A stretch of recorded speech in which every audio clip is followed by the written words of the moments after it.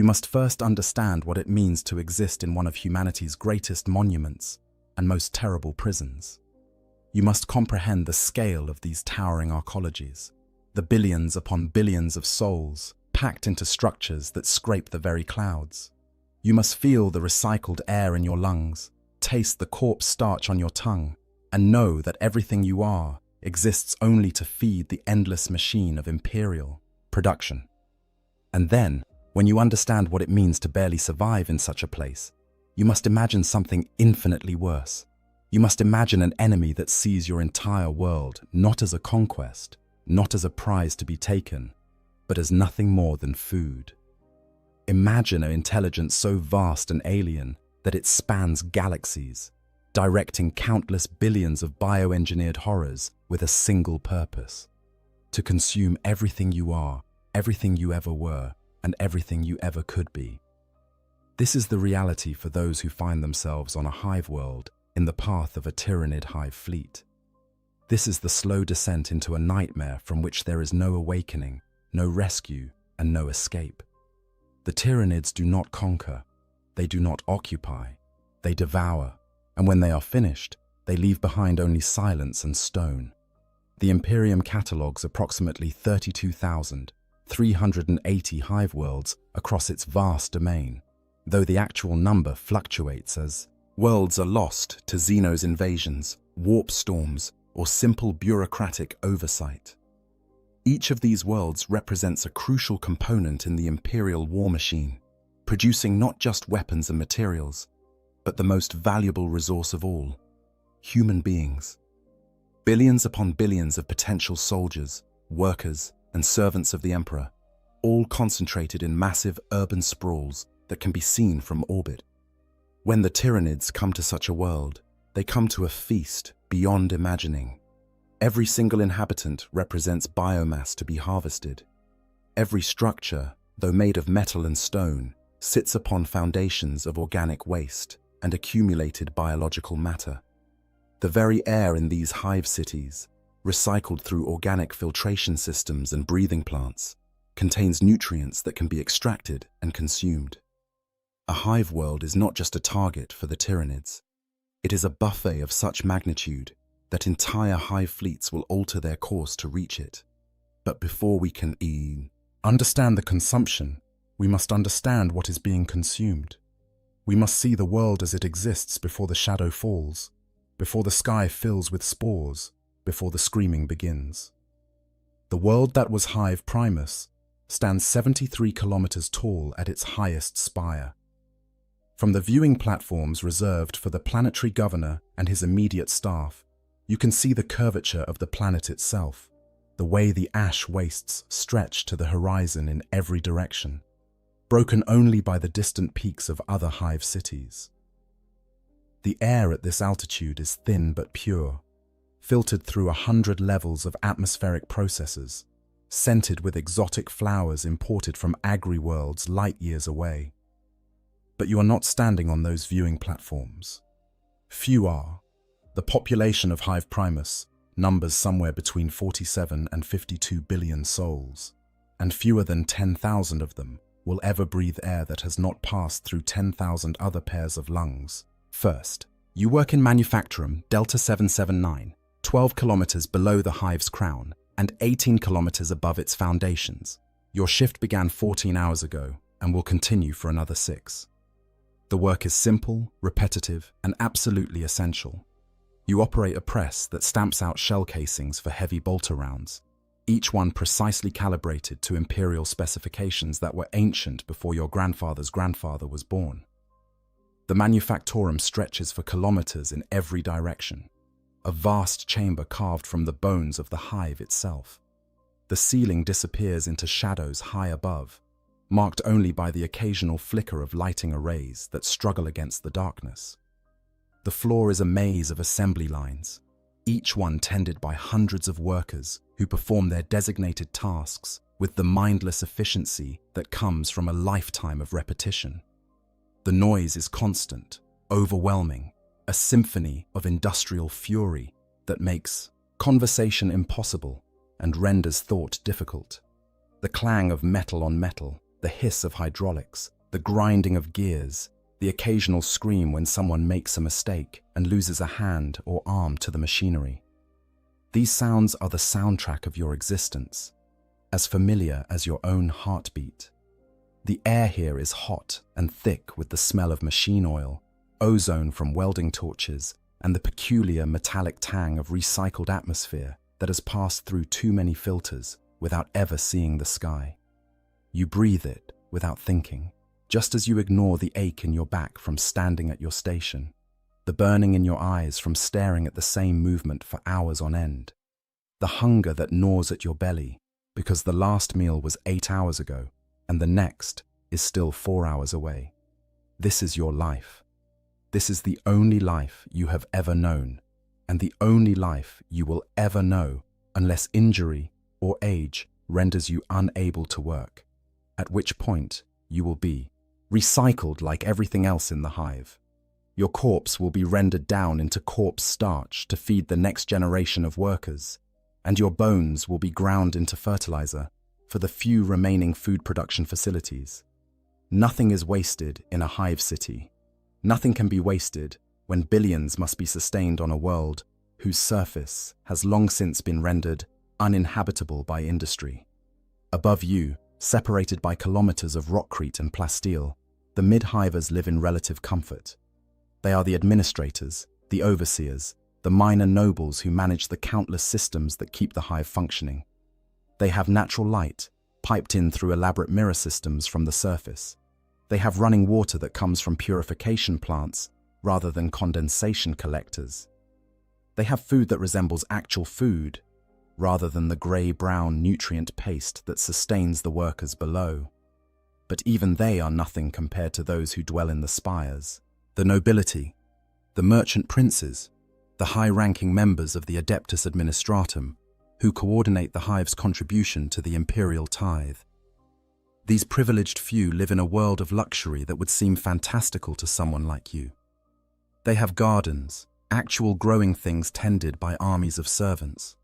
They have windows that look out upon the world beyond the hive. They have access to off-world goods, exotic foods, and entertainments that the masses below can scarcely imagine. And below you, separated by another 18 kilometers of hive structure, lies the underhive. Here, the rule of imperial law has long since broken down, replaced by the brutal hierarchy of gangs and mutant tribes.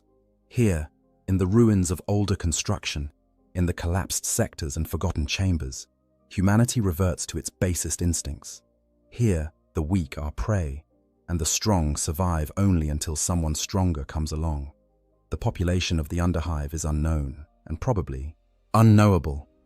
The Adeptus Arbites makes periodic sweeps, culling the numbers when they grow too large, but new inhabitants simply flood in to replace the dead. Some are criminals, fleeing justice in the levels above. Others are simply the unlucky, those who fell through the cracks of imperial society and found themselves in the darkness below. A few are mutants, their genetic corruption making them unwelcome in the higher levels, forced to eke out an existence among the ruins and refuse. This vertical segregation is the natural order of a hive city. Those at the top literally look down upon those below, and those below can only dream of ascending even a single level closer to the light. It is a system that has persisted for thousands of years across thousands of worlds, brutal in its efficiency and absolute in its enforcement. But it is also a system built on a foundation that assumes the Imperium's protection, that takes for granted the relative stability that comes from being just one more world among millions. It assumes that life will continue as it always has, generation after generation, world without end. That assumption is about to be tested in ways that no one in the hive can possibly imagine. Your shift finally ends, and you make your way through the labyrinthine corridors that connect the manufactorum to your hab block. The journey takes 45 minutes, navigating through passages so crowded that you must sometimes turn sideways to squeeze between the press of bodies. The air grows no fresher as you travel. If anything, it becomes worse, thick with the smell of unwashed humanity, and the peculiar sourness of recycled water. Your HAB unit is a cube measuring 3 meters by 3 meters by 2.5 meters high. You share it with your spouse and 2 children. There is a sleeping pallet that folds down from one wall, a small cooking unit that runs on geothermal power tapped from deep within the hive, and a waste reclamation unit that processes everything into fertilizer for the hive's food production systems. There are no windows, of course. Windows are for those who can afford to have something to look at, and you are 18 kilometers above the surface and 12 kilometers below the spire. There is nothing to see but the corridor outside, which looks exactly like every other corridor in this section of the hive. This is home. This is what you fight to return to each day, what you labor to maintain. It is not much, but it is yours, purchased with your sweat and sanctified by the presence of your family. Your children were born here, and if the Emperor wills it, they will work in the same manufactorum you do, stamping out shell casings for bolters that will be fired on worlds they will never see, in wars they will never comprehend. You eat your evening meal, a portion of corpse starch mixed with protein supplement and flavored with a few precious drops of synthetic seasoning. Your spouse has managed to acquire a small addition of textured fungus protein, a rare treat that makes the meal almost palatable. You share it with your children, watching as they eat with the unconscious hunger of youth, and you feel something that might be contentment. Tomorrow will be the same as today. The day after that will be the same as tomorrow. This is the rhythm of life in a hive city, unchanging and eternal. You have your work, your family, your small corner of the Emperor's Imperium. What more could anyone ask for? You do not know that this is the last normal meal you will ever eat. You do not know that within 3 solar days, the very concept of normalcy will be shattered beyond recognition. You do not know that the sky above the hive, hidden from your sight by kilometers of rockcrete and steel, is already beginning to change. The stars are going out, one by one, obscured by something vast and terrible that approaches from the void.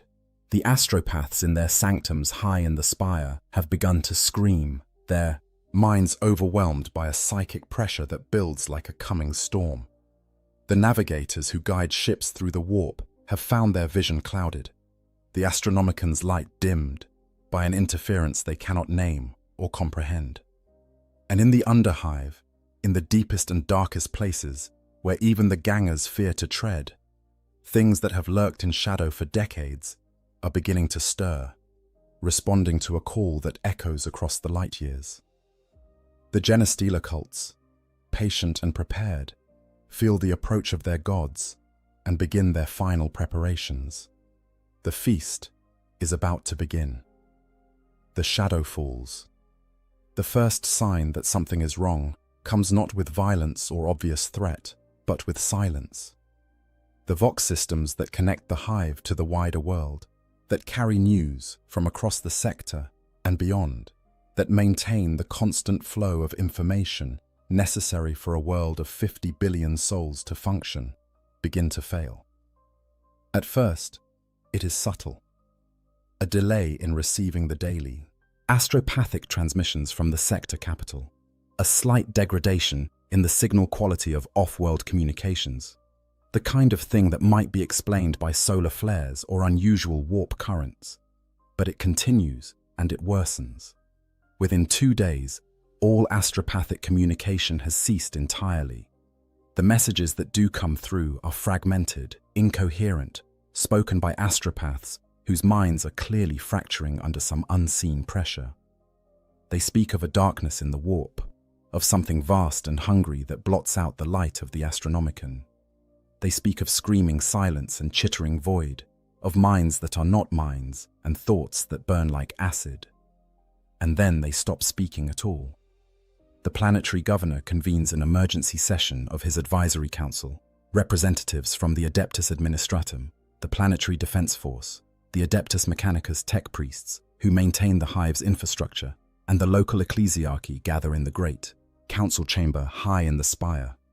The air is thick with incense and tension, and for the first time in living memory, there is genuine fear in the eyes of those who rule. The chief astropath, when he is brought before the council, is barely recognizable as human.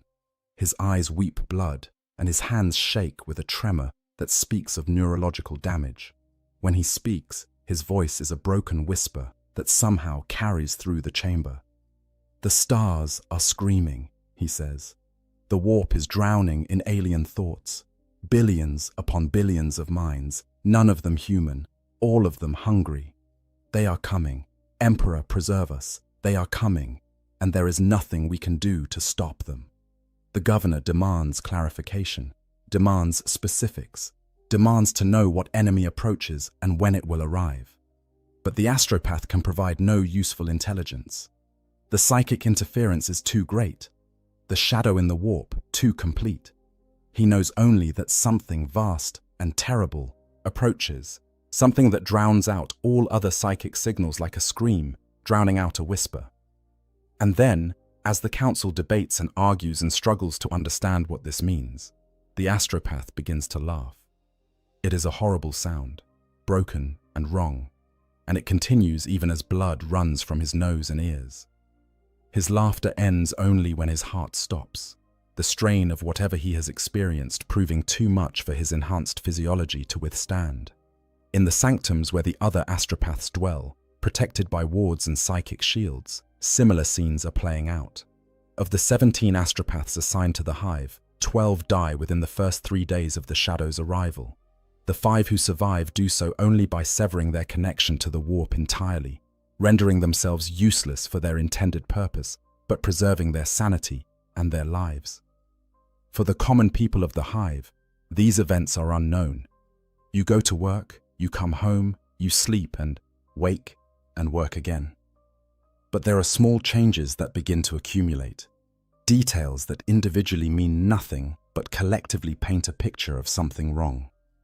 The daily announcements that play through the hive's public vox systems, usually filled with imperial propaganda and productivity quotas, become shorter and less frequent. The overseers in the manufactorums seem nervous, distracted, and more than usually harsh with those who fail to meet their quotas. There are whispers of supply shipments that have failed to arrive, of warehouses that are beginning to run low on essential materials. And then there are the dreams. You wake in the middle of your sleep cycle, your heart pounding, your mind filled with images that dissolve like smoke when you try to grasp them. You dreamed of hunger, vast and all-consuming, of teeth and claws and endless appetite. You dreamed of the sky falling, of walls melting like wax, of your children screaming as something unseen dragged them into darkness. You tell yourself it was just a nightmare, stress from increased quotas perhaps, or bad protein supplement in your last meal. But when you speak to your spouse, you learn that they too had troubled dreams. And when you arrive at work, you overhear others speaking of similar experiences. The dreams are spreading through the hive like a disease, touching everyone, regardless of their station or position. The tech priests of the Adeptus Mechanicus have a different perspective on the changes occurring. Their augmetic sensors detect shifts in electromagnetic fields, unusual patterns in the hive's power distribution, subtle variations in the planet's magnetic field that have no natural explanation. Their most sensitive instruments pick up what they describe as background noise in every frequency, a kind of static that should not exist. Some of the more knowledgeable among them recognize the signs. They have read the reports from other worlds, other sectors, other times when the Tyranids came. They know what the shadow in the warp represents, what it means when the stars go silent and the warp becomes thick with alien thought. They make their recommendations to the planetary authorities, urging immediate mobilization of all military forces, evacuation of non-essential personnel, and a request for imperial assistance. But who can they ask? The astropaths are dead or useless. No ship can safely navigate the warp when the shadow falls so heavily. They are alone, cut off from the Imperium that is supposed to protect them, isolated on a world that has become a target for an enemy they cannot yet see. In the spires, the nobility begins to panic. Some make arrangements to flee off-world, bribing void ship captains to take them through the warp, despite the danger. A few succeed, their vessels disappearing into the immaterium and never being heard from again, their fate unknown and unknowable. Most find that the ships they had counted on have already departed, their captains unwilling to risk their vessels and crews for any price. Those who cannot flee begin to fortify. Private armies are expanded, security measures are enhanced, and stockpiles of food and water are secured behind reinforced doors. The wealthy have always known that the masses below might rise up if pushed too far, and now they prepare for that eventuality, even as they remain ignorant of the true threat that approaches. In the Underhive, the gangs feel it too, though they lack the education to understand what they sense. The mutants and the outcasts, those whose altered genetics make them more sensitive to psychic phenomena, huddle in their dens and speak of doom approaching. Some flee deeper into the ruins, seeking shelter in levels so old that they remember when the planet still had a sky that could be seen.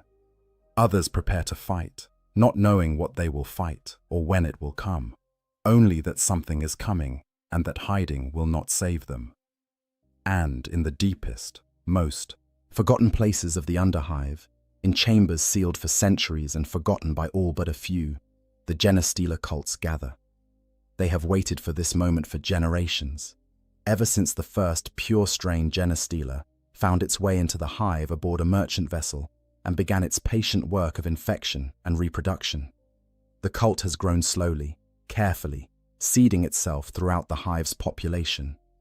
The first generation of hybrids were monstrous things, barely able to pass for human, relegated to the darkest corners of the Underhive.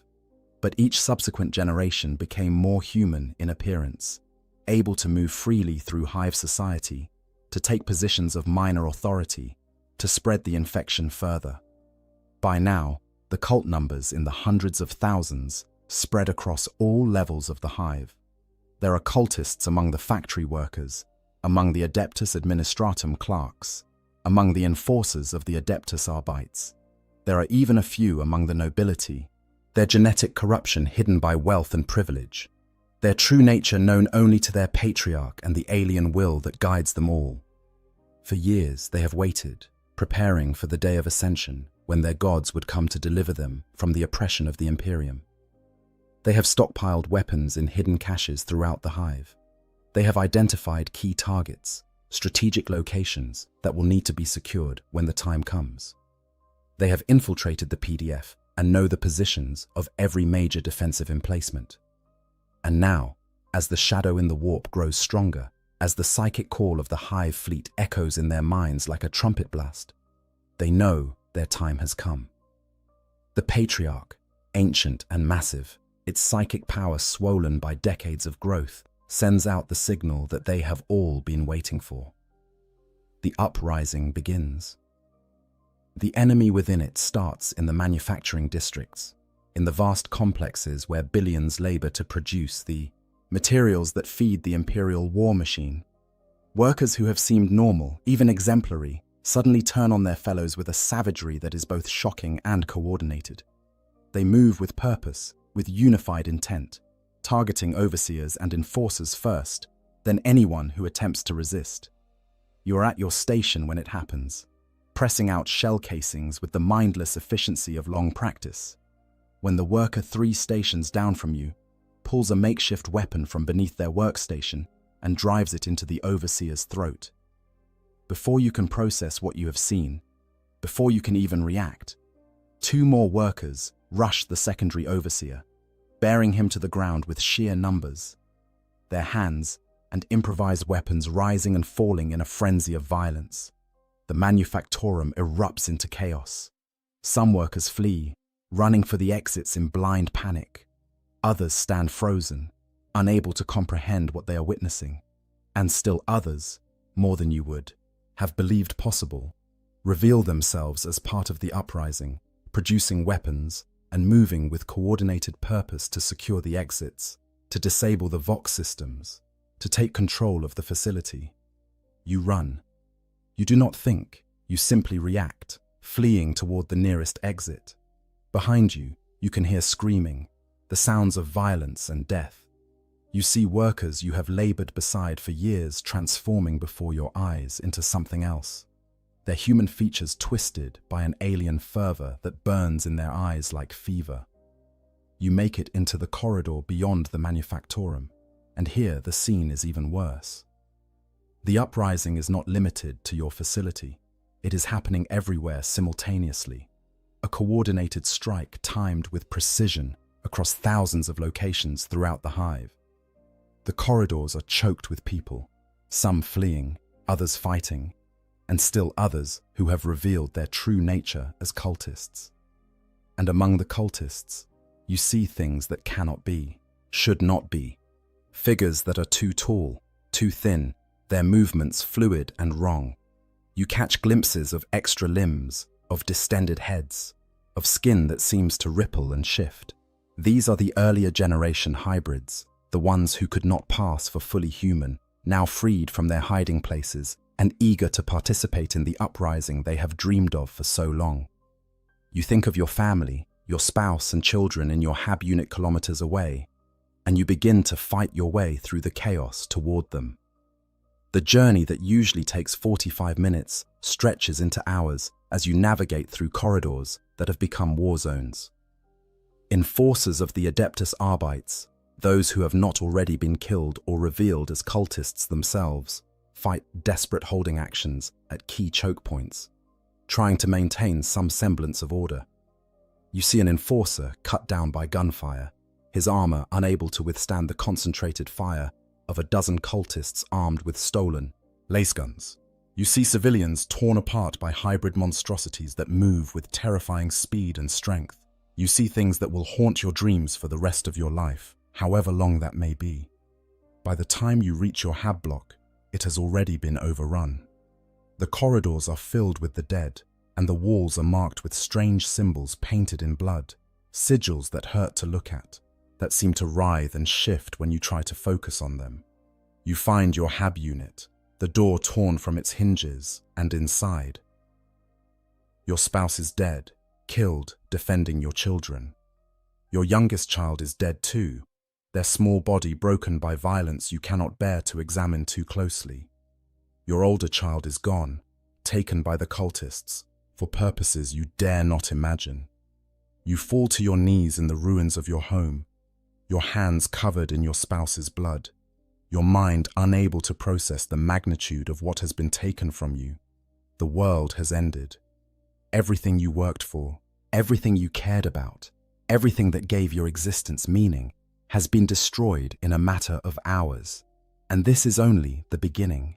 Across the hive, similar scenes are playing out in countless hab blocks, manufactorums, and administrative centers.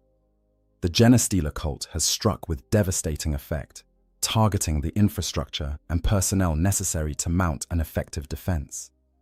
Power stations are seized or sabotaged. Water purification plants fall under cult control. Communication hubs are destroyed or captured, cutting off different sections of the hive from each other and preventing coordinated response. The Planetary Defense Force attempts to mobilize, but finds itself fighting battles on 1,000 fronts simultaneously. Units deployed to restore order in one district find themselves ambushed from unexpected directions. Officers discover that their subordinates are cultists, turning their weapons on their own comrades. Armored vehicles are disabled by sabotage before they can even leave their motor pools. The PDF commander, a veteran of numerous campaigns against orcs and chaos cultists, has never faced an enemy like this. The cultists do not fight like normal insurgents.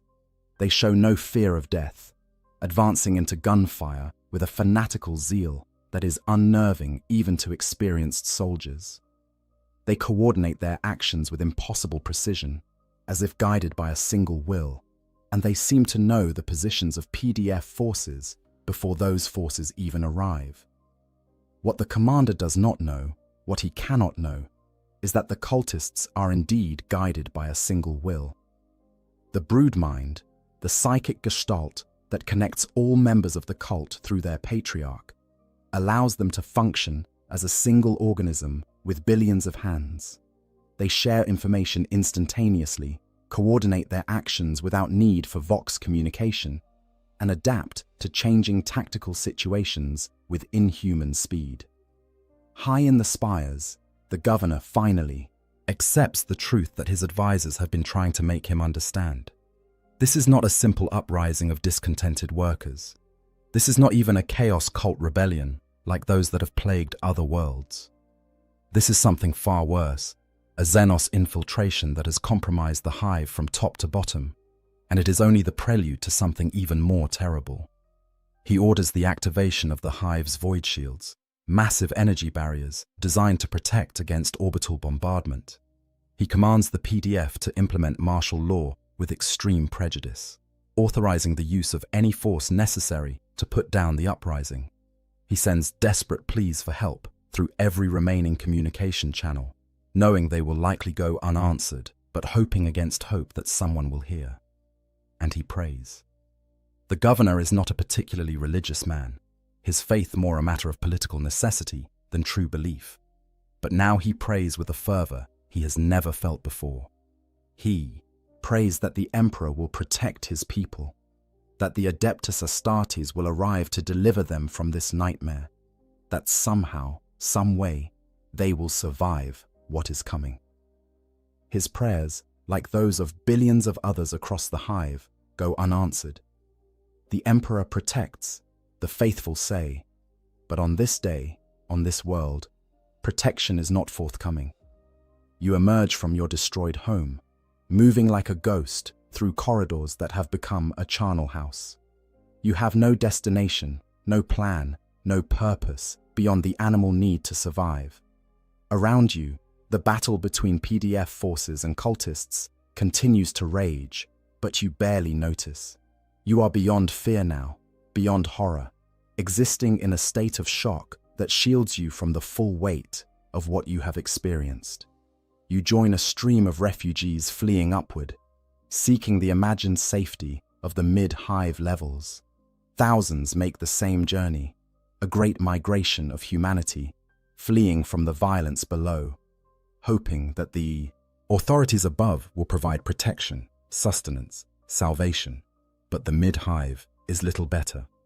The uprising has not been limited to the manufactorum levels. Cultists have revealed themselves here too, and the fighting is just as fierce. The difference is that here, the PDF has managed to establish some defensible positions, creating fortified zones where non-infected civilians can shelter. You are processed by exhausted enforcers who check you for signs of infection, looking for the telltale marks of genetic corruption.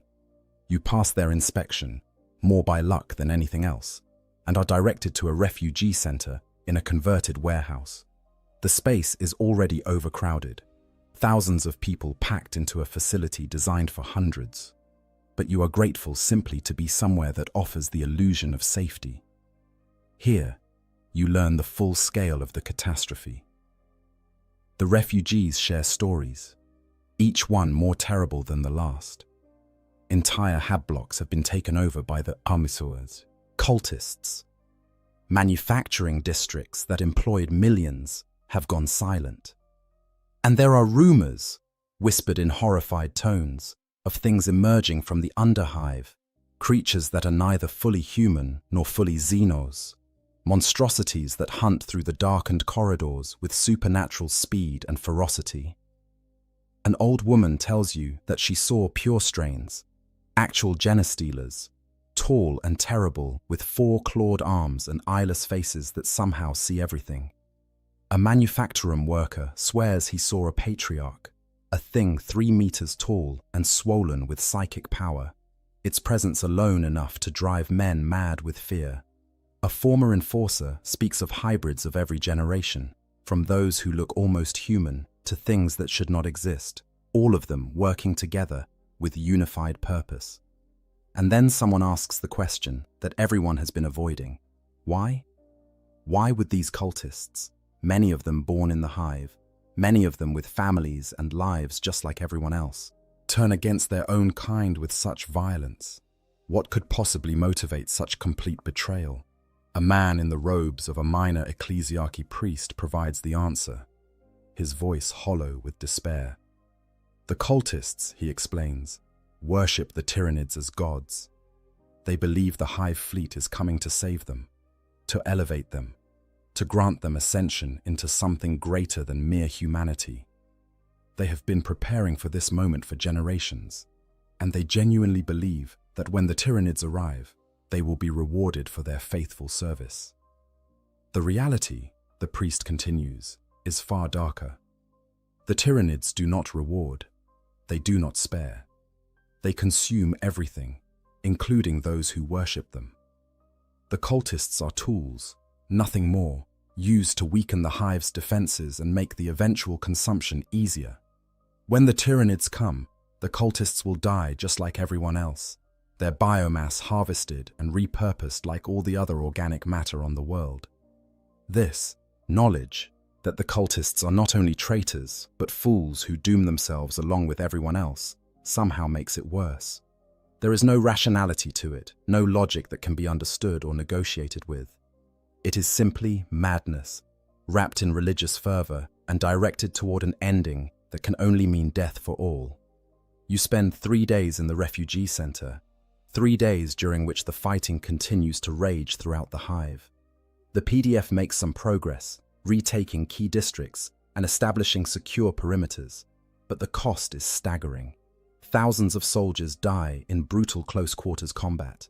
Millions of civilians are caught in the crossfire or fall victim to the cultists' knives. And then, on the 4th day, everything changes. The Vox systems, silent for days, suddenly crackle to life with a message from the hive's defensive operations center. All citizens are to seek shelter immediately.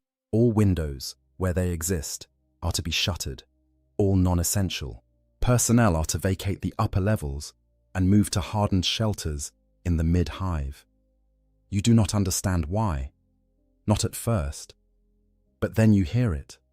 A sound that filters down through kilometers of rockcrete and steel. A sound that should not be possible to hear through such barriers. It is a sound like thunder, like the world itself groaning under impossible weight, like the sky screaming. The Tyranids have arrived. The sky burns. The first mycetic spores hit the hive's upper atmosphere, traveling at speeds that turn them into meteors, their organic hulls burning with friction heat as they plunge toward the surface.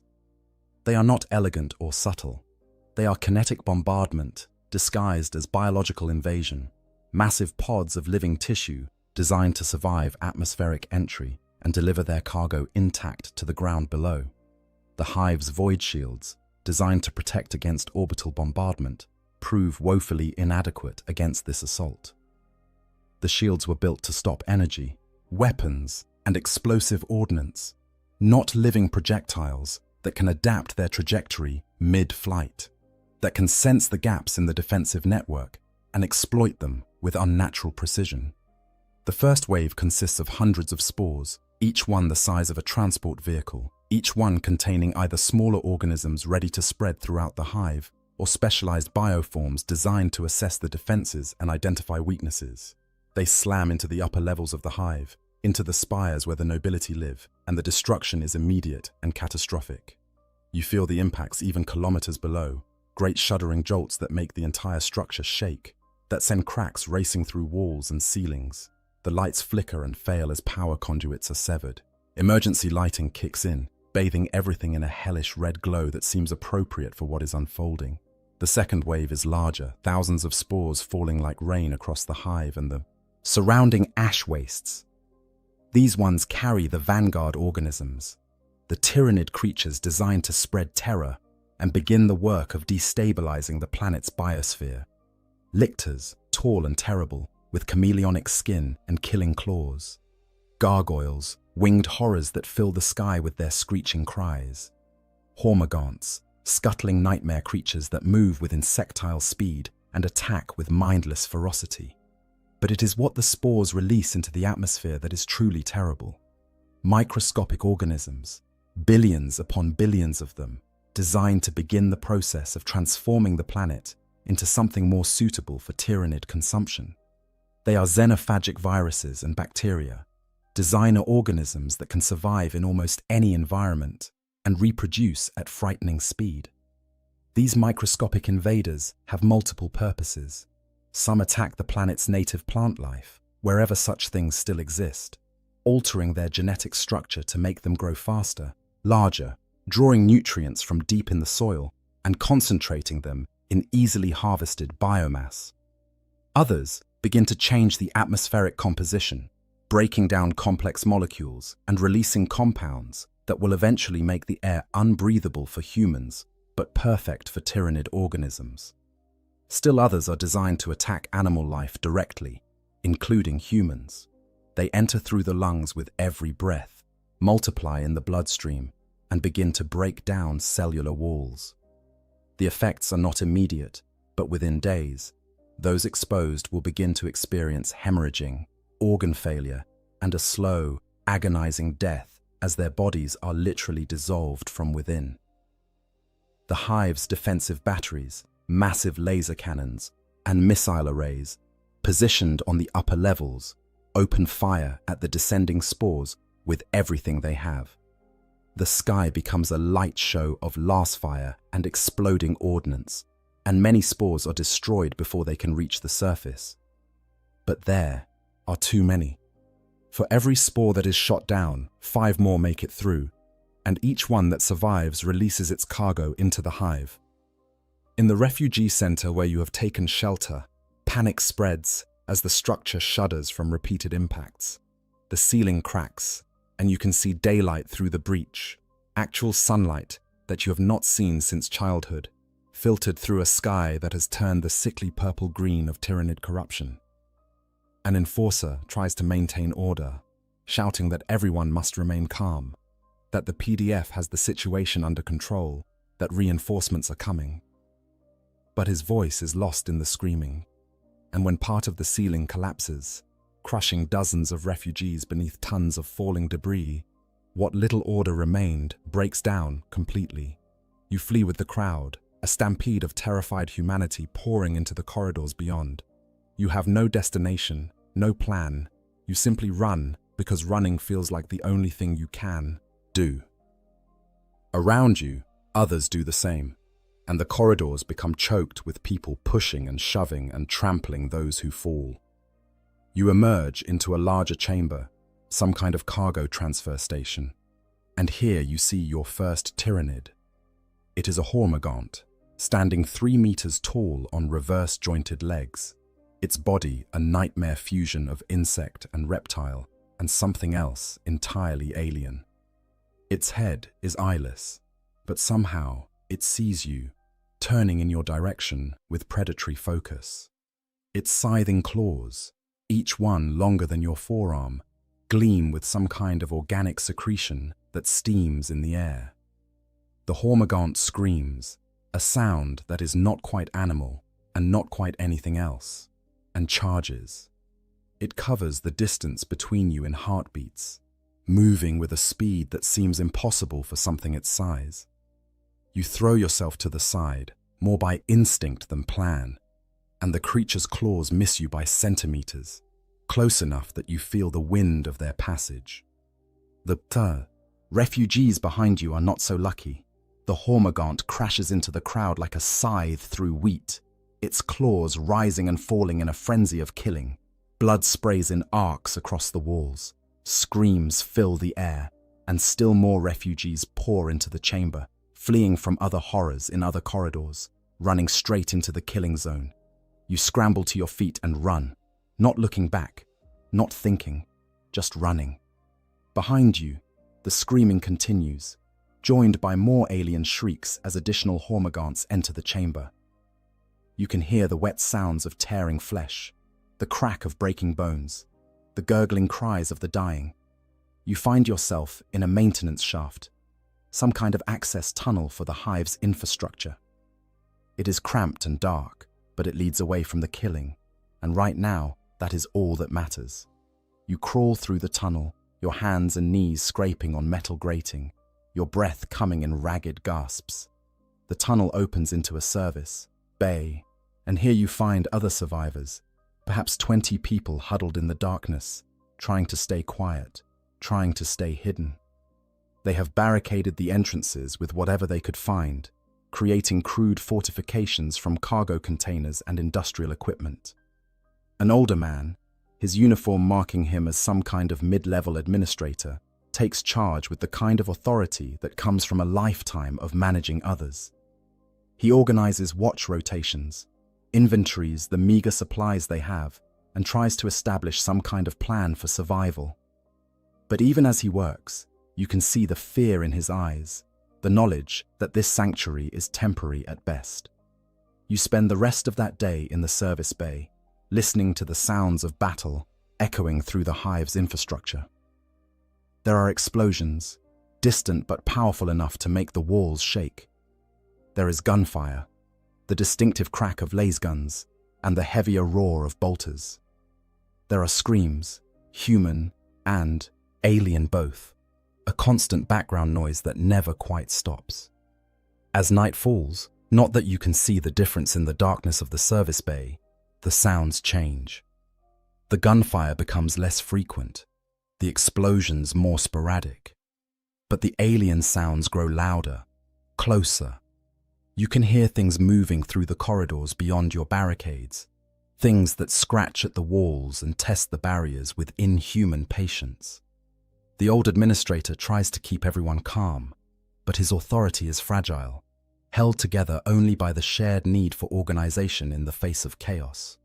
When one of the survivors, a young woman barely out of adolescence, begins to sob uncontrollably, he tries to comfort her, but his platitudes ring hollow. What comfort can be offered when the world is ending? You try to sleep, but it is impossible. Every sound makes you jump. Every shadow seems to move with malevolent purpose. You find yourself thinking about your family, about your spouse and children. Dead, now, and perhaps lucky for it. At least their suffering is over. You are still here, still trapped in this nightmare, and you have no idea how long you can endure it. The second day brings a new horror. The atmospheric contamination has begun to take effect. Those who breathed the spore-laden air during the initial bombardment start to show symptoms. It begins with coughing, a wet, hacking sound that brings up blood. Then comes the fever, burning through bodies already weakened by stress and lack of food. Finally, the hemorrhaging begins, blood weeping from every orifice as cellular structure breaks down. In the confined space of the service bay, disease spreads quickly. The administrator tries to quarantine the sick, but there is nowhere to put them, no way to separate them from the healthy. Within hours, half your group is showing symptoms. Within a day, most of them are dead, their bodies piled in a corner because there is nowhere else to put them. You are one of the lucky ones, if such a term has any meaning anymore. You show no symptoms, your exposure to the contamination apparently minimal. But you watch others die in agony, and you know that your immunity is likely temporary. Sooner or later, the spores will find you too. Throughout the hive, this scene is repeated countless times. Millions die from the atmospheric contamination alone, their bodies dissolving from within, their deaths agonizing and inevitable. The PDF tries to distribute respirators and sealed environment suits, but there are not nearly enough to go around, and many of those they do have malfunction or are damaged in the fighting. The tyrannid organisms, meanwhile, are establishing themselves throughout the hive. Lictors stalk the corridors, their chameleonic skin making them nearly invisible, their feeder tendrils seeking out any humans they can find to drain of knowledge and nutrients. Gargoyles nest in the upper levels, using the hive's spires as roosts from which to launch attacks on PDF positions. And the hormagaunts, those mindless killing machines, sweep through the hive in vast swarms, overwhelming defensive positions through sheer numbers. The PDF soldiers fight bravely, their laser guns cutting down dozens of the creatures, but for every hormagaunt killed, 2 more seem to take its place. The third day brings the arrival of the larger bioforms, carnifexes, massive armored creatures that serve as living tanks, smash through the hive's walls as if they were paper. Warriors, tall and terrible, direct the smaller organisms with cold intelligence, their minds linked to the hive mind and serving as synaptic nodes that coordinate the attack. And with these larger creatures come the real terror. The PDF's heavy weapons, plasma cannons and lascannons that could destroy armored vehicles, prove only partially effective against tyrannid bioforms that can adapt and evolve in real time. A weapon that kills carnifexes one day finds the creatures resistant to it the next. There, carapaces having thickened or altered to deflect the specific type of damage. The governor, still barricaded in his palace high in the main spire, receives reports of the carnage unfolding below. Entire districts have gone silent. Millions are dead or missing. The PDF is fighting desperate holding actions, but losing ground with every hour. And worst of all, the Genestealer cults, which had seemed to go quiet after the initial uprising, are now active again, attacking PDF positions from behind, sabotaging defenses, and generally making coordinated resistance impossible. He makes the decision that no planetary governor ever wants to make. He sends out a final message on all remaining channels, a message that he knows will likely never be received by anyone who could help. The message is simple. The hive world is under tyrannid attack. Defenses are failing.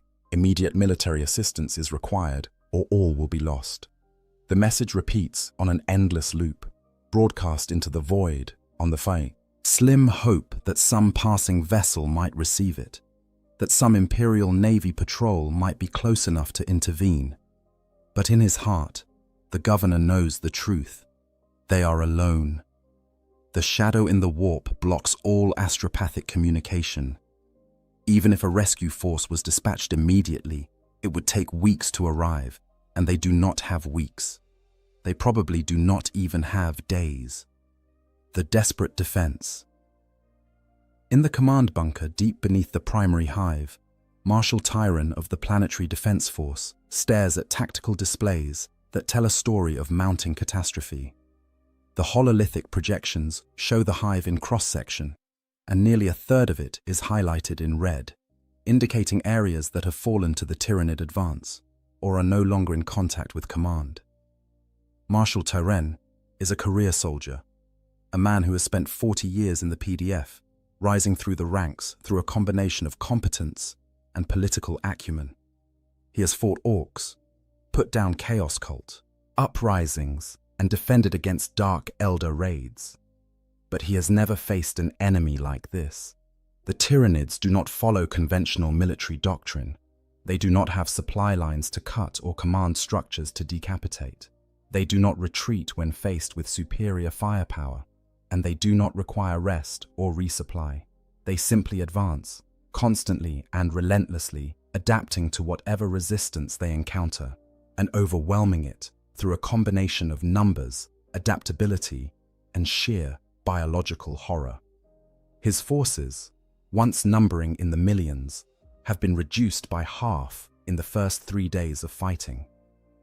Some casualties are from combat, cut down by tyrannid claws, or dissolved by the bioweapons that many of the larger organisms carry.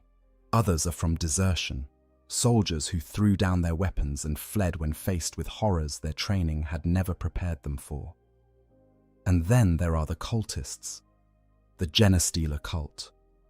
Uprising cost him tens of thousands of troops in the initial chaos, and now those same cultists are fighting alongside the Tyrannids, their knowledge of the hive's layout and defenses making them devastatingly effective as guides and saboteurs. He has had to implement brutal security measures, executing suspected cultists on sight, but he knows that more lurk hidden among his own forces, waiting for the moment to strike. His communication systems crackle with reports from across the hive, each one worse than the last. A company of PDF troopers holding the central processing plant has been overrun by a wave of Hormagaunts, estimated at 10,000 strong. The defensive batteries in the northern spire have gone silent, their crews likely dead or fled. A Carnifex has broken through into the mid-hive levels and is currently rampaging through residential districts, killing everything in its path. Marshal Tyren makes his decisions with the cold efficiency of long experience. He orders a tactical retreat from untenable positions, consolidating his forces into defensible strongpoints. He authorizes the use of the Hive's stockpile of promethium for mass firebombing operations, knowing that such weapons will kill civilians along with Tyranids, but seeing no alternative. He requests that all remaining reserves be mobilized, including the barely trained conscripts who were recruited from the refugee centers. But he knows, even as he gives these orders, that they are buying time at best. The Tyranids are not being defeated. They are barely being slowed. Without reinforcements, without support from off-world, the Hive will fall. It is not a question of if, but when. In the mid-Hive levels, PDF Sergeant Kavos leads what remains of her platoon through corridors that have become a war zone. They are down to 22 soldiers from an original strength of 50, and every one of them shows the strain of 3 days of constant combat. Their uniforms are torn and bloodstained, their eyes are hollow with exhaustion and trauma. Their hands shake when they reload their laser guns, but they are still fighting, still trying to hold the line, still attempting to create safe zones where civilians can shelter. Kavos is proud of them, even as she knows that their efforts are probably futile. They are moving through what was once a commercial district, shops and small businesses that catered to the mid-Hive's middle class. Now, it is a ruin. The shops have been looted or destroyed. Bodies lie everywhere, civilians who were caught in the crossfire or targeted by cultist attacks. The air is thick with smoke from fires that burn unchecked, and the distinctive smell of death is everywhere. Kavos's Vox unit crackles with a report from the scout she sent ahead. He has found a group of civilians barricaded in a warehouse, perhaps 200 of them, but there are Tyranids nearby, a pack of Hormagaunts that seems to be hunting through the district methodically. The civilians need evacuation, but attempting it will draw the Hormagaunts' attention. She makes the decision without hesitation. They will extract the civilians. It is what they are here for, what they have sworn to do. She orders her platoon into defensive positions, setting up overlapping fields of fire, placing her heavy weapon team in a position where they can provide covering fire. The evacuation begins, civilians streaming out of the warehouse and moving toward a safer location several hundred meters away. Everything goes smoothly for the first few minutes. Then, the Hormagaunts arrive. They come around the corner in a wave of chitin and claws, moving faster than seems possible, their eyeless faces somehow tracking the humans with perfect precision. Kavos's platoon opens fire, laser guns cutting through the air in precise volleys. The first rank of Hormagaunts goes down, their bodies smoking from las burns, but the ones behind simply leap over their fallen kin and continue the charge. The heavy weapon team fires its autocannon, the heavy shells tearing massive holes in the Tyranid ranks. But there are so many of them, more than Kavos has ever seen in one place. She realizes with sickening certainty that this is not a hunting pack. This is a proper swarm, and her platoon has walked into the middle of it. She orders a fighting retreat, her soldiers falling back by squads while maintaining fire discipline. But the Hormagaunts are faster, and they are flanking, cutting off the escape route. Kavos sees one of her troopers go down, dragged into the mass of aliens and torn apart in seconds. Then another falls, and another. The civilians are screaming, running in panic, and the Hormagaunts follow, their killing instincts driving them toward the easiest prey. Kavos makes a decision that will haunt her for the rest of her life, however long that may be.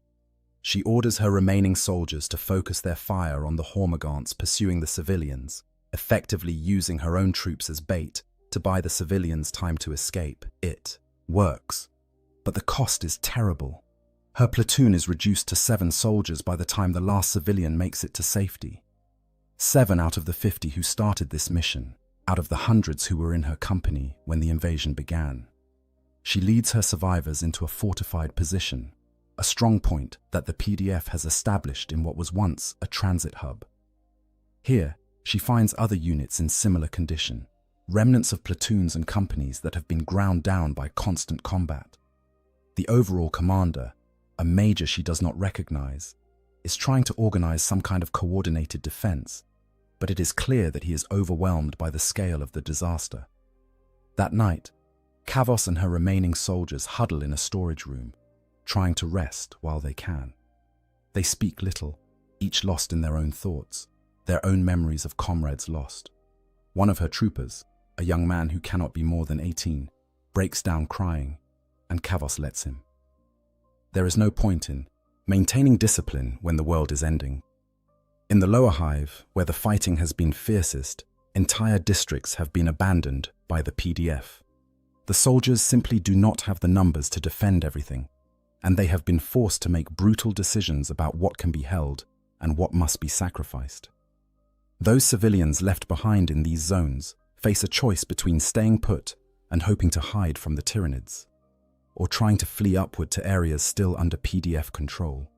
Most choose to flee, joining the great waves of refugees that clog the hive's arterial corridors, slowing to a crawl the already difficult movement of military forces and supplies. Among these refugees, you continue to survive through a combination of luck and desperate determination. You have joined a group of perhaps 50 people, all of whom have similar stories of loss and trauma.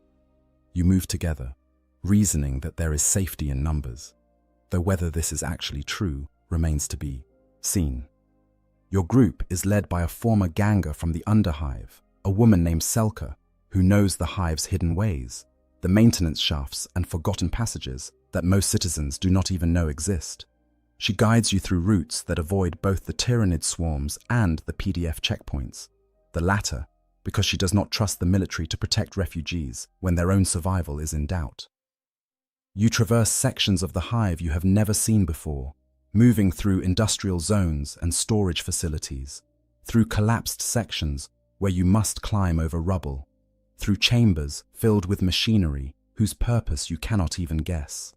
And everywhere you go, you see evidence of the catastrophe unfolding. Bodies, both human and Tyranid. Damage to the hive's structure, cracks and holes that were never there before, and the smell, the pervasive stench of death and decay that grows stronger with every hour.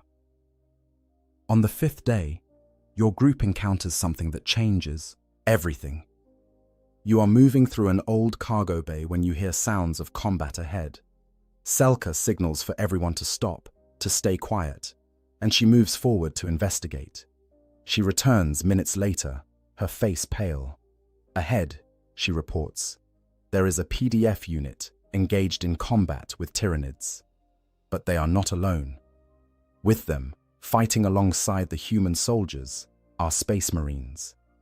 This news spreads through your group like electricity. The Adeptus Astartes, the Emperor's Angels of Death, have arrived. Perhaps there is hope after all. Perhaps they can turn the tide, drive back the Tyranid invasion, save what remains of the hive. You move forward cautiously, and through the gaps in the cargo containers, you see them. They are massive, each one standing over 2 meters tall in their power armor, moving with a grace that seems impossible for such large figures. Their armor is painted in blue and white, marked with icons and honors that speak of countless battles and ancient victories. You recognize them from propaganda posters and imperial doctrine lessons. Ultramarines, the exemplars of the Adeptus Astartes, sons of the Primarch Reboot Gilliman himself. There are perhaps 20 of them, a single squad, and they are systematically annihilating the Tyranid forces arrayed against them. Their bolters speak with a distinctive crack boom, each shot placing a mass reactive shell precisely where it will do the most damage. When the Tyranids close to melee range, the Space Marines meet them with chainswords and power weapons, cutting through chitin armor as if it were paper. You watch a Carnifex, one of the massive armored creatures that you have seen smash through rockcrete walls, charge a Space Marine. The Marine does not retreat or even seem concerned. He plants his feet, raises his bolter, and puts 3 shots into the creature's head at point-blank range. The Carnifex's head explodes in a shower of gore, and the massive body crashes to the ground at the Marine's feet. He steps over it without pausing and continues firing at the next target. The battle lasts perhaps 10 minutes from start to finish, and when it is over, dozens of Tyranid corpses litter the cargo bay. Not a single Space Marine has fallen. They begin to reload their weapons with mechanical efficiency, and their squad sergeant notices your group watching from behind the cargo containers. He approaches, and up close, he is even more intimidating. His armor is scarred from countless battles, his helmet displaying a stern death's head insignia. When he speaks, his voice is amplified by his armor's vox systems, resonating with authority. He identifies himself as Sergeant Marius of the Ultramarines 3rd Company. His squad was deployed to the Hive when the invasion began, part of a larger force that is attempting to evacuate key personnel and establish defensive strongpoints. He informs you that there is an evacuation zone being set up in the upper mid-hive, that civilian refugees are being gathered there for potential off-world evacuation. He provides specific coordinates and directions, then warns that time is short. The Tyranids are advancing faster than anticipated, and the window for evacuation is narrowing rapidly. His squad must continue their mission, but he advises you to reach the evacuation zone as quickly as possible. With that, the Space Marines are gone, moving with purpose toward their next objective. You are left staring after them, struck by the contrast between their power and confidence and your own helplessness. But Sergeant Marius's words have given you something you had lost: purpose. There is an evacuation zone. There is a chance, however slim, of getting off this doomed world. Selka immediately begins planning the route to reach the coordinates the Space Marine provided. It will require moving back upward, traversing some of the most dangerous sections of the Hive, areas where Tyranid presence is likely to be heavy. But what choice do you have? Staying here means certain death. At least if you try to reach the evacuation zone, you have a chance. Your group sets out immediately, moving as quickly as they dare through the Hive's labyrinthine passages. You see more signs of the Space Marine presence, areas where defensive positions have been established, where Tyranid corpses are piled like cordwood. But you also see evidence that even the Adeptus Astartes cannot be everywhere. There are sections where the Tyranids have broken through, where civilian bodies lie testament to the failure of protection. As you climb higher into the Hive, the nature of the destruction changes. Here, in the mid-Hive levels, the damage is from more than just combat. The atmospheric contamination has taken a severe toll.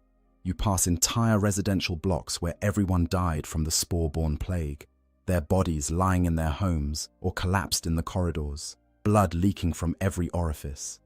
You also begin to see signs of something else, something that fills you with a different kind of horror. The Tyranids are not just killing, they are changing things, transforming the environment to suit their needs. You see walls that have been covered in some kind of organic growth, purple-green and pulsing with unnatural life. You see chambers where the floor has been torn up and strange, fleshy structures have been planted, already beginning to grow into something larger.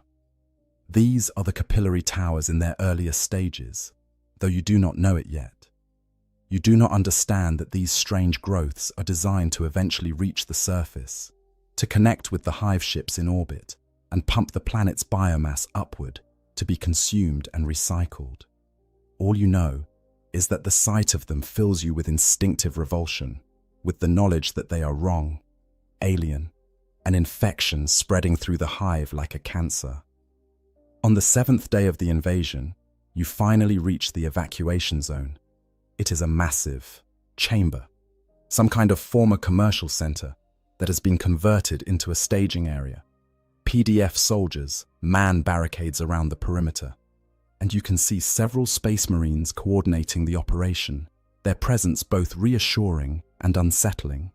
There are thousands of civilians already here, perhaps tens of thousands, all waiting for transport off-world. But as you join the crowd, as you find a space to sit and rest for the first time in days, you hear the conversations around you, and your fragile hope begins to crumble. There are not enough ships. The number of vessels available for evacuation is woefully inadequate for the millions who still survive in the Hive. At best, perhaps 10% of those who make it to the evacuation zone will actually be able to leave. The rest will be left behind when the Tyranids break through the defenses. The selection process, you learn, is being managed by the Space Marines and senior PDF officers. They are prioritizing based on Usefulness to the Imperium. Those with critical skills, those with genetic markers indicating compatibility for Space Marine recruitment, those from noble families who might have political value, they will be saved. The rest, the common workers and refugees who have no particular value beyond their existence, will likely be abandoned. You realize with sick certainty that you fall into that second category. You were a manufactorum worker, replaceable, one of billions doing the same job on thousands of worlds. There is no reason to save you. There is no reason to give you a place on one of those precious ships. And yet, what else can you do but wait? Perhaps there will be more ships than expected. Perhaps the selection criteria will change. Perhaps through some miracle, you will be chosen. So you wait, along with thousands of others, hoping against hope for salvation that will probably never come. Meanwhile, the battle for the hive continues to rage. The collapse of civilization by the 10th day of the invasion, the pretense of organized resistance has largely collapsed. The PDF still fights in scattered pockets, and the Space Marines continue their operations. But the hive as a whole has descended into chaos. The thin veneer of imperial civilization has been stripped away, revealing the savage desperation beneath. In the lower hive levels, those areas not yet overrun by the Tyranids have devolved into anarchy. With no authority to enforce order, with no expectation of rescue or survival, humanity has reverted to its most base instincts. Gangs fight over dwindling supplies of food and water. Strong prey upon the weak. The old social hierarchies have inverted, with those who were once respected now targets for violence and theft. You hear stories from new arrivals at the evacuation zone, tales of horror that have nothing to do with the Tyranids. A refugee camp in the lower levels that descended into cannibalism when food ran out. A water reclamation plant where workers murdered each other for control of the last clean water. A noble family's palatial hab complex that was stormed by a mob. The nobility torn apart by hands hungry for revenge against years of oppression. These stories should shock you, should horrify you, but instead you feel a strange numbness. After everything you have witnessed, after all you have lost, the revelation that humans can be as monstrous as aliens feels almost expected. Civilization, it turns out, is a fragile thing, dependent on the continuity of basic services and the promise of future stability. When both are removed, when survival becomes the only imperative, the beast within emerges. The atmospheric contamination continues to worsen. The initial wave of spore-borne plague killed millions in the first days. Now, those who survived that plague face new horrors as the planet's biosphere begins to transform. The air is becoming difficult to breathe, thick with spores and chemical compounds that make every breath burn. Those without respirators or environmental suits begin to show symptoms of oxygen deprivation, their lips turning blue, their thinking becoming sluggish.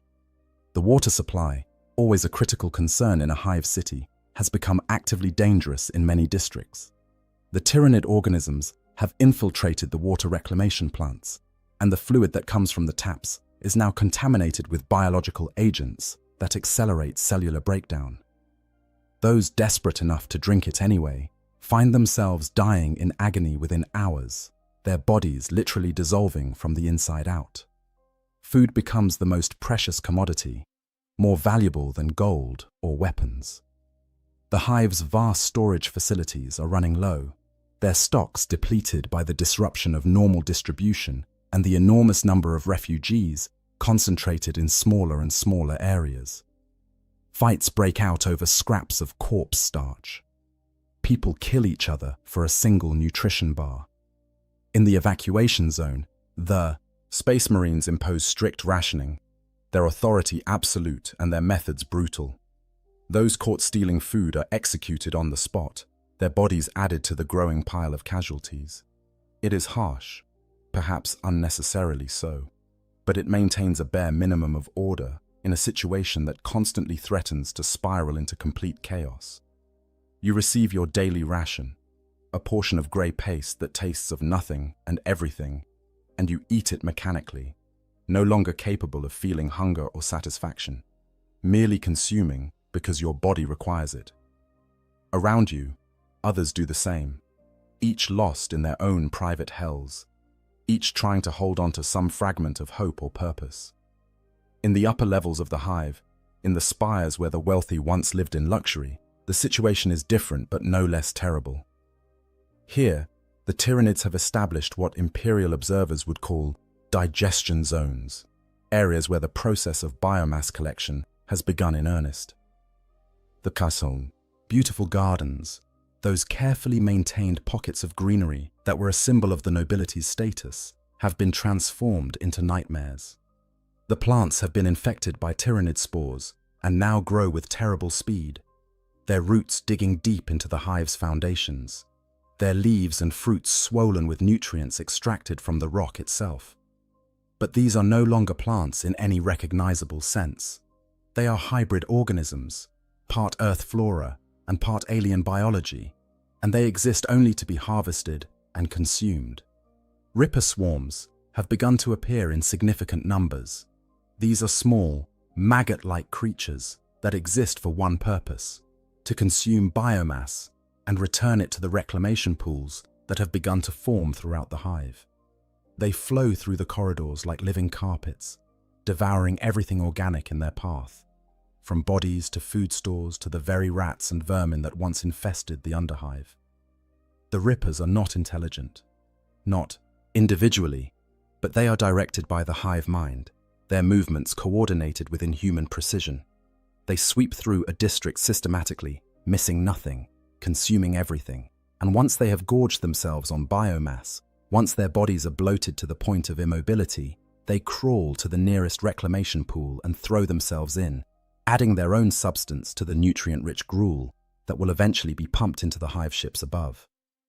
The reclamation pools are perhaps the most horrifying aspect of the Tyranid consumption process. They start as small puddles of caustic fluid, appearing in places where Tyranid organisms have vomited up pre-digested matter, but they grow quickly, fed by a constant stream of biomass both living and dead. You see one from a distance, peering through the smoked glass of an observation window in the evacuation zone. It is enormous, filling what was once a cargo bay with viscous purple-green liquid that steams and bubbles like acid. Things move in it, partially dissolved forms that might have been human or Tyranid or something else entirely. And at the edges of the pool, you can see Rippers crawling in, their mission complete, their bodies fuel for the greater hunger. From the center of the pool, a structure is beginning to grow. It is called a capillary tower, though you do not know this, a living pipeline that will eventually reach through the hive's structure all the way to the surface and beyond, connecting to the hive ships in orbit. The tower is still small, perhaps 10 meters tall, but it grows visibly, adding height with every hour that passes. The sight fills you with a deep, existential horror. This is what awaits your world. Not mere destruction, but consumption. Every living thing, every biological component, every molecule of organic matter will be broken down and absorbed. The Tyranids will strip the planet of its biosphere, its atmosphere, its oceans, leaving behind only a barren, rock devoid of anything that could support life. And you, if you cannot escape, will be part of that process. Your body will be consumed by Rippers or dissolved in a reclamation pool. Your biomass will be pumped into a hive ship and used to create new Tyranid organisms that will go on to consume other worlds. You will become part of the enemy, your very substance repurposed for the destruction of your own species. This knowledge, this understanding of your true situation, breaks something inside you. You have already lost your family, your home, your identity as a productive member of imperial society. But this is different. This is the loss of meaning itself, the revelation that your entire existence, everything you have ever done or been, amounts to nothing more than fuel for an alien appetite. You sink to the floor of the evacuation zone, your back against a cargo container, and you begin to laugh. It is not a pleasant sound, more like sobbing than genuine mirth, but you cannot stop. Others look at you with concern or disdain, but you do not care. Let them think you mad. Perhaps you are. Perhaps madness is the only rational response to a situation like this. On the 14th day, the Tyranid assault on the evacuation zone begins. It starts with the power failing, the lights going out across the vast chamber, plunging thousands of refugees into darkness, broken only by emergency lighting and the occasional glow of a lumen strip. Then comes the sound, a scratching and scrabbling in the walls, in the ceiling, in the floor beneath your feet. The Space Marines react immediately, their enhanced senses having detected the approach of the enemy long before normal humans could. They begin organizing the PDF soldiers into defensive positions, establishing kill zones and overlapping fields of fire. But you can see the tension in their movements, the way they check and recheck their weapons, and you understand that even they are concerned about what is coming. The first breach occurs in the eastern wall, a section of rockcrete that simply explodes inward as a carnifex crashes through it. The massive creature is followed by a tide of smaller organisms, hormagaunts and termagants pouring through the gap like water through a broken dam. The PDF opens fire immediately, thousands of lasguns creating a wall of energy that cuts down the first wave of attackers. But there are more behind them, always more, and the breach continues to widen as additional carnifexes hammer at the walls. A Space Marine Devastator squad, their heavy weapons positioned on an elevated platform, opens fire with their lascannons. The powerful energy beams punch through carnifex armor, dropping the massive creatures one after another. But for every one that falls, another appears to take its place. The civilians in the evacuation zone begin to panic. There is nowhere to run, nowhere to hide. You are trapped in this chamber with thousands of others, and the Tyranids are coming. The press of bodies becomes dangerous as people surge away from the fighting, crushing those who fall, trampling children and the weak. You are caught in the crowd, lifted off your feet by the pressure of bodies around you. You fight to breathe, to maintain some space, but it is impossible. You are going to die here, you realize, not from Tyranid claws, but from being crushed by your fellow humans. Then a voice cuts through the chaos, amplified by power armor Vox systems, impossible to ignore. Civilians, hold your positions. Do not panic. The Emperor protects. It is Sergeant Marius, the Ultramarine you encountered days ago.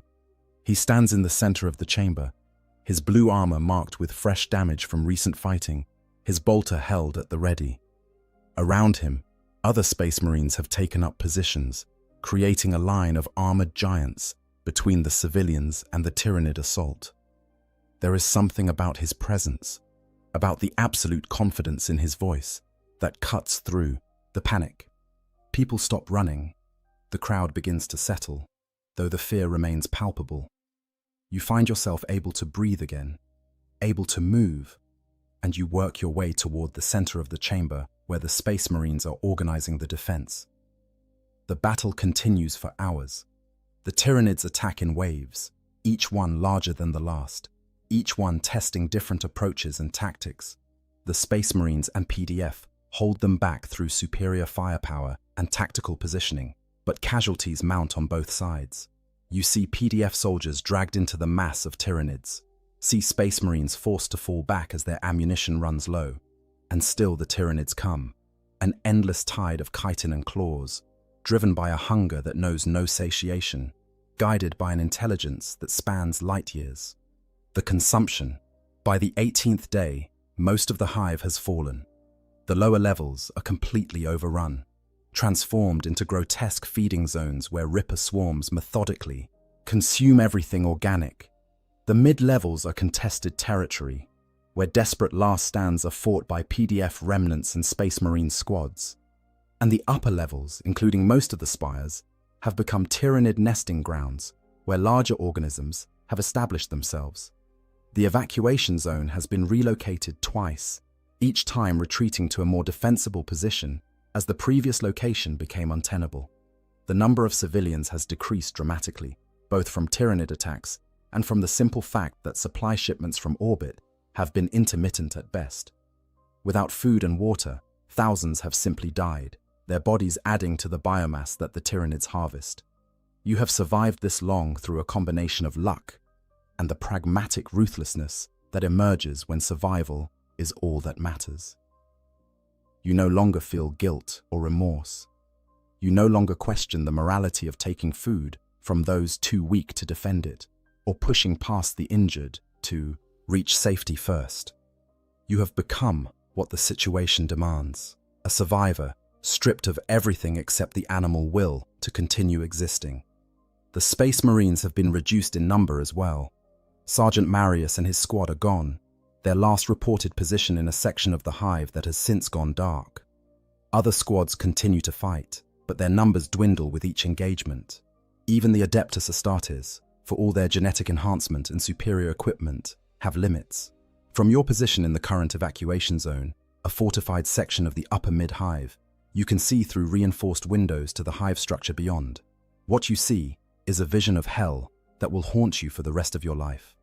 The capillary towers have grown massive, some of them reaching heights of hundreds of meters, stretching up through the hive structure like grotesque needles. They are living things, pulsing with organic fluids, their surfaces covered in sensory organs that track movement and heat. From their tops, you can see tendrils extending upward, reaching for the hive's outer shell and beyond. At the base of each tower is a reclamation pool, and these have grown to incredible size. The largest ones fill entire districts, lakes of caustic fluid that bubble and steam, that glow with a sickly bioluminescence in the perpetual twilight of the hive's interior. And the rippers. Emperor preserve you, the rippers are everywhere. They flow through the hive like a living tide, consuming everything in their path. You watch them devour entire hab blocks, the structures themselves partially organic from centuries of biological buildup, all of it fuel for the insatiable hunger. The process is methodical, almost mechanical in its efficiency. The rippers consume, they gorge themselves until they can barely move, and then they crawl to the reclamation pools and throw themselves in. The pools break down everything, ripper and prey alike, reducing complex biological structures to their component nutrients. And the capillary towers pump this nutrient soup upward, feeding it to the hive ships that orbit the planet. You watch as a group of humans, perhaps refugees, who were trying to flee through an area already claimed by the Tyranids, stumbles into a ripper swarm. The creatures flow over them like water, covering their bodies completely in seconds. The screaming lasts only moments before it is cut off, and when the rippers move on, there is nothing left but bones, stripped of every molecule of organic tissue. The horror of it is not just the death, which you have seen enough of to become numb to. The horror is the efficiency, the systematic nature of the consumption. The Tyranids are not cruel. They take no pleasure in suffering. They are simply hungry, and everything they do serves that hunger with perfect, terrible efficiency. On the 20th day, the order comes to begin final evacuation procedures. The ships that have been shuttling between the full surface and orbit will make their last runs. Those who have been selected for evacuation must board immediately. Everyone else will be left behind. The selection process is brutal. Space Marines and senior PDF officers go through the refugee population, choosing individuals based on criteria that are never explained. You watch as families are torn apart, as children are taken from parents who plead and scream and beg. You watch as valuable individuals are escorted to the loading zones, while those deemed less useful are left to fend for themselves. When they come to you, you expect nothing. You have no skills that matter, no connections, no value beyond your existence as a single human among billions. But the officer who examines you pauses, studies you more carefully, then marks something on his data slate. "You have the genetic markers we're looking for," he says. "Potential Space Marine recruitment material. You're selected." You do not feel relief or joy. You feel nothing at all. You follow where directed, moving like an automaton toward the loading zones. Around you, others who have been selected do the same. each carrying whatever meager possessions they have managed to retain. The loading zone is a converted cargo bay, massive doors opening onto a landing platform where shuttles descend from orbit to collect their passengers. The process is orderly, controlled by Space Marines who brook no arguments or delays. You board a shuttle with perhaps 60 other selected individuals, and you find a seat in the cramped passenger compartment. Through a small viewport, you can see the hive falling away as the shuttle climbs toward orbit. From this altitude, you can see the full scale of the catastrophe. The hive is marked with fires and structural damage. You can see tyrannid organisms moving on its surface, impossibly large creatures that dwarf the buildings around them.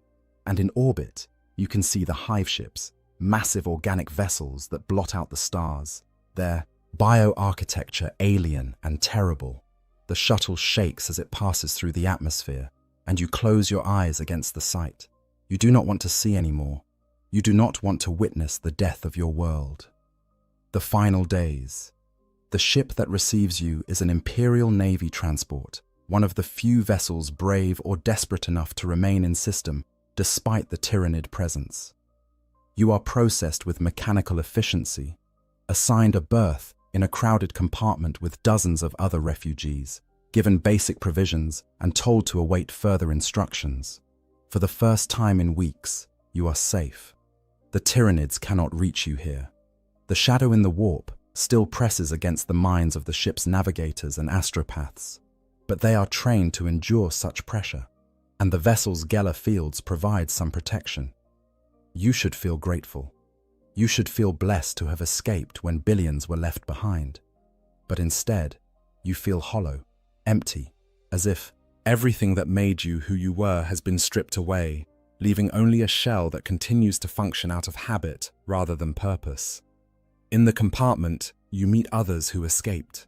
They share stories in quiet voices, tales of horror and loss that mirror your own. A woman who watched her children torn apart by hormagaunts. A man who saw his entire district consumed by ripper swarms. A former noble who survived by pure chance when her family's palatial estate was one of the first areas evacuated. Each story is different in its details, but identical in its essence. Each person has lost everything. Each has been fundamentally broken by what they experienced. And each struggles with the guilt of survival, the knowledge that they live only because they were deemed valuable enough to save, while millions of others were abandoned to their fates. Through the viewports, you can see the planet below. The hive is barely visible now, a small point of light on a world that is rapidly transforming. The atmospheric processing is nearly complete. The air composition changed to suit tyrannid organisms rather than human life. The oceans are being drained, their water pumped into the hive ship's storage organs. Even from orbit, you can see the massive capillary towers, grown so large that they pierce the atmosphere entirely, connecting the surface directly to the fleet above. A Navy officer provides briefings on the situation, though the information is heavily censored to avoid panic. The tyrannid invasion of your hive world was not an isolated incident, he explains. Hive Fleet Leviathan has launched assaults across multiple sectors. Dozens of worlds have been attacked, and many have already fallen. The Imperium is responding, but the response is inadequate to the scale of the threat. Space Marine chapters are being deployed. Imperial Guard regiments are being redirected. Navy battle groups are engaging the Hive fleet in void combat. But the Tyrannids are endless. Their numbers beyond counting. And for every bioship destroyed, more emerge from the darkness between the stars. Your world, the officer continues, has been deemed lost. The evacuation was a limited operation designed to save valuable personnel and genetic material. The bulk of the population, those billions who remained in the hive when the evacuation ended, will be consumed. Their biomass will fuel the hive fleet's continued advance into Imperial space. There is discussion of exterminators, of using cyclonic torpedoes or virus bombs to sterilize the planet and deny its biomass to the Tyrannids.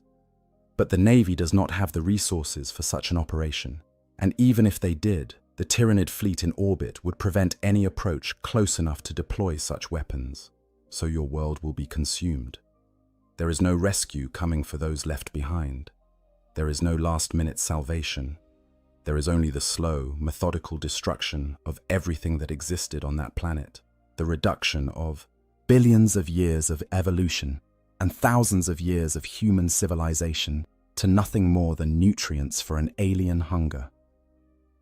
On the 27th day after the invasion began, the last capillary tower completes its growth, reaching from the deepest parts of the hive all the way through the atmosphere to connect directly with the largest hive ship in orbit.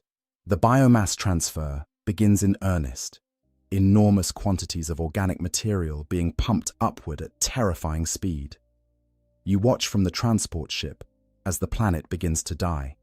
The atmosphere is stripped away first, sucked into the hive ship's storage organs to be broken down for its useful compounds. The oceans follow, visible even from orbit, as vast whirlpools form where the capillary towers draw water upward with impossible force. The hive itself begins to collapse as its foundations are consumed, as the rippers eat through support structures that have stood for millennia. You watch as entire spires topple, as kilometers-tall structures fall in clouds of dust and debris. You watch as the lights go out one by one, sections of the hive losing power as the infrastructure is devoured. And you know that people are still alive down there, millions of them, trapped in the depths, unable to escape, waiting for death that will come in the form of ripper swarms, or atmospheric depressurization, or simply starvation, as the last food supplies are consumed. You think about the ones you left behind, not your family, who died in the initial uprising, but the others in the evacuation zone, those who were not selected, who watched you board the shuttle knowing they would never have that chance. Did they survive the final assault? Did they die fighting, or were they consumed by the rippers, their biomass added to the pools? You will never know. Their fates are lost along with everything else, erased by the hunger of the great devourer. On the 33rd day, the Tyranid fleet begins to move.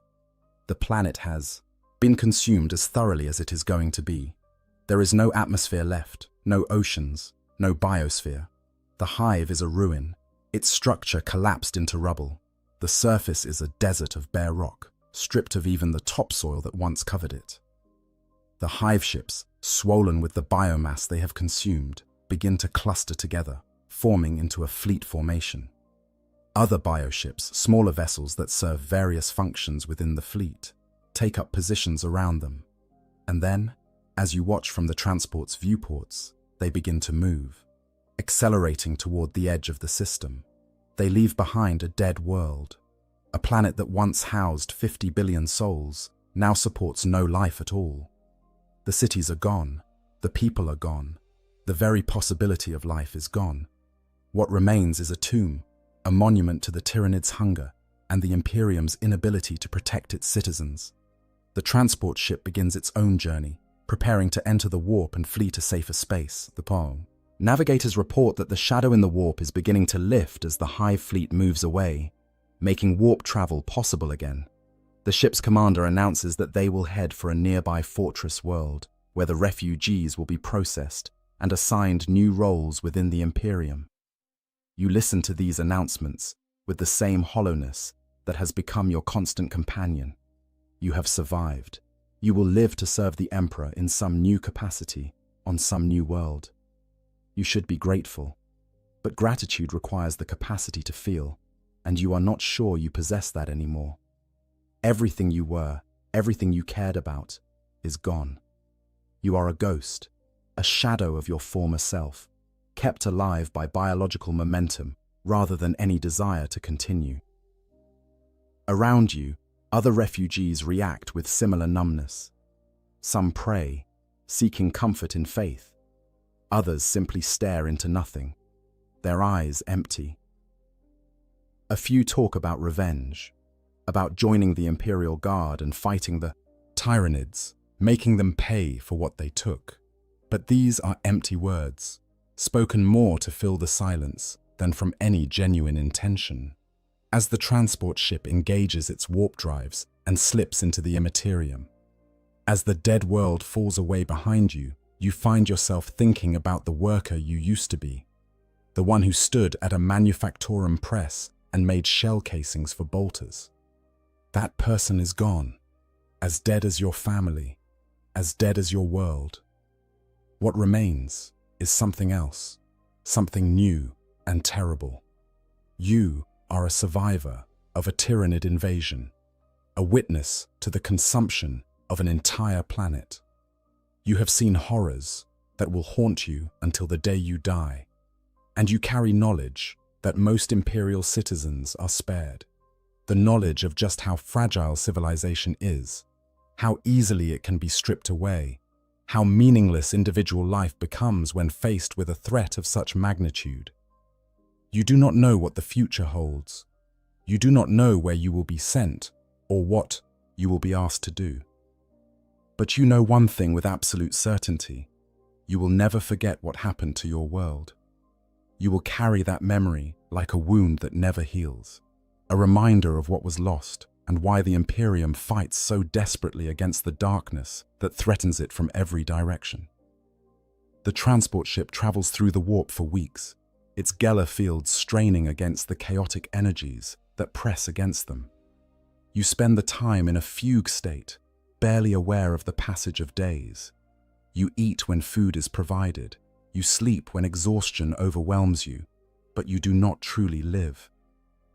Finally, the ship emerges from the warp near a fortress world designated in Imperial records as Cadia. No, that world fell years ago. You correct yourself mentally. The ship is heading for a different fortress world, one whose name you do not recognize, in a sector you have never heard of. The refugee processing is efficient and impersonal. You are catalogued, your genetic markers recorded, your skills assessed. The officials who interview you note your selection for potential Space Marine recruitment material, but they also note your age and the psychological trauma evident in your responses. You are deemed unsuitable for Astartes recruitment, but valuable for other purposes. You are assigned to a Departamento Munitorum facility where you will work producing munitions for the Imperial Guard. It is fitting, in a way. You started your life making bolter shells, and you will continue doing so, just on a different world, in a different hive, surrounded by different people. But as you board the shuttle that will take you to your new assignment, as you look out at the fortress world below, you understand something fundamental about the Imperium and your place in it. You are replaceable. Your world was replaceable. Everything you lost could be and will be replaced by new workers, new production, new worlds. The Imperium is vast beyond comprehension, encompassing millions of worlds and quadrillions of souls. The loss of one hive world, however terrible it might seem to those who experienced it, is merely a statistic in the endless war for survival.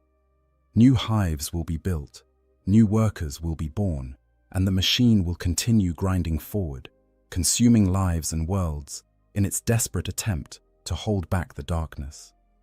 You are simply a cog in that machine, and if you break, another will take your place. This should fill you with despair, and perhaps it does. But it also provides a strange kind of comfort. Your suffering, your loss, your trauma, these things are individual and terrible, but they are also part of something larger. You are not alone in your grief. Across the Imperium, countless others have experienced similar losses, faced similar horrors, and continued to exist, continued to serve, because that is what is required of them. The Imperium protects, they say, but perhaps what they really mean is that the Imperium endures. Individual worlds may fall, individual lives may be snuffed out like candles in a storm, but the greater structure persists, adapting and rebuilding, continuing the eternal struggle against the manifold threats that seek to destroy humanity. Your world is gone. Your family is gone. The person you used to be is gone, but you remain, and you will continue to serve because that is what the Imperium demands and what your existence requires. In the grim darkness of the far future, there is only war, and you are a soldier in that war, whether you chose to be or not. Conclusion. The story of a hive world consumed by tyrannids is, in many ways, the story of the Imperium itself in miniature. It is a tale of overwhelming threat, inadequate response, terrible sacrifice, and the brutal necessity of survival at any cost. It is a reminder that in the 41st millennium, there is no safety, no guarantee of protection, and no mercy for the weak or unlucky. The Tyranids represent perhaps the most existential threat that humanity faces in this dark age. They cannot be reasoned with or negotiated with. They do not seek territory or resources in any conventional sense. They simply hunger, and that hunger will not be satisfied until every world has been stripped bare, every living thing consumed and repurposed for the great devourer's endless advance. For those who experience a Tyranid invasion firsthand, the psychological impact is profound and permanent. The survivors carry scars that will never heal, knowledge of horrors that most imperial citizens are mercifully spared. They have seen the fragility of civilization, felt the helplessness of facing an enemy that views them as nothing more than food. But they also embody one of the Imperium's greatest strengths, the ability to endure, to survive, to continue existing in the face of overwhelming horror. They are living testimony to humanity's resilience, proof that even the worst catastrophes cannot entirely extinguish the human spirit. The hive world that was consumed no longer exists. Its billions of inhabitants are gone, their biomass recycled into new Tyranid organisms that even now are approaching other worlds, bringing the same terror and destruction to new victims. The planet itself is a dead rock, devoid of atmosphere or life, a monument to the price of the Imperium's war for survival. But the Imperium endures. New worlds will be colonized, new hives will be built, and the cycle will continue. The war against the Tyranids, like all the Imperium's wars, has no ending in sight. It is simply the reality of existence in the 41st millennium, a reality that must be accepted and endured because the alternative is extinction. For you, the survivor, there is no going back to what was. There is no recovery, no return to normalcy. There is only moving forward, carrying your scars and your trauma, serving the Emperor, because that is what is required, because that is all that remains. In the end, the story of a hive world being consumed by Tyranids is not about heroism or victory. It is about survival in its most basic, brutal form. It is about the price that must be paid when humanity faces threats of such magnitude that individual lives become meaningless statistics. And it is a reminder that in the grim darkness of the far future, hope is a luxury few can afford, and survival is the only victory that truly matters. The Emperor protects, they say, but sometimes protection means simply continuing to exist when everything you love has been destroyed. Sometimes it means carrying the burden of survival when death would be easier. And sometimes it means accepting that your suffering has meaning only as part of a greater struggle that spans the stars and will continue long after you are gone. This is the truth that survivors of Tyranid invasions must live with. This is the price they pay for their continued existence. And this is why their stories, however terrible, must be remembered and understood.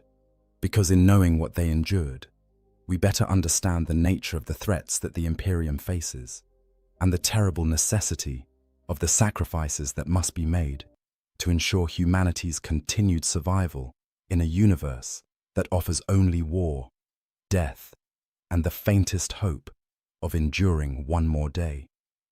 Thank you for watching this exploration of life on a hive world during a Tyranid invasion.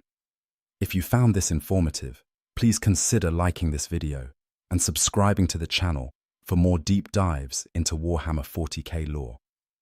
The Emperor protects, and your engagement helps support the continued production of this content. Until next time, may your faith in the God Emperor never waver. In the grim darkness of the far future, there are few things more dangerous than the collision of radically different forces. The galaxy of Warhammer 40,000 is filled with countless horrors, each unique in their methods of spreading destruction across the stars. But when you take one of the most brutal, simplistic races in the galaxy, and give them access to one of the most sophisticated, warp-corrupted weapons of war, you create a scenario that defies easy prediction. Today, we're exploring one of the most fascinating and horrifying what-if scenarios in the Warhammer 40k universe. What happens when orcs capture a sorcerer dreadnought? This is not a simple question of one army looting another's equipment. This is a fundamental clash between two entirely different realities. On one side, you have the orcs, a race whose technology functions through sheer collective belief and whose psychic gestalt field makes the impossible possible. On the other, you have a chaos dreadnought piloted by a corrupted psyker, a walking tomb that houses both a tortured sorcerer and often a bound demon, all wrapped in armor covered with blasphemous runes and warp-tainted technology. When these two forces meet, when greenskin ingenuity collides with demonic possession, the results are as unpredictable as they are catastrophic. To understand what happens in this scenario, we need to examine multiple layers of complexity. We must understand the orcs and their unique relationship with technology, the nature of chaos dreadnoughts, and what makes sorcerer variants particularly dangerous, and the fundamental incompatibility between the Weigaj psychic field and the corruption of chaos. Only by understanding all these elements can we truly grasp the horror, the comedy, and the absolute devastation that unfolds when an orc mechboy gets his hands on a demon-possessed war machine, piloted by a 10,000-year-old sorcerer. The stage is set for disaster on a scale that only Warhammer 40k can provide. Let us begin. Understanding orc technology and looting culture. Before we can understand what happens when orcs capture a sorcerer dreadnought, we must first understand the greenskins themselves and their utterly unique relationship with technology. The orcs are one of the most successful species in the galaxy, not because of sophistication or planning, but because of their sheer adaptability and their genetic programming as weapons of war. The orcs were created millions of years ago by the ancient race known as the Old Ones, engineered as biological weapons during the war in heaven. What makes them so successful is not just their physical prowess or their love of combat, but the fact that every orc carries within their genetic code the accumulated knowledge of their entire species. This manifests most clearly in the Odd Boys, specialized orcs, who are born with instinctive knowledge of specific tasks. Among these, the Mech Boys are perhaps the most important to orc society, as we know it. Mech Boys are not engineers in any conventional sense. They do not study, they do not learn through trial and error in the way other races might. Instead, they simply know how to build things. This knowledge is encoded in their DNA, passed down from the Brain Boys who originally created the orc species. A Mech Boy will look at a pile of scrap metal and instinctively understand how it can become a functional weapon or vehicle. They work by feel, by intuition, hammering and welding and bolting pieces together until they have created something that, by all rights, should not work at all. And here is where things get truly strange. Orc technology is famously unreliable when handled by other races. Imperial forces who have captured orc weapons often find them to be crude, poorly assembled, and in some cases, physically impossible. A shooter might be little more than a metal tube with a trigger mechanism that has no clear path for the ammunition to travel. A truck might have an engine that is missing critical components, or wheels that are not properly attached to any drivetrain. By all logic, by all physical laws, these things should not function, yet they do, and they function because of the way. The way is one of the most important concepts in understanding orc society and technology. It operates on 3 levels simultaneously. First, it is the massive military campaigns that orcs undertake when enough of them gather under a powerful war boss. Second, it is the collective psychic field that all orcs generate simply by existing in proximity to one another. Third, it is the reality warping effect that this psychic field creates. This third aspect is crucial to understanding orc technology. The Wei-Jish field does not simply make orcs stronger or more aggressive, though it does do both of those things. It actually alters reality itself to match orc expectations. If enough orcs believe that red vehicles go faster, then red vehicles do go faster. If orcs believe that a particular gun should work, then it works, regardless of whether its construction actually makes any sense. The Adeptus Mechanicus has studied this phenomenon extensively, and their findings are both fascinating and deeply disturbing to their religious sensibilities. During the War of the Beast, tech priests observed that orc weapons would only function when held by orcs themselves. When a human tried to fire a looted orc weapon, it would often fail to operate entirely. The same weapon, in the hands of an orc, would function perfectly. This suggests that the Wei-Er field provides something that other races would call a machine spirit, a psychic animating force that makes the physically impossible into functional reality. This brings us to the orc practice of looting. Orcs are natural scavengers and looters. In fact, looting is so ingrained in orc culture that there is an entire specialized caste dedicated to it. The looters are orcs who follow the battlefield like vultures, stripping anything valuable from the wreckage of battle. They prize enemy weapons and vehicles above all else, seeing them as proof of their victories and as useful components for future projects. The process of looting is not subtle. When orcs find a functional enemy vehicle, they do not carefully disassemble it to understand its function. They tear it apart with their bare hands, ripping out anything that looks valuable or interesting. Weapons are pulled from their mounts, armor plates are torn free, and internal components are extracted without any regard for how they might be connected to other systems. To an observer from the Imperium or any other organized faction, this appears to be mindless vandalism, and in many ways, it is. But then the looted components make their way to the mech boys, and something remarkable happens. The mech boy will look at this pile of disconnected, damaged components and immediately begin to see possibilities. That Imperial battle cannon could be mounted on a truck. That targeting system could be welded to a big shooter.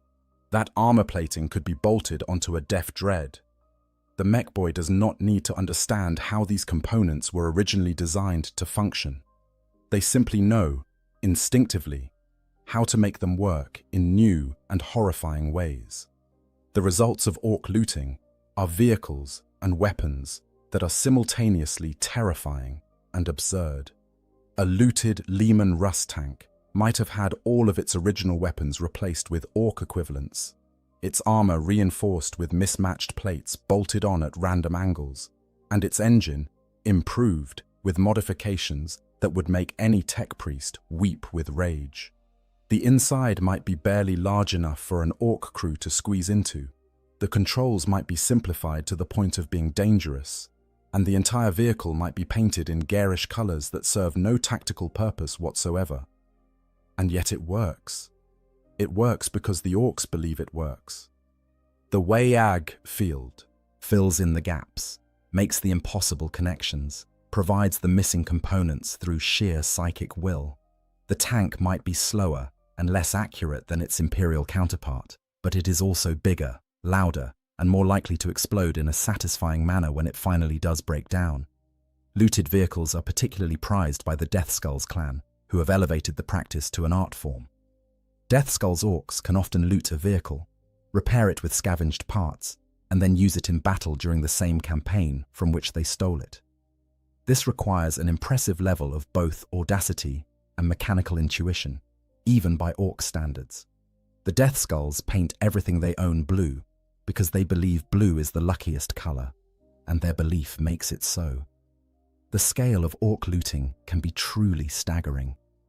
There are legends among the Imperium of an orc looter called Grabber Gutzbag, who supposedly looted Imperial Titans. Titans are walking cathedrals of war, some standing over 100 feet tall and mounting weapons capable of leveling cities. The idea that an orc could not only capture one of these god machines, but make it work is almost too horrifying to contemplate. Yet, in the Warhammer 40k universe, with the power of the WAG behind them, even this becomes possible. But looting is not just about vehicles and weapons. Orcs will loot anything they find useful or interesting. Armor, tools, ammunition, even bits of decorative trim if it is shiny enough. Everything gets torn apart, hammered into new shapes, and incorporated into the growing mass of orc technology.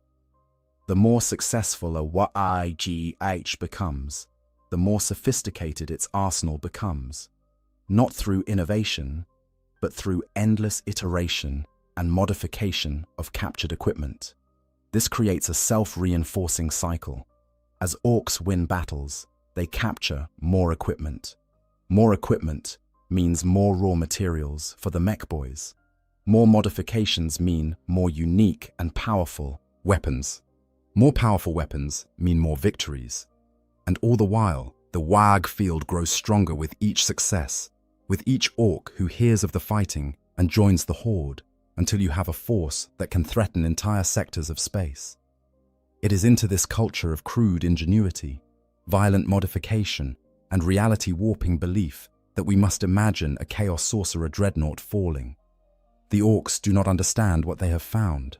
They do not comprehend the dangers of chaos corruption or the complex rituals that bind demons into metal shells. They see only a really big, really tough fighting machine that probably has some excellent gubbins inside. And with that simple observation, they set in motion a chain of events that will test the very limits of what the WAG field can accomplish. The nature of chaos, dreadnoughts, and hellbrutes. To understand the catastrophe that unfolds when orcs attempt to loot a sorcerer dreadnought, we must first understand exactly what a chaos dreadnought is, and more importantly, what it is not. These walking tombs of rage and madness represent one of the most tragic fates that can befall a Chaos Space Marine, a punishment that makes death seem like mercy. During the Great Crusade and the Horus Heresy, the traitor legions possessed dreadnought technology identical to that of their loyalist brothers. When a space marine was mortally wounded but still valuable to their legion, they could be interred within a dreadnought sarcophagus, their broken bodies sealed within a walking war machine that would allow them to continue fighting for millennia. For the loyalist space marines, this is considered a great honor, a chance to serve the Emperor even beyond death. The ancient warriors who pilot these machines are revered as heroes, their wisdom sought out, and their presence on the battlefield seen as a blessing. For Chaos Space Marines, the experience could not be more different.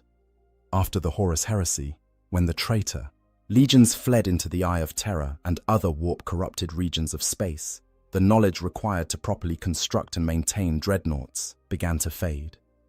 The rituals of care, the technology of stasis that might have allowed entombed warriors to sleep peacefully between battles, the medical expertise required to keep a brain alive within a sarcophagus for thousands of years, all of this was lost or deliberately discarded. Worse, the very nature of chaos began to warp and corrupt the dreadnoughts themselves. This corruption gave birth to what are now known as hellbrutes, the most common form of chaos dreadnought. A hellbrute is not just a machine with a pilot. It is a fusion of metal and demonic flesh, a thing that defies the normal laws of reality. The warrior inside the sarcophagus does not sleep between battles. Instead, their sarcophagus is disconnected from the hellbrute's body and hung in special chambers, surrounded by warding runes that barely contain the demons that claw at the imprisoned marine from the other side of reality. The marine inside is not at peace. They are awake, aware, and suffering. They have been awake for centuries, perhaps millennia, with nothing but their own thoughts and the whispers of chaos for company. The body that was once theirs has long since fused with the interior of the sarcophagus, flesh melding with metal until the two are inseparable. The pain is constant. The madness is inevitable. When the Hellbrute is activated and reconnected to its mechanical body, the Marine inside is given brief moments of release through violence. They fight with a fury born of desperation, knowing that when the battle ends, they will be returned to their isolation and torment. This makes Hellbrutes incredibly dangerous, but also unpredictable. They have been known to attack their own allies in the midst of battle, so consumed by rage and madness that they can no longer distinguish friend from foe. Unlike loyalist dreadnoughts, Hellbrutes are not honored relics to be preserved. They are manufactured in grotesque daemon forges by warpsmiths and the Dark Mechanicum. The sarcophagi used are parasitic in nature, designed to accelerate the fusion of flesh and metal, to enhance the suffering of the Marine inside. This is not accidental cruelty, it is deliberate design. The more the pilot suffers, the more rage they can channel in battle, the more useful they become as weapons. The physical form of a Hellbrute reflects this corruption. Where loyalist dreadnoughts are noble and carefully maintained, Hellbrutes are twisted mockeries. Their armor plates might appear to be made of demonic flesh rather than metal. Faces might appear in the metal, screaming silently. The weapons might leak ichor or drip with warp-tainted energies. The entire machine exudes an aura of wrongness that can unsettle even hardened warriors. Older Chaos dreadnoughts, those that date back to the Horus heresy itself, sometimes retain more of their original form. These Ferrum Infernus patterns are relics from an age when the traitor legions still possess the technology to create proper dreadnoughts. They are less overtly corrupted than Hellbrutes, but this does not make them less dangerous. The Marines inside have been conscious for 10,000 years. They have witnessed the long decline of their legions, the slow descent into madness and desperation. Some have maintained their sanity through sheer force of will, becoming tactical geniuses whose experience spans millennia. Others have become monsters, their personalities eroded by time until nothing remains but rage and the desire for oblivion. These ancient dreadnoughts are extremely rare and valuable. Each one represents a warrior who fought alongside the Primarchs, who participated in the Siege of Terror, who remembers a time before the Imperium became the stagnant tyranny it is today. They cannot be easily replaced. When one is destroyed, it represents a permanent loss to whichever warband possessed it. And then there are the Sorcerer Dreadnoughts, the rarest and most dangerous variant of all. Sorcerer Dreadnoughts, psychic power entombed. The creation of a Sorcerer Dreadnought represents one of the greatest technical and occult achievements of the traitor legions, particularly the Thousand Suns. For centuries after the Horus heresy, the problem seemed insurmountable. How do you preserve the psychic powers of a mortally wounded sorcerer when you seal them within a dreadnought sarcophagus? The difficulty is multifaceted. A psyker's connection to the warp is deeply tied to their physical brain and body. When you reduce a human being to little more than a brain and a few organs suspended in amniotic fluid, you risk severing or damaging that connection. The intense trauma of the injuries that necessitate dreadnought internment, combined with the psychological horror of being sealed in a metal tomb, could easily drive a psyker insane or burn out their powers entirely. For a regular space marine, this is merely tragic. For a sorcerer of the Thousand Suns or another psychic-focused legion, it represents the loss of their most valuable asset. The solution came from Magnus the Red himself, the Daemon Primarch of the Thousand Suns. Magnus, who had delved deeper into the mysteries of the warp than perhaps any being save the Emperor himself, developed what he called the Osiren device. This psychometric barrier lattice was designed to crown the sarcophagus, protecting the sorcerer's brain while simultaneously enhancing and focusing their psychic abilities. The technology was incredibly difficult to construct and based on principles that even the most learned psi-arcanists of the Imperium could barely comprehend. The Osiren device essentially created a protected psychic resonance chamber. The sorcerer's consciousness remained fully functional and fully connected to the warp, but the barriers prevented the worst effects of corruption and madness that normally accompanied dreadnought internment.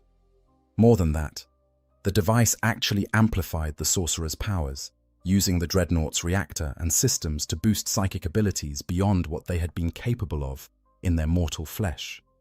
The result was the Osiren Pattern Contemptor Dreadnought, a war machine that combined all the firepower and durability of a Contemptor chassis with the reality-warping abilities of a powerful sorcerer.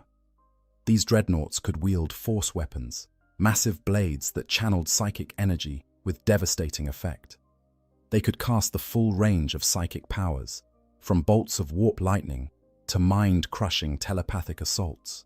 They were, in every sense, mobile psychic artillery platforms wrapped in tons of ceramite armor. Magnus, generous in his scholarly enthusiasm, shared the design of the Osiren device with other legions. The Blood Angels, with their own tradition of psychically gifted warriors, made use of it. The Grey Knights, when they were founded, incorporated similar technology into their own sacred dreadnoughts. But it was the Thousand Sons who made the most extensive use of these machines, seeing them as the perfect way to preserve their most powerful sorcerers. After the Thousand Sons turned to chaos and became embroiled in the machinations of Tzeentch, these sorcerer dreadnoughts took on an even more sinister aspect. The psychometric barriers that had once protected against madness now contained and focused corruption. The sorcerers inside were no longer merely powerful psychers. They were conduits for the raw energies of the warp, channels through which demonic entities could exert influence on reality. Their armor became covered in blasphemous runes and sigils, each one a focal point for dark rituals and forbidden sorcery. A Chaos Sorcerer Dreadnought is not simply a pilot in a machine. It is a walking convergence of multiple dangerous elements. The sorcerer inside is often ancient beyond mortal comprehension, having existed since the Horus Heresy or before. They have spent thousands of years studying forbidden lore, making pacts with demons, and delving into mysteries that would shatter the minds of lesser beings. They are no longer entirely human, if they ever were. Their consciousness has been stretched and warped by millennia of exposure to chaos, until they are as much warp entity as mortal. The dreadnought chassis itself is corrupted. The metal is not simply metal anymore. It has been exposed to the warp for so long that it has taken on properties that defy physics. It might be harder than it should be, lighter than its mass suggests, or respond to the pilot's thoughts in ways that normal machinery never could. The armor is covered in runes that serve multiple purposes. They enhance the sorcerer's powers. They provide protection against enemy psychers. They bind demonic entities to the chassis, and they serve as focuses for ritual magic. And in many cases, there is a daemon bound within the machine itself. Sorcerer dreadnoughts, particularly those of Tzeentch, often have lesser warp entities imprisoned within their systems. These demons might power certain weapons, enhance the machine's speed or strength, or provide additional psychic abilities. They are bound by complex rituals and warding runes, forced into service against their will. This makes the dreadnought not just a vehicle with a pilot, but a prison containing at least two sentient entities, one mortal and one demonic, existing in a state of permanent conflict and cooperation. The weapons of a sorcerer dreadnought reflect this dual nature. A force blade, already a weapon that channels psychic energy, becomes something else entirely in the hands of a millennia-old sorcerer bound to a demon. It does not simply cut through physical matter, it slices through reality itself. It can sever souls from bodies, open rifts to the warp, or channel bolts of warp lightning that can melt through the heaviest armor. The combi weapons and heavy weapons mounted on the chassis are similarly enhanced, their ammunition often inscribed with curses or soaked in warp-tainted energies. The psychological impact of encountering a sorcerer dreadnought on the battlefield cannot be overstated. Even before it begins to fight, it radiates an aura of wrongness. Reality seems to bend around it. Shadows fall in directions that make no sense. Temperature fluctuates without reason. Those with even minor psychic sensitivity feel physically ill in its presence. And when it speaks, which it rarely does, Its voice carries the weight of the warp itself, sometimes speaking in multiple voices simultaneously, as if the demon within is contributing to the conversation. In combat, a sorcerer dreadnought is a terrifying sight. It might stride forward through enemy fire, its force blade crackling with eldritch energy, while simultaneously casting psychic bolts at distant targets. It could summon warp phenomena, creating zones of unreality where the laws of physics no longer apply. It might perform ritual magic in the midst of battle, speaking words of power that cause reality to tear and demons to manifest, all while shrugging off weapons fire that would destroy normal vehicles. The Thousand Sons in particular prize their sorcerer dreadnoughts, seeing them as honored repositories of knowledge and power. When one of these ancient warriors falls in battle, it is a loss that cannot easily be replaced. The sorcerer inside possessed wisdom accumulated over thousands of years. The dreadnought chassis itself was a masterwork of forbidden technology. The rituals and bindings that held the whole thing together were unique, crafted specifically for that individual sorcerer's needs and abilities. This is what makes the prospect of orcs capturing one of these machines so particularly horrifying. They have no understanding of what they are dealing with. They do not comprehend the psychometric barriers, the warding runes, the bound demons, or the psychic resonance chambers. They see a big, tough fighting machine with lots of dakka and some spiky bits that look quite flash. And they immediately set about improving it with orc technology, utterly oblivious to the catastrophe they are about to unleash. The moment of capture, how it happens. For an orc warband to capture a chaos sorcerer dreadnought, a very specific set of circumstances must align. These war machines are rare, precious to their owners, and extraordinarily difficult to disable without destroying them entirely. Yet in the vast, chaotic galaxy of Warhammer 40,000, impossible events happen with surprising regularity, and orc ingenuity combined with sheer bloody-minded persistence can overcome obstacles that would stop more sophisticated races in their tracks. The most likely scenario for such a capture begins with a three-way battle. Orcs thrive in chaos, and nowhere is there more chaos than when multiple factions collide in the same war zone.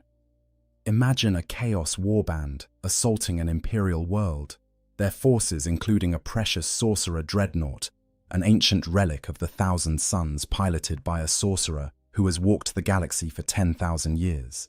The Imperials fight desperately, throwing everything they have at the traitors. And then the orcs arrive.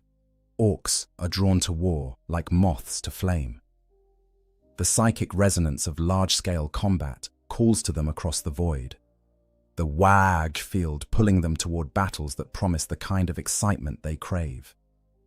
When they detect a major engagement, they do not carefully assess the tactical situation or determine which side they should support. They simply attack whoever looks like they will provide the best fight. In a three-way battle, this usually means attacking everyone. The sorcerer dreadnought, ancient and powerful, carves through Imperial lines like a scythe through wheat.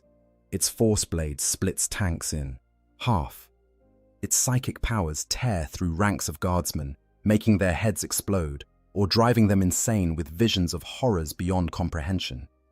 Its heavy weapons reduce bunkers to rubble. For thousands of years, this warrior has fought in battles across the galaxy, and its experience shows in every movement, every shot, every swing of its massive blade. But even the most powerful warrior can be overwhelmed by sheer numbers, and orcs have numbers in abundance.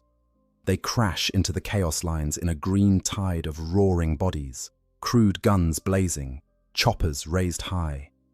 They do not fear the dreadnought. They do not understand the warp-tainted horror of what they are facing. They see only a really big enemy that is crumping a lot of other gits, which means it must be good at fighting, which means it will be fun to fight. Dozens of orcs throw themselves at the sorcerer dreadnought. The ancient warrior cuts them down with contemptuous ease, each swing of its force blade sending half a dozen greenskins flying in pieces. but there are always more. Orcs are fearless to the point of insanity, and the bigger and scarier the enemy, the more eager they are to test themselves against it. They attack from all sides, firing wildly, throwing stick bombs, and simply trying to climb onto the dreadnought to hit it with hammers. The sorcerer inside might be ancient and experienced, but even they cannot account for orc unpredictability. Orcs do not fight by conventional tactics. They do not form proper battle lines or employ sensible strategies. They simply mob the enemy with overwhelming force, trusting that sheer numbers and natural orc toughness will see them through. In this case, their instinct serves them well. The sorcerer dreadnought, engaged with multiple threats, might not notice the orc big mech moving into position with a shock attack gun, one of the most unreliable yet devastating weapons in the orc arsenal. Or perhaps a mob of tank busters has positioned themselves with their rockets, waiting for the perfect moment. Or maybe a particularly cunning orc war boss has realized that if they can damage the dreadnought's legs, it will topple and be easier to loot. The critical hit, when it comes, is almost certainly accidental.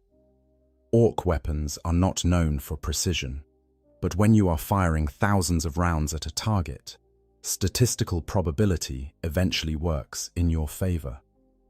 A rocket might strike the dreadnought's leg joint at exactly the wrong angle, severing critical hydraulics. A shock attack gun might malfunction in just the right way, teleporting a handful of angry snotlings directly into the dreadnought's engine compartment, where they wreak havoc on delicate systems. A lucky shot from a big shooter might penetrate a viewing slit and damage optical sensors. The sorcerer dreadnought stumbles. It tries to right itself, ancient gyroscopes compensating for the damage, but the orcs are already swarming over it. They pull at cables, hammer at armor plates, and generally tear at anything that looks like it might be important. The sorcerer inside unleashes psychic fury, casting spells that would level buildings and incinerate entire squads of normal enemies. Flames erupt from the ground. Lightning arcs between orcs. Some of the greenskins simply explode into clouds of spores as their brains are turned to mush by telepathic assault. But orcs are partially resistant to psychic attack through the sheer density of their WA-AG field. A psychic assault that would instantly kill a human might only daze an orc, and a dazed orc is still an orc, still swinging, still fighting. The more orcs that gather around the dreadnought, the stronger their collective field becomes, providing a kind of inadvertent shielding against the worst of the sorcerer's powers. Eventually, through sheer persistence and an overwhelming expenditure of orc bodies, critical damage is achieved. Perhaps the dreadnought's power core is breached. Perhaps its targeting systems are destroyed. Perhaps the sorcerer inside, exhausted from millennia of warfare and now facing an enemy that seems immune to reason and fear, makes a mistake. The mighty war machine crashes to the ground, its systems failing, smoke pouring from ruptured seals. The orcs immediately descend on it like scavengers on a corpse. They do not kill the sorcerer inside, mostly because they do not realize there is a sorcerer inside. They see a beaten enemy vehicle that has stopped moving. In orc logic, this means it is time for looting. They tear off weapon mounts, pry open access panels, and begin the process of disassembly that precedes any serious looting operation. The sarcophagus containing the sorcerer, embedded deep within the dreadnought's chassis and protected by multiple layers of armor and warding runes, survives the initial looting. The orcs do not recognize it for what it is. They see a weird metal box covered in spiky symbols, and they decide that it probably contains something important or valuable. Rather than trying to open it on the battlefield, which would require actual work, they simply tear the entire compartment free and drag it back to their camp. Inside the sarcophagus, the sorcerer is trapped. Their consciousness remains intact, their psychic powers still potent, but they are disconnected from the dreadnought systems and unable to interact with the physical world.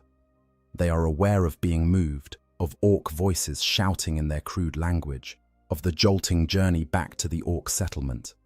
They try to reach out psychically, to either summon aid from their warband or to strike at their captors, but the warding runes that protect their mind also limit their ability to project their power outward without the dreadnought systems to amplify it. And so, a 10,000-year-old sorcerer of chaos, a warrior who has stood beside demon primarchs and witnessed the fall of entire civilizations, finds themselves being dragged through an orc camp by greenskins who are arguing about whether the shiny box would look better mounted on a truck or sold to a big mech for a bag of teeth. It is a humiliation beyond measure, and it is only the beginning of their nightmare. Initial looting. The mech boys' first examination. When the orcs drag their prize back to their settlement, it makes its way through the standard chain of orc property acquisition until it finally reaches the workshop of a mech boy. This journey itself might take days or even weeks, during which the sarcophagus containing the ancient sorcerer is kicked, dropped, used as a seat, and generally treated with all the care one might give to a particularly heavy piece of scrap metal. The workshop of an orc mech boy is a place of controlled chaos. To an outside observer, it appears to be nothing more than a massive junkyard, with piles of scavenged components, broken vehicles, and half-finished projects scattered everywhere. The air is thick with smoke from forges and the stink of promethium. Gretchens scurry about, some carrying tools, others desperately trying to avoid being stepped on by their larger cousins. The sound is constant, hammering, welding, the roar of engines being tested, and the occasional explosion when an experiment goes wrong. The big mech, who receives the dreadnought sarcophagus, is, by orc standards, something of a genius. They have an instinctive understanding of mechanical systems that borders on supernatural. This understanding comes not from study or learning, but from genetic memory encoded by the brain boys millions of years ago. The mech looks at machines and simply knows how they work, or at least how they can be made to work in an orky fashion. When the sarcophagus is brought before them, the mech's first reaction is excitement. This is clearly high-quality loot, the kind of thing that does not come along every day. The metal is strange, harder than normal ceramite, and it is covered in symbols that even the mech cannot decipher. More importantly, it is clearly from a very big, very tough fighting machine, which means it probably contains very good components. The mech begins their examination by circling the sarcophagus, studying it from all angles. They tap it with a wrench, listening to the sound it makes. They poke at the runes with a metal rod, trying to determine if they are decorative or functional. They identify various connection ports and cable housings where the sarcophagus would have interfaced with the rest of the dreadnought, and they begin to form a rough understanding of its purpose. "This here is where the pilot sits," the mech might explain to gathered orcs who have come to watch. "And all these cables, they connect the pilot to the big walkie-killy thing. And these weird spiky symbols, they're probably just for show, make it look scary-like." This assessment is, of course, catastrophically wrong. The runes are not decorative. They are warding symbols, carefully inscribed, ritual protections that contain the psychic power of the sorcerer inside and keep bound demons from escaping. But the mech has no context for understanding such things. In their experience, symbols are usually just painted on to make things look flashier. They have no concept of warp corruption, no understanding of psychic resonance, and no idea that the box they are examining contains a conscious, malevolent intelligence that is currently contemplating ways to destroy them all. Inside the sarcophagus, the sorcerer is fully aware of what is happening. They can hear the orcs, though understanding their language is difficult without access to psychic powers for translation. They can feel the vibrations as the mechs hammer and pry at their prison. They are enraged at the indignity of their situation, but they are also calculating. They have survived for 10,000 years by being clever as well as powerful. They begin to plan. The first thing the sorcerer tries is reaching out, psychically, to any nearby chaos forces. Surely their warband is searching for them. Surely rescue is coming. But their efforts are stymied by two factors. First, the warding runes that protect their mind also limit their ability to broadcast psychic signals. Second, and more critically, the Way-Age field generated by the Orc settlement interferes with warp communications in ways the sorcerer has never encountered before. The WAG field is not like normal psychic interference. It does not block or absorb psychic energy in the way that a psychic null or a Geller field might. Instead, it warps and redirects it in unpredictable ways. When the sorcerer tries to send out a distress call, they find their psychic message bouncing around inside the WAG field like a ball in a closed room, unable to escape but also unable to dissipate. It is frustrating and deeply unsettling. This is not an experience they have ever had before. Meanwhile, the mech has moved on to the practical problem of opening the sarcophagus.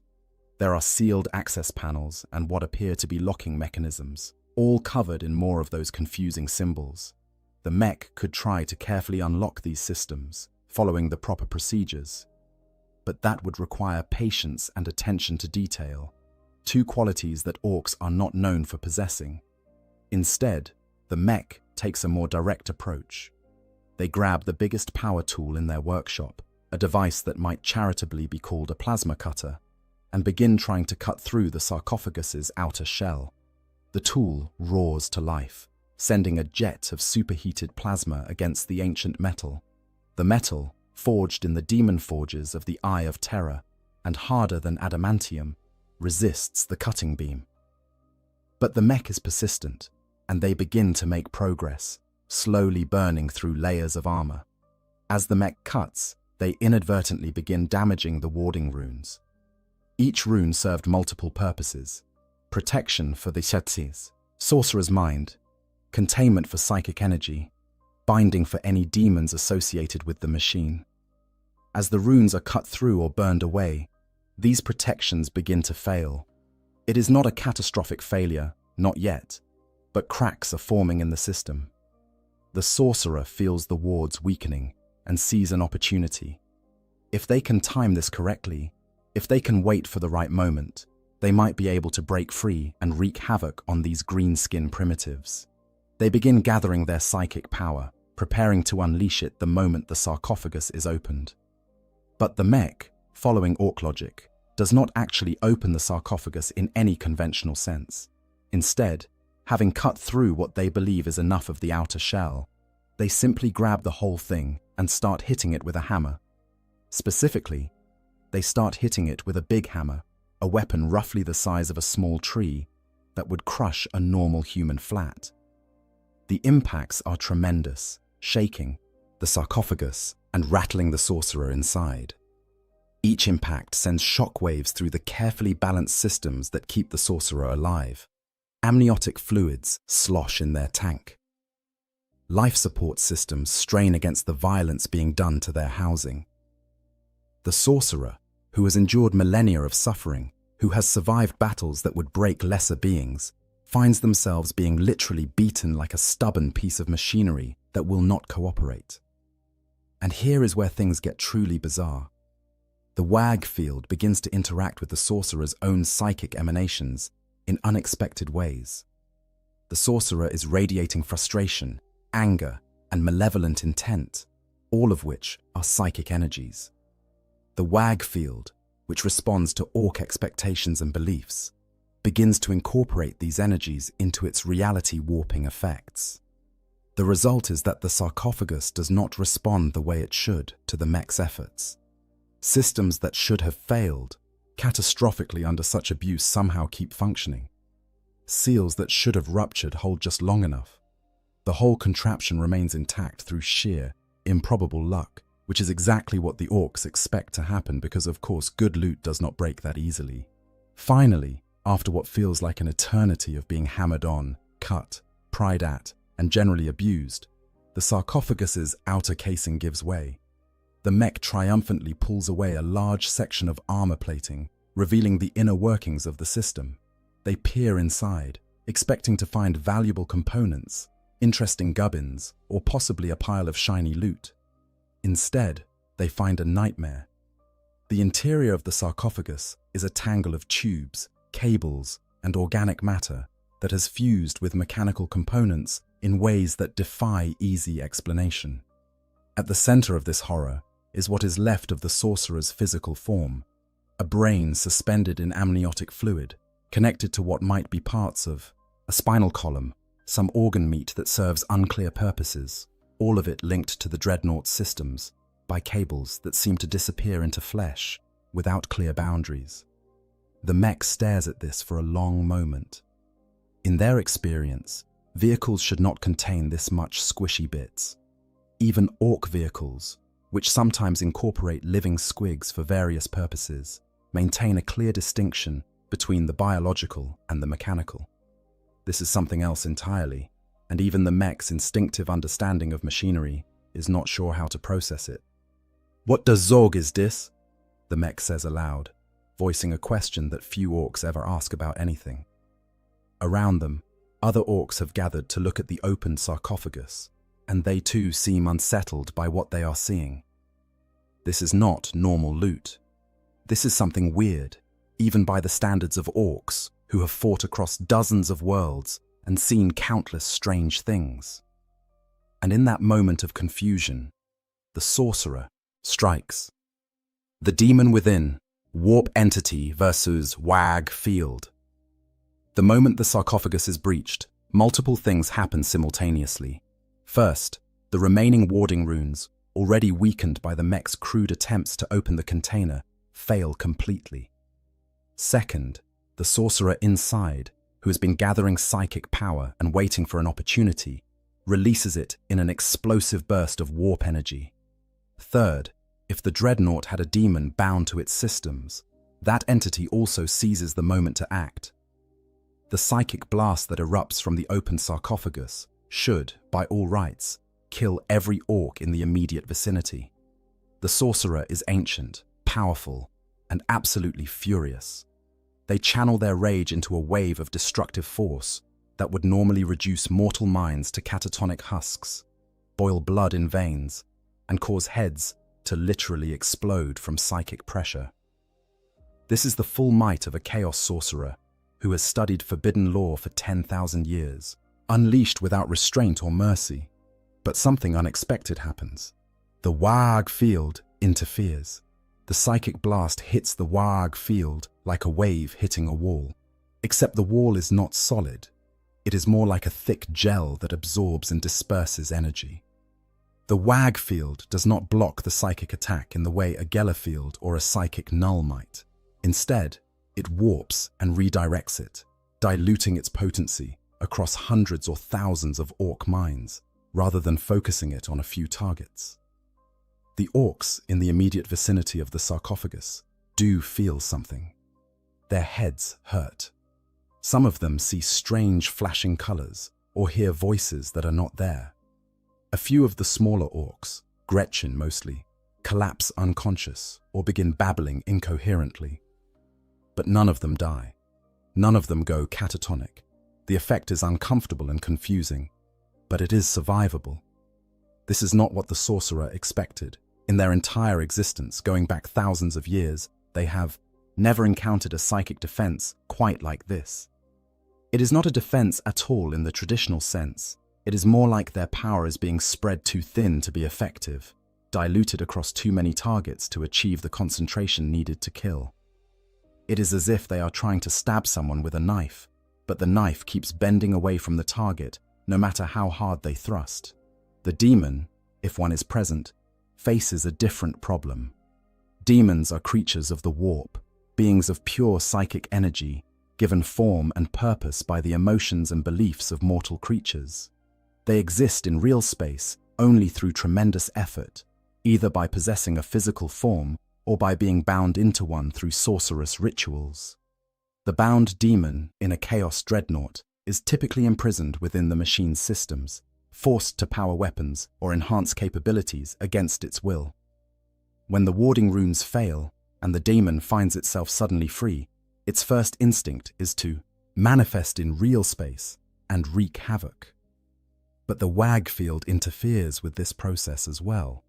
The demon tries to draw on the warp to give itself physical form, but the Wave field is already saturating the local area with psychic energy. It is like trying to pour water into a glass that is already full. The demon's essence simply will not fit in the available psychic space. Worse, from the demon's perspective, is that the WAG field has its own peculiar flavor. Demons are sustained by specific emotions. Khorne by rage and bloodlust, Nurgle by despair and entropy, Tzeentch by hope and ambition, Slaanesh by excess and sensation. The WAG field, by contrast, is generated by the orc desire for a good fight and the belief that they will win. It is not an emotion that easily translates to demonic sustenance. The demon tries to manifest anyway, forcing itself into reality through sheer will. It begins to take form, perhaps as a creature of writhing tendrils and too many eyes, if it serves Tzeentch, or as a rot bloated horror, if it serves Nurgle. The orcs, who moments ago were confused and unsettled by the sorcerer's psychic attack, now see something they understand much better. A weird monster that needs to be crumped. Dozens of orcs immediately open fire. Shooters rattle, rockets fly, and choppers are raised for combat. The demon, still struggling to fully manifest in the hostile psychic environment of the WAG field, finds itself under physical attack before it has even fully formed. Bullets and rockets tear through its half-formed substance. Orcs charge forward with characteristic fearlessness, swinging their weapons at a creature that exists only partially in real space. Under normal circumstances, a demon of any significant power could shrug off such attacks. Physical weapons have limited effectiveness against warp entities unless they are specially blessed or psychically active. But the demon is weakened by the interference of the WAG field, and the orcs are attacking in such overwhelming numbers that even limited effectiveness adds up. It is death by 1,000 cuts, quite literally. The demon screams, a sound that exists on both psychic and physical levels, and tries to retreat back into the warp. But retreating is not easy. The WAG field, which prevented it from fully manifesting, now makes it difficult to de-manifest. The demon finds itself trapped in a partially physical state, visible and vulnerable, being torn apart by crude weapons wielded by creatures that should not be able to harm it at all. Meanwhile, the sorcerer inside the sarcophagus is facing their own crisis. Their psychic attack failed. The demon, if there was one, is clearly not going to provide the distraction they had hoped for. The orcs are now aware that something dangerous is happening, but instead of fleeing or approaching with caution, they are getting more excited. From the sorcerer's perspective, listening to the orc voices and feeling the vibrations of combat, the greenskins seem to think this is all great fun. The sorcerer tries a different approach. Instead of a broad psychic blast, they focus their power on a single target, the big mech who opened the sarcophagus. They reach into the mech's mind with all their skill and force, attempting to overwhelm their consciousness, turn them into a puppet, or simply cause their brain to shut down entirely. The psychic assault hits the mech's mind like a battering ram. For a moment, the mech staggers, their vision swimming with images that make no sense. Vast libraries of forbidden knowledge, cities of brass burning in the warp, the laughing faces of demons. But then, the WAG field reasserts itself. The mech's mind, already simple and direct by design, proves surprisingly resistant to manipulation. There is just not that much complexity there to corrupt or control. More importantly, the mech is surrounded by hundreds of other orcs, all contributing to the WAG field, the WA. Collective psychic energy of the greenskins provides a kind of buffer, a resistance to the sorcerer's mental invasion. It is like trying to pick a lock while someone keeps jostling your arm. The sorcerer has the skill and the power, but the constant interference of the YGR field makes precision work nearly impossible. The mech shakes their head, dispelling the visions, and looks down at the open sarcophagus with new understanding. "This thing's got some kind of weird Zoggin psyker in it," they announce to the other orcs. This is both accurate and completely inadequate as a description of what they are dealing with, but it is enough for the orcs to understand that they need to be careful. Careful, in orc terms, means hitting it with something heavy until it stops being weird. The mech grabs their big hammer again and prepares to smash the entire sarcophagus into scrap metal. The sorcerer, sensing the impending destruction of their physical form, makes a desperate decision. They reach out not with destructive power, but with communication. Using what psychic ability they can muster through the interference of the Wei-Ji field, the sorcerer tries to speak to the mech. It is not verbal communication, more a projection of intent and meaning directly into the mech's consciousness. The message is simple. I can make you powerful. I can give you knowledge. I can help you build weapons beyond your wildest imaginings. The mech pauses, hammer raised. They are getting some kind of funny thoughts in their head, ideas about shiny new gubbins and really impressive weapons that would make all the other mechs jealous. They are not entirely sure where these ideas are coming from, but they are intriguing. This is the sorcerer's mistake. They are trying to tempt an orc with promises of power and knowledge, tactics that work well on humans or even on some space marines. But orcs do not think like other races. The mech is not interested in power for its own sake, or in forbidden knowledge. The mech just wants to build interesting stuff and see if it works. The ideas the sorcerer is projecting are appealing, but only because they sound like they would be fun to build, not because they represent any kind of corrupting influence. The mech lowers their hammer and thinks for a moment, which is a dangerous thing for an orc to do. Then they make a decision that will prove to be catastrophic for everyone involved. Right, the mech says. We's gonna keep this weird psycho box thing. Might be useful, yeah? But first, we's gonna make some improvements. The sorcerer, hearing this through their psychic connection to the mech's mind, feels a sensation they have not experienced in thousands of years, genuine dread. Not the theatrical dread of horror at corruption, or the religious dread of facing the divine, but the simple, visceral dread of knowing that something terrible is about to happen, and being completely powerless to stop it. The orcs drag what is left of the dreadnought sarcophagus with its psychically screaming occupant deeper into the mech's workshop. The demon, if it survived the initial assault, is likely being chopped into pieces and used as raw material for some unrelated project. The warding runes that protected the sorcerer are gone. The psychometric barriers that preserved their sanity are damaged. And now, a bunch of orcs who think they are helping are about to start modifying their prison with power tools and enthusiastic ignorance. For a being who has studied the intricacies of the warp for millennia, who has bargained with demon princes and stood in the presence of chaos gods, this is the ultimate nightmare. To be entirely at the mercy of creatures who have no concept of mercy and who think that hitting things with a hammer is an acceptable solution to every problem. Modification and improvement. Orky enhancements. What follows is a process that, if the sorcerer still possessed a physical body capable of such things, would cause them to weep with despair. The orcs begin their improvements with the kind of enthusiasm and complete lack of understanding that characterizes all orc engineering projects. The first problem the mechs identify is that the sarcophagus is not properly attached to anything. In its original configuration, it would have been integrated into the dreadnought's chassis, connected by dozens of cables and support systems. Now, it is just a heavily damaged box containing a brain in a jar and a lot of weird tubes. This will not do. The mechs decide that if they are going to use this thing, they need to mount it on something useful. The question becomes, what should they mount it on? The original dreadnought chassis is in pieces, scattered across the battlefield, or already looted for parts. The mechs have several options available in their workshop. A partially completed Def Dread, a looted Lehman Russ tank with its turret blown off, a converted truck that is missing most of its roof, or a completely scratch-built vehicle that the mechs have been working on that defies easy categorization.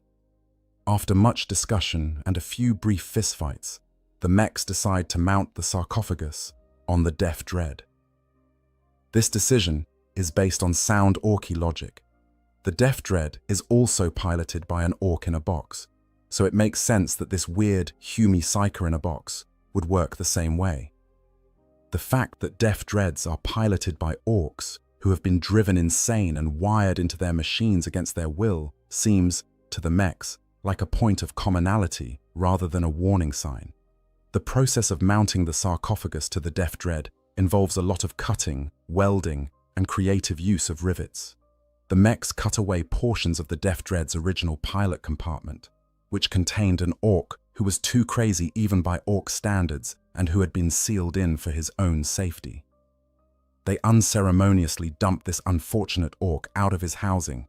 He staggers away, babbling about enemies only he can see, and begin fitting the sorcerer's sarcophagus into the space. The sarcophagus does not fit. This is not surprising, as it was designed for a completely different chassis with completely different specifications. But orcs are nothing if not adaptable. When something does not fit, you make it fit. This is accomplished through the generous application of hammers, cutting torches, and the occasional explosion when a Gretchen welds something in the wrong place. The sorcerer, experiencing all of this from inside their prison, is forced to endure sensations that their mind cannot properly process. They feel cables being ripped out of connection ports. They feel new connections being forcibly jammed into interfaces that were never designed for them. They feel their life support systems being disconnected and reconnected in ways that should not work, but somehow do, because the WAG field insists that if the orcs think it should work, then it does. The psychometric barrier, already damaged, is being further degraded by the modifications. Portions of it are cut away to make the sarcophagus fit in its new housing.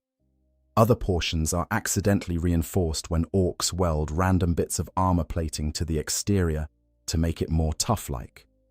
The result is a psychic resonance chamber that is now wildly unstable, amplifying some psychic frequencies while dampening others in completely unpredictable ways. Next, the mechs address the problem of weapons. The Def Dread originally mounted two massive close combat weapons, a combination of drills, saws, and crushing claws designed to tear apart enemy vehicles and infantry. The mechs decide to keep one of these because it looks properly orky and violent. The other arm, however, they replace with a weapon salvaged from the original Chaos Dreadnought, a heavy flamer that is still inscribed with warp-tainted runes and that occasionally leaks demonic ichor. The installation of this weapon is done with no understanding of the rituals or protections that should accompany handling chaos-corrupted equipment. The mechs simply unbolt it from wherever they found it and bolt it to the Def Dread's arm assembly. The warp-tainted runes that cover the weapon begin to interact with the sorcerer's psychic emanations in ways that were never intended, creating feedback loops of corrupting energy. To make matters worse, the orcs decide that the Def Dread needs more Daka. This is the universal orc solution to any problem. If it does not have enough guns, add more guns. They mount additional shooters, rockets, and a big shooter to various points on the chassis, without regard for balance, firing arcs, or ammunition supply. Some of these weapons are aimed forward. Some are aimed to the sides. One is pointed almost straight up for reasons known only to the mech who installed it. The power supply is the next problem. The Def Dread's original reactor was designed to power orc systems, which have very different energy requirements than chaos-corrupted Imperial technology. The sorcerer's sarcophagus needs a steady supply of precisely regulated power to keep the brain alive and the psychic resonance systems functional. The Def Dread's reactor produces power in violent, irregular surges that would fry normal electronics. The solution, in orc logic, is to add more power.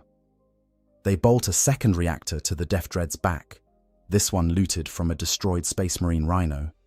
They connect it to the first reactor with cables that spark ominously. They hook both reactors up to the sarcophagus through a junction box that one of the mechs claims probably regulates the zappy bits, yeah? The junction box is, in fact, just a metal box full of wires connected to other wires with no particular logic or protection systems. But here is where the WAG field performs its reality warping magic. The mechs believe that this cobbled-together power system will work. They are confident that the cables they have installed will carry the power without exploding. They think the junction box will regulate the energy flow properly. And because they believe these things, the way Ag field makes them true, at least to the extent necessary for the whole contraption to function without immediately killing everyone nearby. The sorcerer, feeling their life support systems connected to this improvised and impossible power grid, experiences a sensation that they can only describe as reality revulsion. They are a being who has spent millennia studying the fundamental laws of the universe, both material and immaterial. They understand how energy flows, how systems interact, how the warp and real space touch each other. What the orcs have created violates every principle they know. It should not work, it cannot work, and yet it does work because orc belief makes it work. The modifications continue. The mechs add armor plating, not systematically, but wherever they think it. Looks good. They paint portions of the Death Dread in their clan colors, covering over some of the Chaos runes in the process. They add decorative elements, skulls, both orc and enemy, dangling chains, trophies from previous battles, and graffiti in orcish script that translates roughly to various boasts about how tough and killy this machine is going to be. At one point, a mech decides that the sarcophagus needs a viewing port so they can see if the Humi Psyker is still alive in there. They cut a hole in the armor and install a thick piece of cracked glass they salvaged from somewhere. This gives the sorcerer, for the first time since their capture, a direct view of the outside world. What they see is an orc mech's face pressed against the glass, peering in at them with an expression of cheerful curiosity. "Oi!" the mech shouts, loud enough that the sorcerer can hear it through the glass. "Can you hear me in there? We's gonna make you fight real good, yeah? Gonna be proper tough." The sorcerer tries to respond, tries to project psychic terror, or at least communicate their rage. But the modifications have left their psychic abilities even more unreliable. What comes out is a burst of formless psychic static that makes the mech's ears ring and gives them a brief nosebleed. The mech wipes their nose and grins, showing huge tusks. "Yeah, you got some zogging power in you. This is gonna be good." The final modifications are perhaps the most egregious. The mechs install a control system that will, theoretically, allow the sorcerer to pilot the Death Dread. This system consists of cables running from the sarcophagus to the Death Dread's movement systems, weapons, and sensors. The mechs do not understand that the sorcerer used psychometric interfaces and thought-activated controls in their original dreadnought. Instead, they wire everything up like they would for an orc pilot. Crude mechanical linkages that respond to physical movement. But the sorcerer has no hands. They have no body below the neck. They are a brain in a jar, connected to their original interface systems, which are now connected to orc systems in ways that make no sense. The mechs do not understand this problem. They assume that if they hook everything up, it will just work, because that is how things work in orc engineering. And terrifyingly, they are right. The Waag field, combined with the degraded psychometric barriers, and the sorcerer's own desperate attempts to maintain some control over their situation, creates a psychic feedback loop that allows the sorcerer to interface with the orc systems.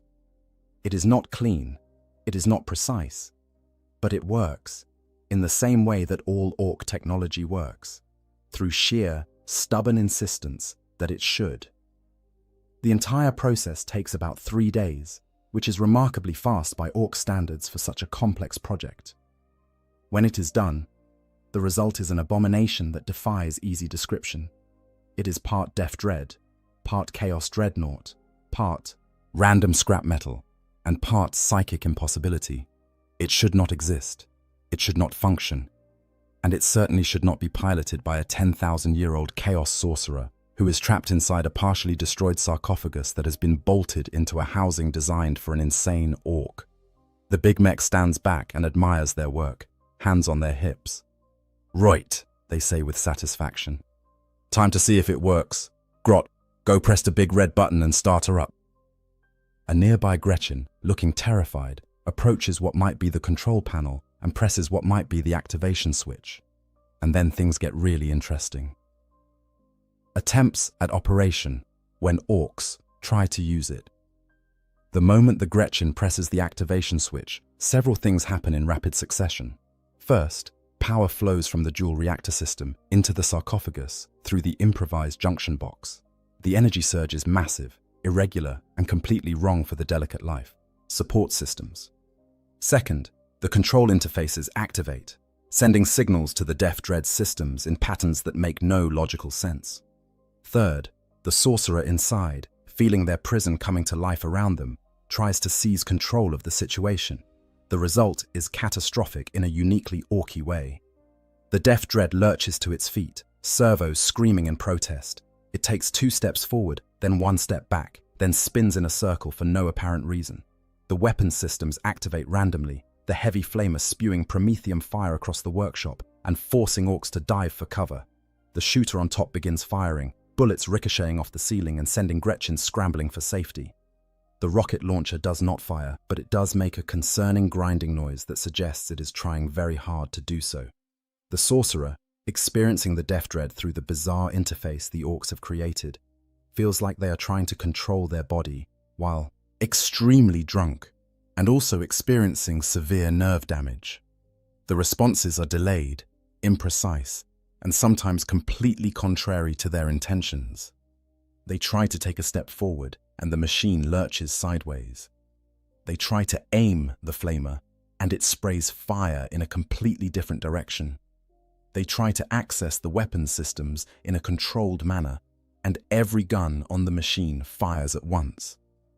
The mechs watching this display are delighted. "Look at that!" one of them shouts over the noise of weapons fire and servo motors. "It's working. Well, sorta. Needs a bit more tuning." The sorcerer screams psychically, a wordless expression of rage and frustration that ripples through the wag field. Every orc in the workshop feels it as a momentary headache or a flash of anger. A few of the smaller orcs start fighting with each other, responding to the sudden surge of aggressive psychic energy. The mechs just think this is all very exciting and entertaining. The Death Dread continues to rampage around the workshop, smashing into walls, knocking over workbenches, and generally wreaking havoc. The sorcerer is trying to stop it, trying to gain control, but the interface is too alien, too unpredictable. It is like trying to pilot a vehicle when all the controls have been randomized and also you are blindfolded and someone is occasionally hitting you with a stick.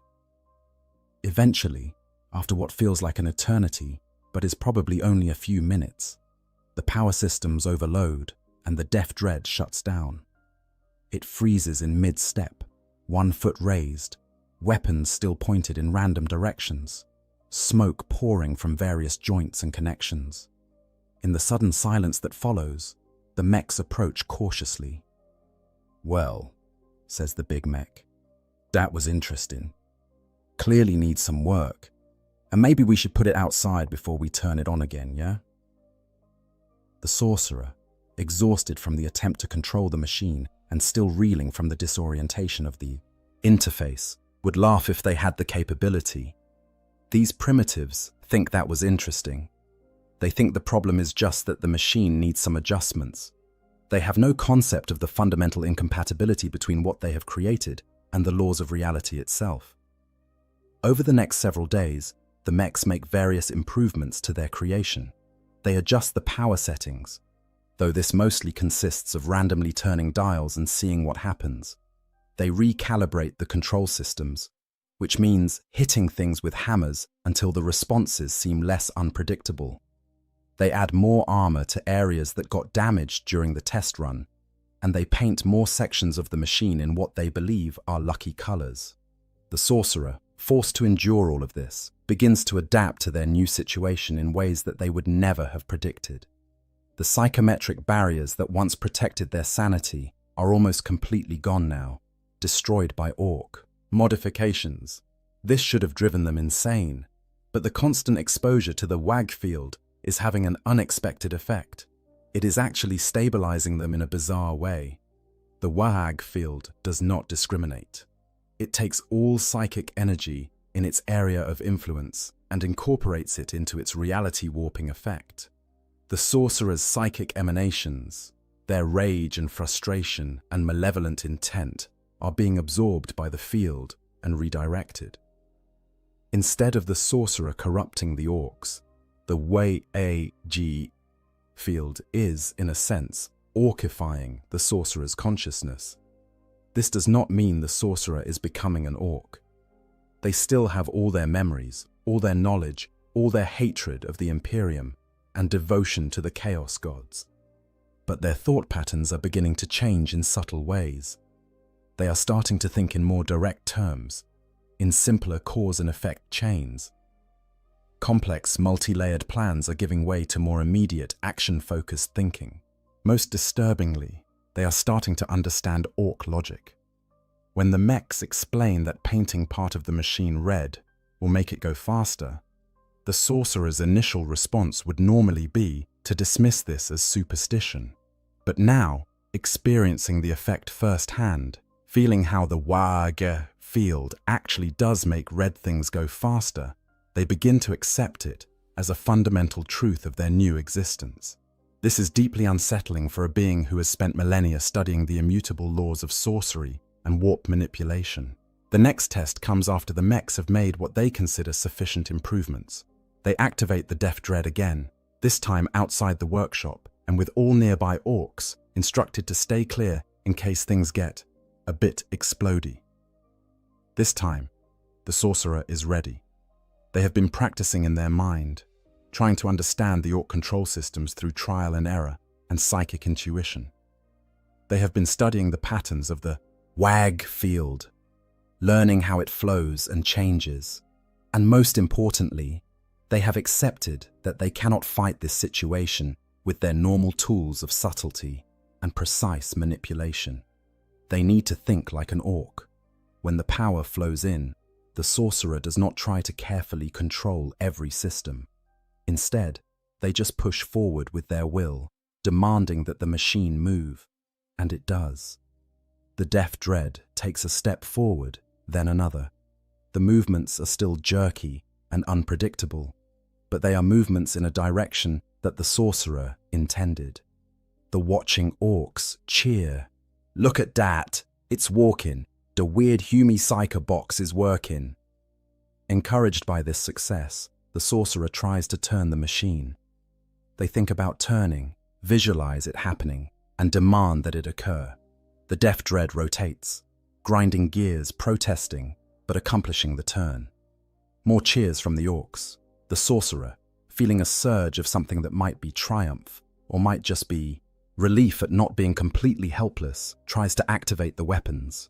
They focus on the heavy flamer, the weapon they remember from their own dreadnought, and will it to fire.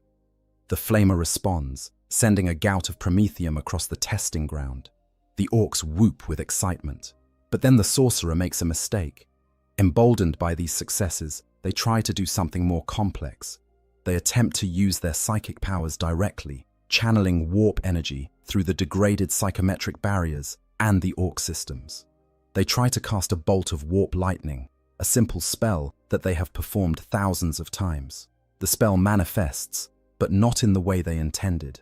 The warp lightning emerges from every part of the Death Dread simultaneously, arcing between armor plates, cooking off ammunition, and setting several nearby Gretchen on fire. The machine itself becomes a conductor for uncontrolled psychic energy, every metal surface crackling with eldritch power. The sorcerer's scream of frustration manifests as a psychic shockwave that knocks down every orc within 20 feet. And then, because this is a machine built by orcs and powered by belief as much as by reactors, the overload triggers a chain reaction. The jury-rigged power systems cannot handle the surge of warp energy. The junction box, already a disaster waiting to happen, begins to glow red-hot. The dual reactors both start overloading at the same time. Every weapon on the machine fires at once, in all directions, creating a storm of bullets, rockets, and flame that turns the testing ground into a war zone. The mechs watch in awe. "By Gork and Mork," breathes the big mech. That's the most orky thing I've ever seen a human make. The Death Dread, with the sorcerer trapped inside and unable to stop what they have set in motion, continues to rampage. It is firing wildly, moving erratically, and broadcasting psychic chaos in all directions. This is not the controlled destruction of a chaos dreadnought in the hands of an experienced pilot. This is pure, uncontrolled mayhem, and the orcs love it. The catastrophic outcomes. What goes wrong? The immediate outcome of the Death Dread's uncontrolled rampage is, by orc standards, pretty entertaining. The machine eventually runs out of ammunition, runs out of fuel for the flamer, and exhausts the sorcerer's psychic reserves. It stumbles to a halt, smoking and sparking, in the middle of a crater it accidentally created with its own weapons fire. Several nearby structures are on fire. A dozen Gretchen are unconscious, and there is a small warp rift that opened briefly before snapping closed again, leaving an area of disturbed reality that will probably cause problems later. The mechs examine the damage and make what they consider to be important observations. First, the machine works, sort of. Second, it is very killy, which is good. Third, it seems to make weird psychic stuff happen, which is interesting. Fourth, it definitely needs better control systems if they want to point it at enemies rather than having it just destroy everything around it indiscriminately. The sorcerer, trapped inside and completely drained, can only think one thought. This is a nightmare from which they will never wake. But this immediate chaos is just the beginning.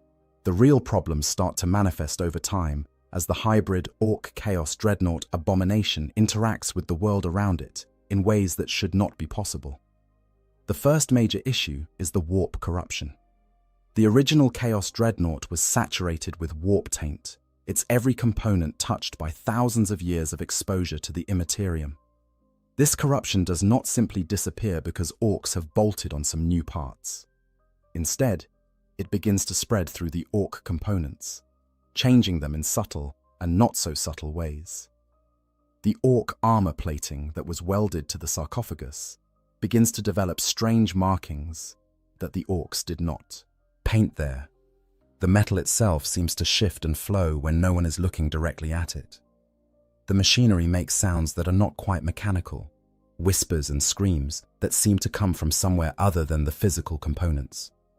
Gretchen, who work on maintaining the machine, start having nightmares about things with too many eyes and geometries that hurt to look at.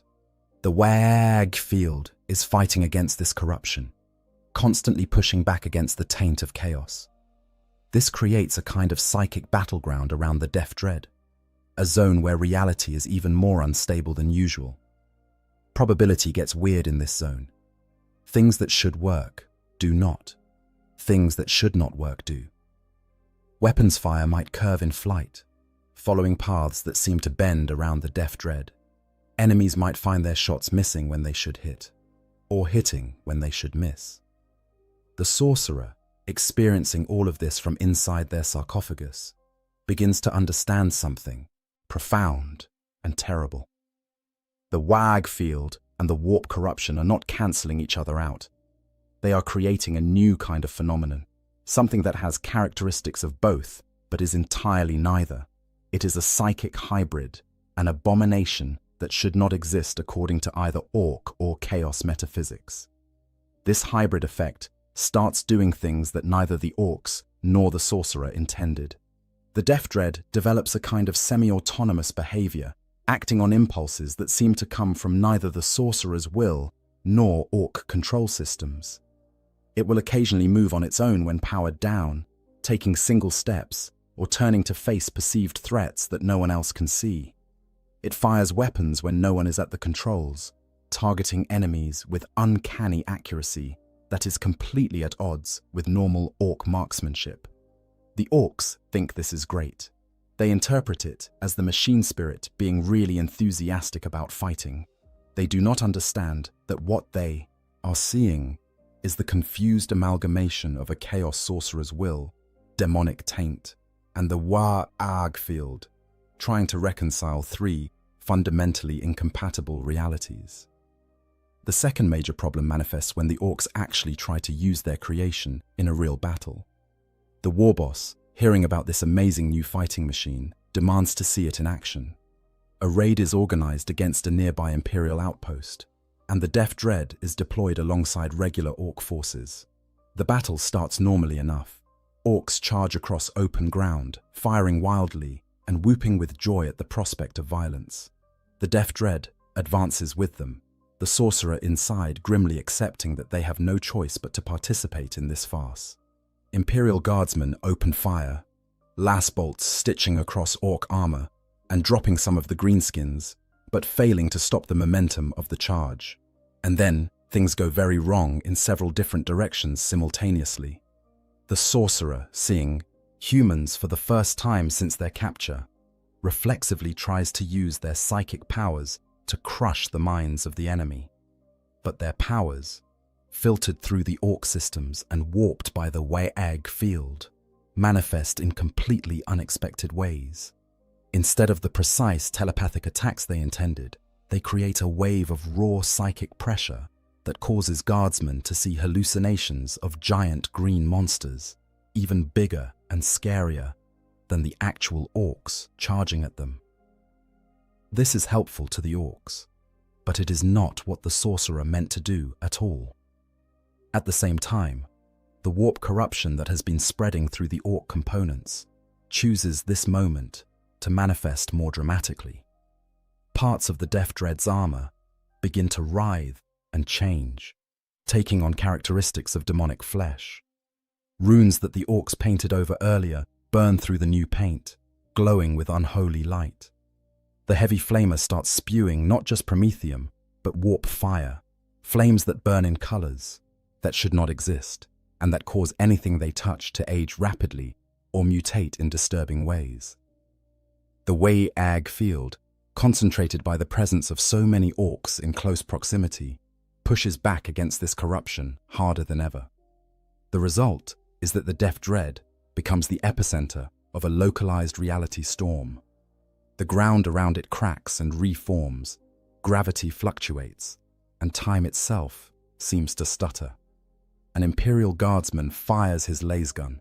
The beam hits the Def Dread, and then the beam appears to reverse, flowing backward through the air to return to the gun before the trigger is even pulled. The orcs, witnessing all of this, think it is the most amazing thing they have ever seen. "Did you see that?" one of them shouts to his mates. "The weird Psycho Dread made the Humie shoot itself. That's proper clever, that is." The sorcerer, trapped at the center of this chaos, is trying desperately to maintain some control over the situation. They attempt to target enemy positions with actual tactical thinking, but the orc systems respond to intention rather than precision.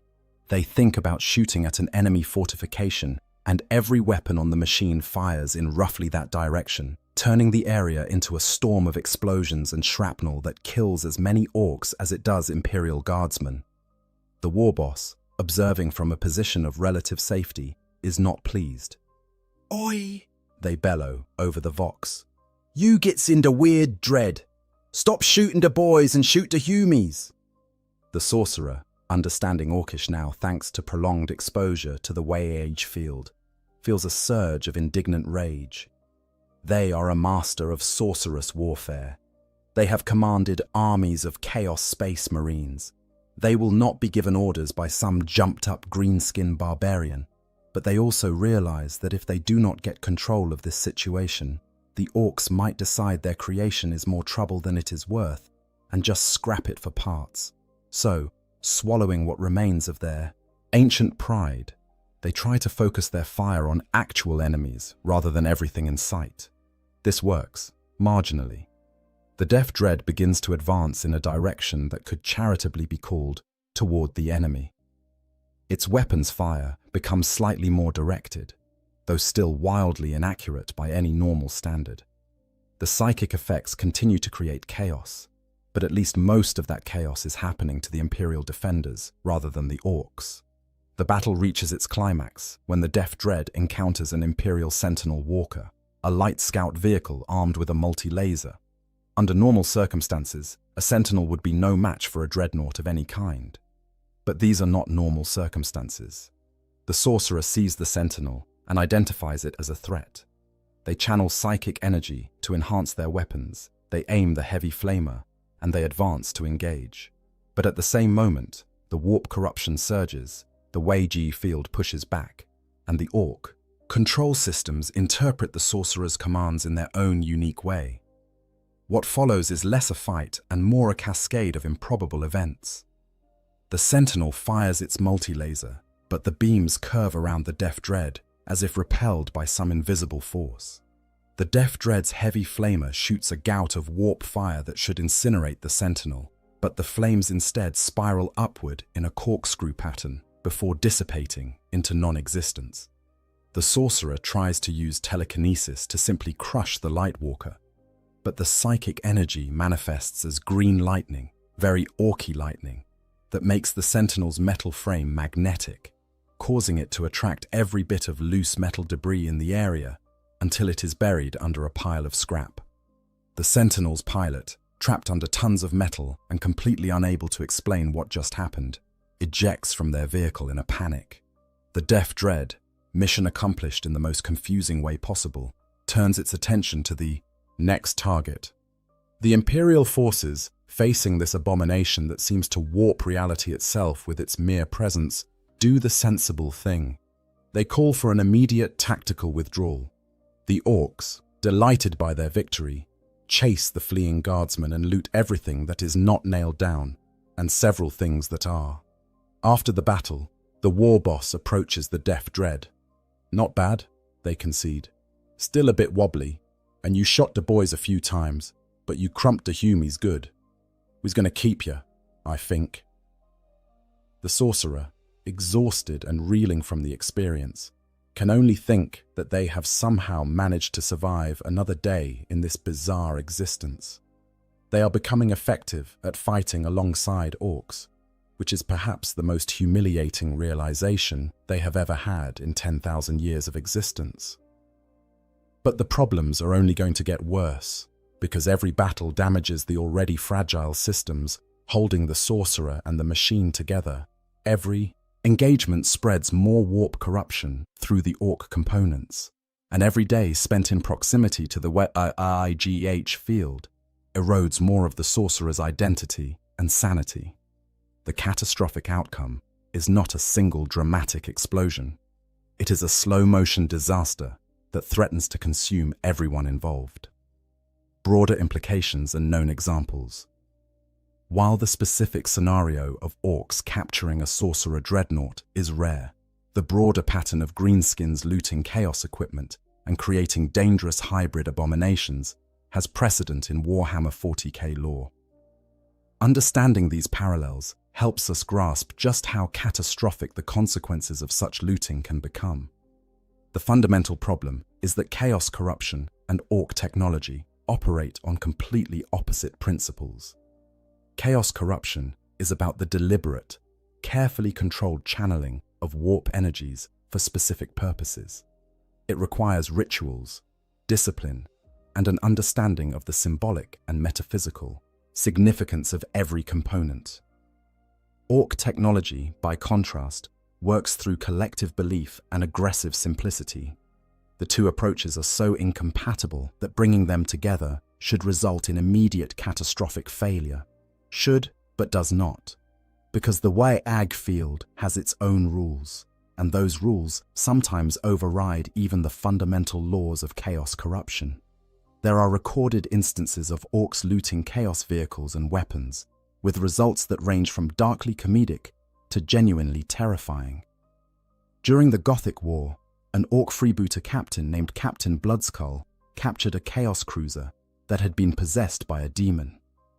The ship, known as the Bane of Cadia, was a terror weapon, its hull inscribed with runes that drove Imperial crews mad just from looking at it. The Orcs, being Orcs, simply painted over most of the runes with their own graffiti, welded on additional armor plating and weapons, and renamed it Da Bloodflag. The demon bound to the Tumtient ship's systems found itself in a very confusing situation. It was accustomed to feeding on the fear and despair of its victims. But orcs do not feel fear or despair. They feel excitement and the desire for a good fight. The demon's attempts to corrupt the orc crew were about as effective as trying to poison someone who eats garbage for fun. The ship continued to function, after a fashion. The demon would sometimes manifest in the corridors, trying to terrify the orcs with visions of their darkest fears.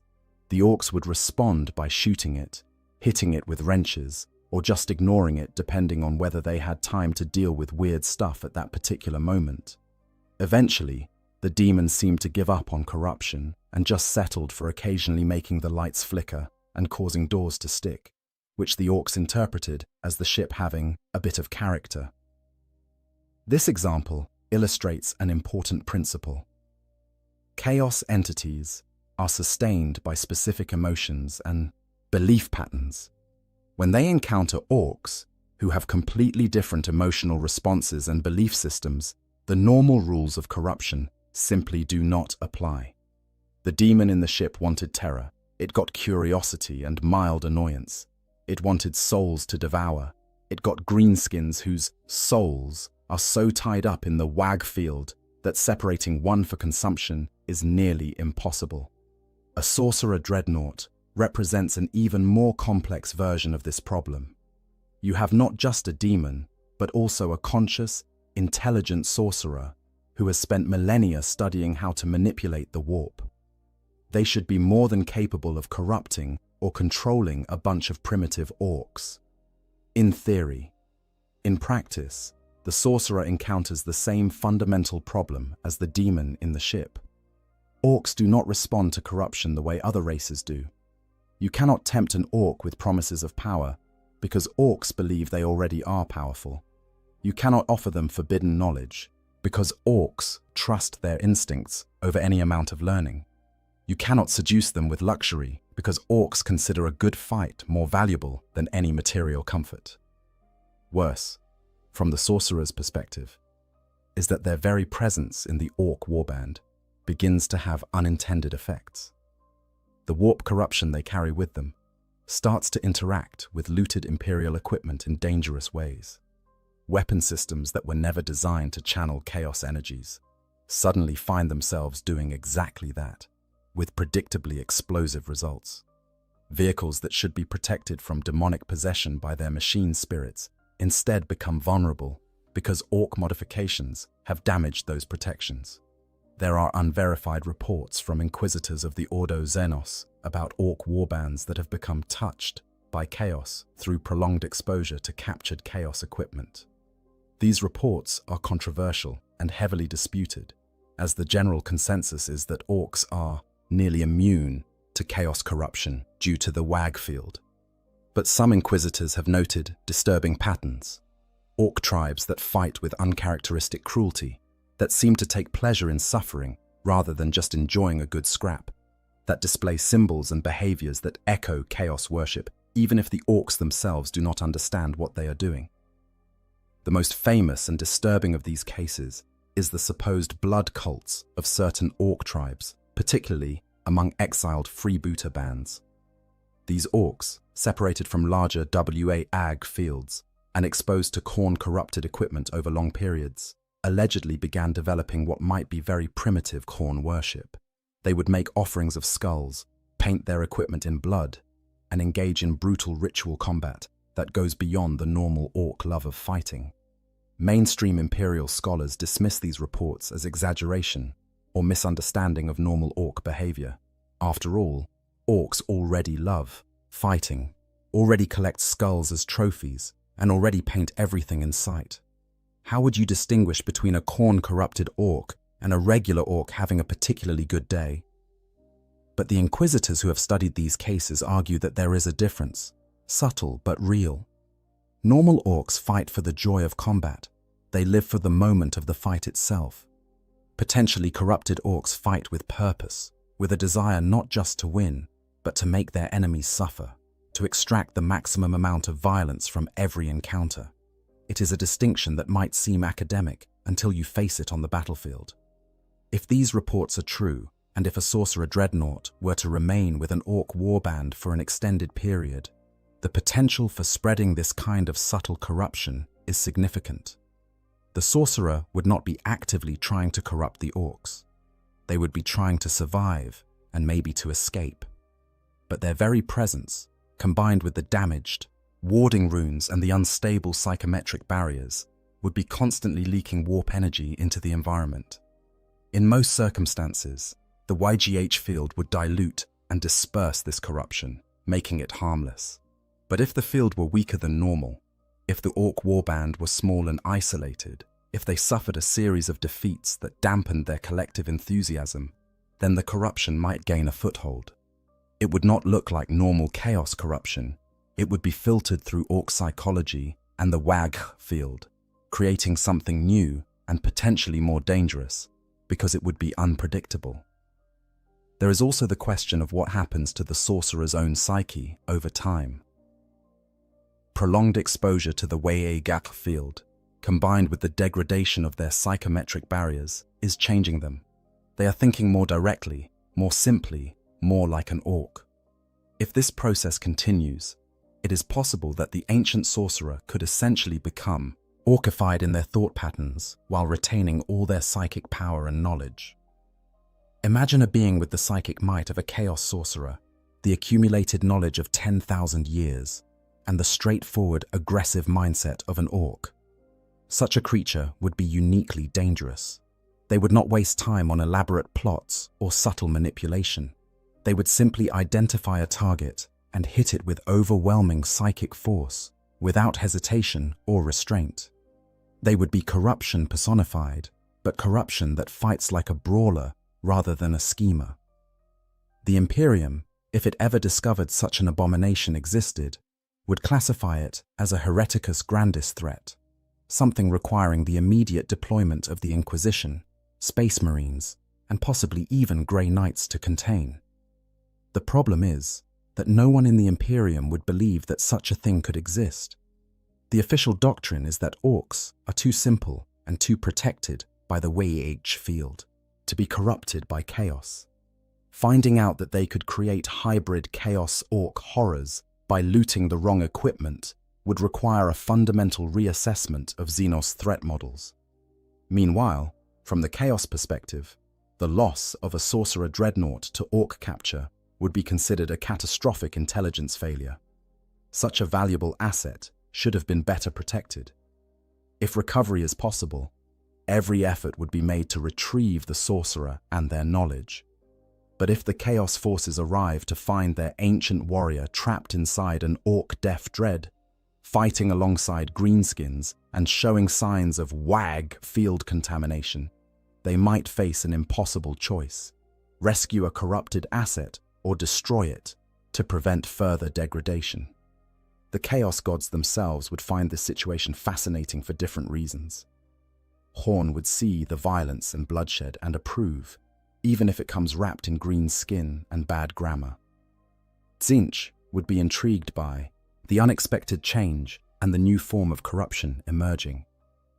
Nurgle might see the degradation of the sorcerer's identity as a kind of entropy and decay worth encouraging. Slaanesh would just enjoy the sheer excess and chaos of the whole situation. The sorcerer, trapped in the middle of all of this, would experience a kind of existential crisis that no amount of chaos worship could have prepared them for. They served the dark gods faithfully for millennia. They studied the deepest mysteries of the warp. They survived the Horus heresy, the Long War, and countless battles across the galaxy. And now they find themselves as a curiosity in an orc warband, their grand purpose reduced to the weird psycho box what makes stuff go explodey sometimes.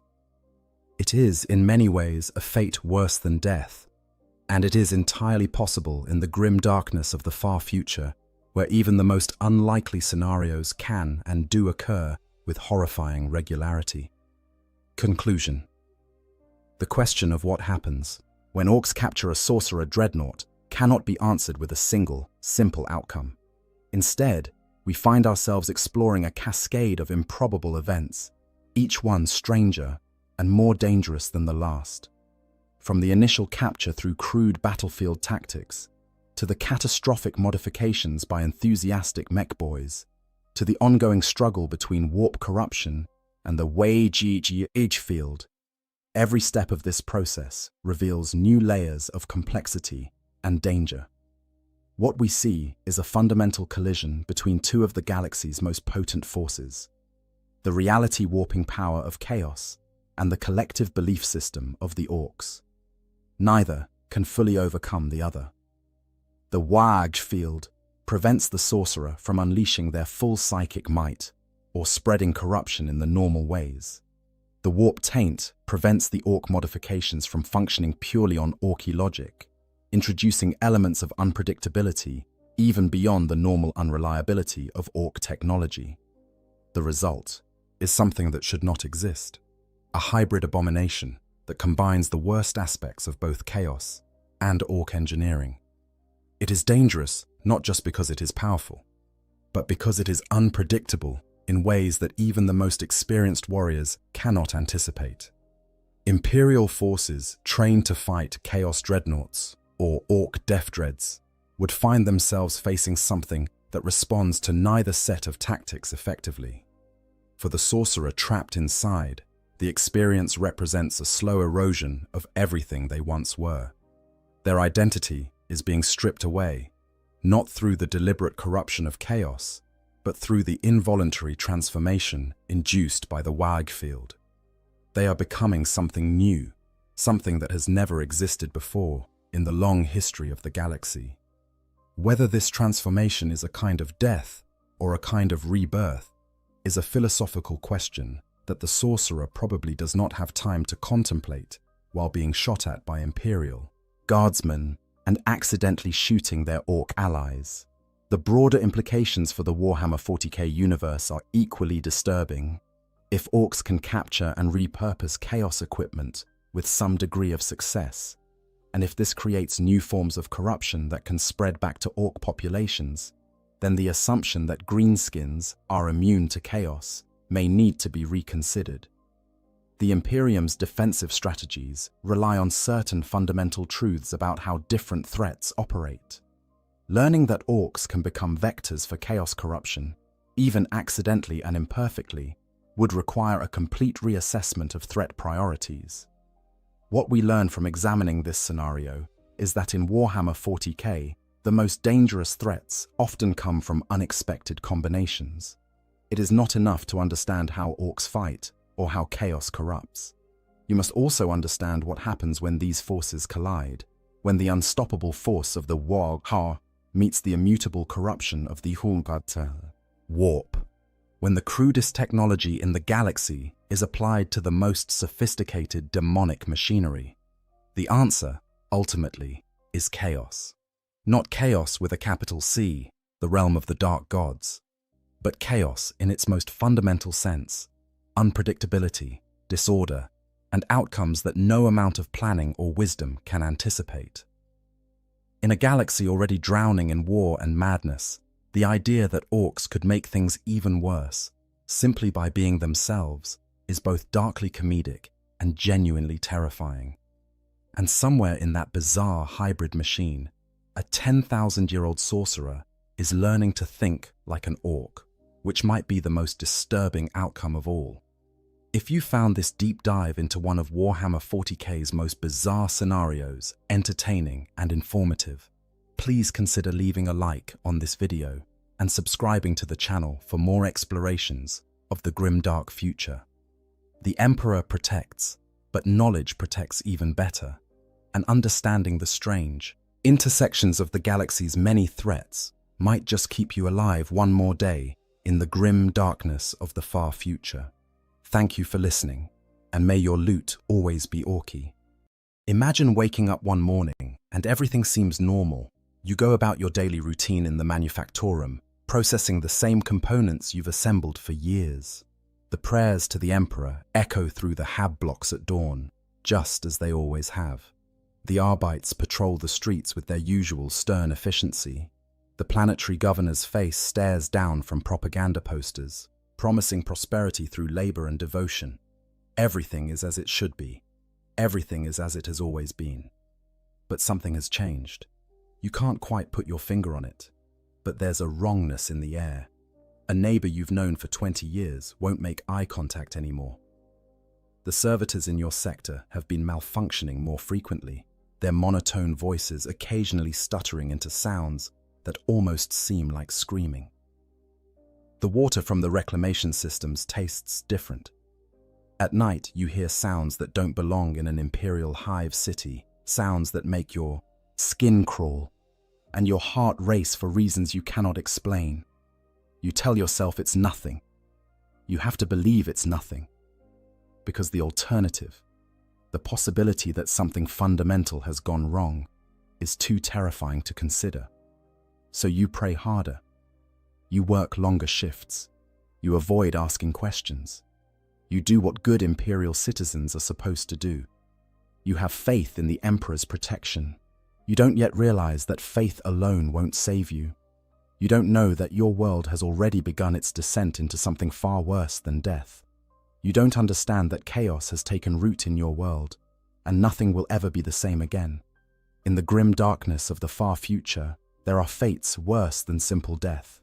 One of the most horrifying is to watch your entire world slowly consumed by the forces of chaos, to see reality itself twist and corrupt around you, to witness friends and family transform into monsters, and to face a choice between a quick death or eternal damnation.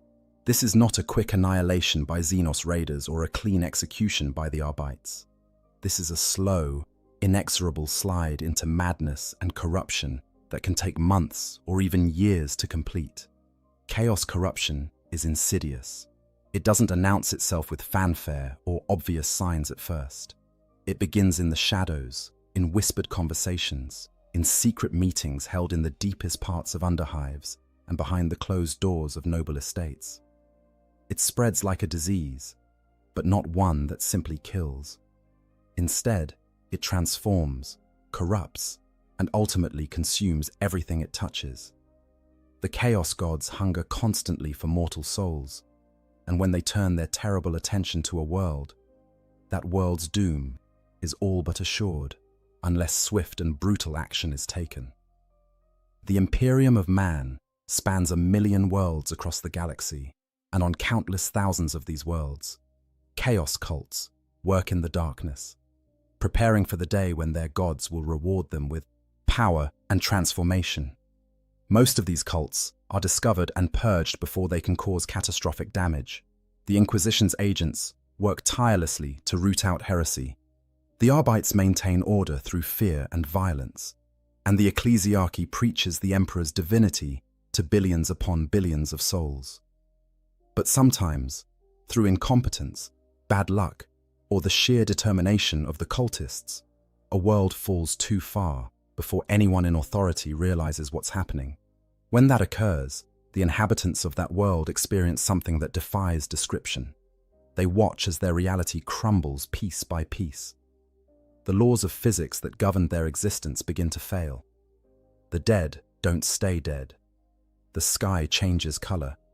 Time itself becomes unreliable. And through it all, they must make impossible choices about survival, about morality, about what they're willing to do to protect themselves and those they love. The seeds of corruption, how it starts. Chaos corruption doesn't begin with demons materializing in the town square or reality tearing apart. It begins much more quietly, much more insidiously. It begins with people who are desperate, angry, afraid, or simply curious about powers beyond the Imperium's rigid doctrine. It begins in the dark corners where the Emperor's light doesn't quite reach, where his protection seems like an empty promise rather than a tangible reality. The Imperium of Man is a deliberately oppressive regime. It has to be. With 1,000,000 worlds to govern and countless threats both internal and external, the Imperium maintains control through fear, faith, and overwhelming force. Life for the average Imperial citizen is one of grinding labor, minimal comforts, and constant surveillance. You work until you're too old or injured to be useful, and then you're processed into corpse starch to feed the next generation of workers. Your children are taken for military service or labor assignments. Your thoughts are monitored for heresy. Your every action is scrutinized for signs of deviation from the approved norms. This oppression, while necessary from the Imperium's perspective to maintain unity across such a vast empire, creates the perfect breeding ground for resentment. People who feel powerless begin to look for alternatives. Those who've lost everything to the uncaring machinery of the Imperium's bureaucracy seek revenge. The ambitious, who are denied advancement through legitimate means, are tempted by promises of power through other avenues. And into this fertile ground of discontent, chaos plants its seeds. The four major chaos gods each offer something different, something tailored to human weakness and desire. Khorne, the blood god, appeals to those consumed by rage and the desire for martial prowess. In a galaxy where violence is constant and life is cheap, Khorne's promise of strength through bloodshed resonates with soldiers tired of watching their comrades die, with workers brutalized by their overseers, with anyone who's been made to feel weak and wants the power to strike back. His cultists don't necessarily understand they're worshipping a chaos god at first. They might think they're praying to a warrior saint or an aspect of the emperor himself. They conduct secret fight clubs, blood sports, gladiatorial contests. They tell themselves it's just stress relief, just a way to blow off steam. But with each death, with each skull claimed, they feed Khorne's power and draw his attention. Nurgle, the Plague Lord, offers acceptance and relief from suffering. In a universe where plague and disease are rampant, where medical care is a luxury most can't afford, where bodies break down from toxic working conditions and environmental contamination, Nurgle's promise of embracing decay instead of fighting it has a perverse appeal. His cults often begin as support groups for the sick and dying, communities that come together to care for those society has abandoned. They tell each other that suffering is natural, that decay is just another part of life's cycle, that death isn't something to fear. They practice folk medicine and use treatments that seem to help at first. But slowly, subtly, they begin to see disease not as something to cure, but as something to celebrate. They start to believe that Grandfather Nurgle loves them in a way the distant emperor never could. Slaanesh, the Prince of Pleasure, targets those seeking sensation, perfection, or simply escape from the grinding monotony of imperial life. Artists, musicians, nobles bored with their privileged existence, workers who want more than endless labor, all can fall prey to Slaanesh's allure. The cult might begin as a philosophical society discussing banned literature, an art collective exploring forbidden aesthetics, or simply a group seeking pleasure through drugs, music, and sensual experiences. They convince themselves they're not doing anything wrong, that the Imperium's restrictions on such things are just another form of control. They chase ever greater heights of sensation, ever more perfect artistic achievement, ever more intense experiences. And with each new indulgence, they fall deeper into Slaanesh's grasp. Tzeentch, the changer of ways, appeals to those who crave knowledge, change, and the power that comes from understanding forbidden truths. In an Imperium that treats knowledge as dangerous and change as heretical, Tzeentch finds ready converts among scholars frustrated by restrictions on their research, psychers who want to understand their powers beyond the limited training the Imperium provides, and anyone who believes the rigid imperial system needs to change. His cults often disguise themselves as secret societies, fraternal organizations, or academic circles. They study forbidden law, practice unsanctioned sorcery, and pursue knowledge the Imperium has deemed too dangerous for mortal minds. They believe they're enlightening themselves, transcending the limitations the Imperium imposes. They don't realize they're dancing to a god's tune until it's far too late. The early days of a cult's formation are crucial. They must remain hidden, must avoid drawing the attention of the Arbites or, worse, the Inquisition. They recruit carefully, targeting the vulnerable, the angry, the curious. They use front organizations, legitimate businesses, charitable groups, even variants of the imperial cult itself, to mask their true nature. A workers' union agitating for better conditions, might have a secret inner circle that worships corn. A monastery devoted to caring for plague victims might secretly serve Nurgle. An artists' collective might be a front for Slanesh worship. A philosophical society might be studying the works of Tzeentch. The cult members wear their masks well. During the day, they're model citizens. They attend the mandatory prayer sessions. They inform on their neighbors for minor infractions to deflect suspicion. They work their shifts and pay their tithes and bow to the planetary governor's enforcers. But at night, in hidden chambers deep beneath the hive cities, in abandoned warehouses, in the private chapels of corrupt nobles, they gather to worship their dark gods. They perform rituals copied from forbidden texts. They make sacrifices, at first animal, then eventually human. They speak prayers in languages that hurt the mind to hear. They draw symbols that seem to writhe and move in the flickering candlelight. And slowly, very slowly, they grow in number and power. Each new recruit is a victory. Each successful ritual without detection is proof that their gods protect them. Each answered prayer, each small manifestation of unholy power reinforces their belief that they've chosen the right path. They begin to see themselves as the enlightened few who understand the true nature of the universe, who've been granted secret knowledge denied to the mindless masses who worship the corpse emperor. They don't yet realize they're pawns in a game far beyond their comprehension. They don't understand that the Chaos Gods care nothing for their individual lives or dreams. They're tools to be used and discarded, fuel for powers that view mortal existence as barely more significant than we might view the lives of bacteria. But by the time they realize this truth, if they ever do, it's far too late to turn back. The cult grows. It spreads through families, through social networks, through professional associations. A factory worker recruits his shift supervisor. A noble brings her friends into the fold. A priest of the imperial cult, disillusioned by years of preaching to people who suffer endlessly despite their faith, begins to wonder if perhaps there are other gods who might actually answer prayers. The infection spreads from person to person, from district to district, from social class to social class. The rise of the cults, hidden among us. As the cult grows in size and confidence, it must become more sophisticated in its operations. What began as a handful of true believers meeting in secret becomes an organization that requires structure, hierarchy, and careful planning to avoid detection. The cult develops internal ranks, with the most devoted and powerful members forming an inner circle, while newer or less committed members remain on the periphery, often unaware of the cult's true nature and ultimate goals. The cult's public face becomes increasingly important.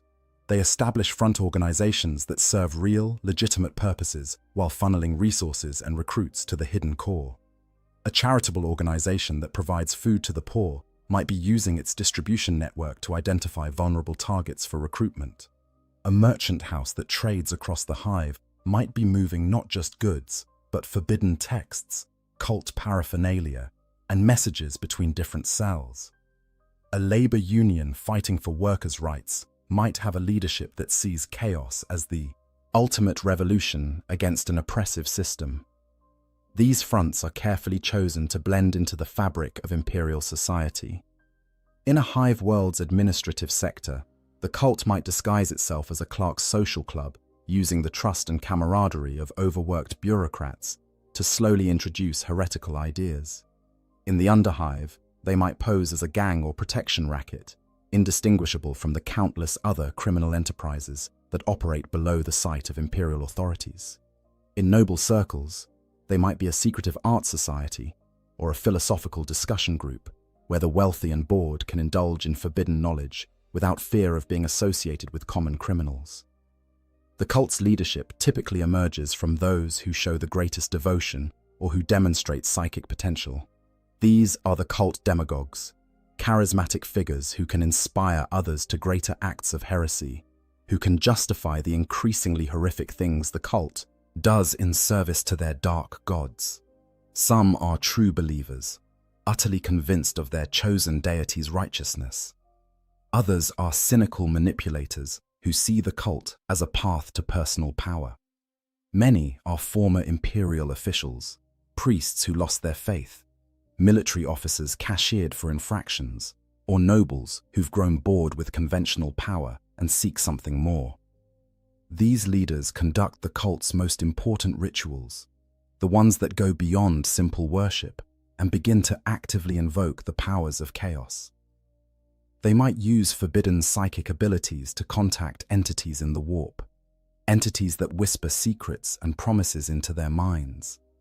They conduct increasingly elaborate sacrifices, sometimes of animals, sometimes of unwilling victims, kidnapped from the streets or taken from the ranks of the cult's enemies.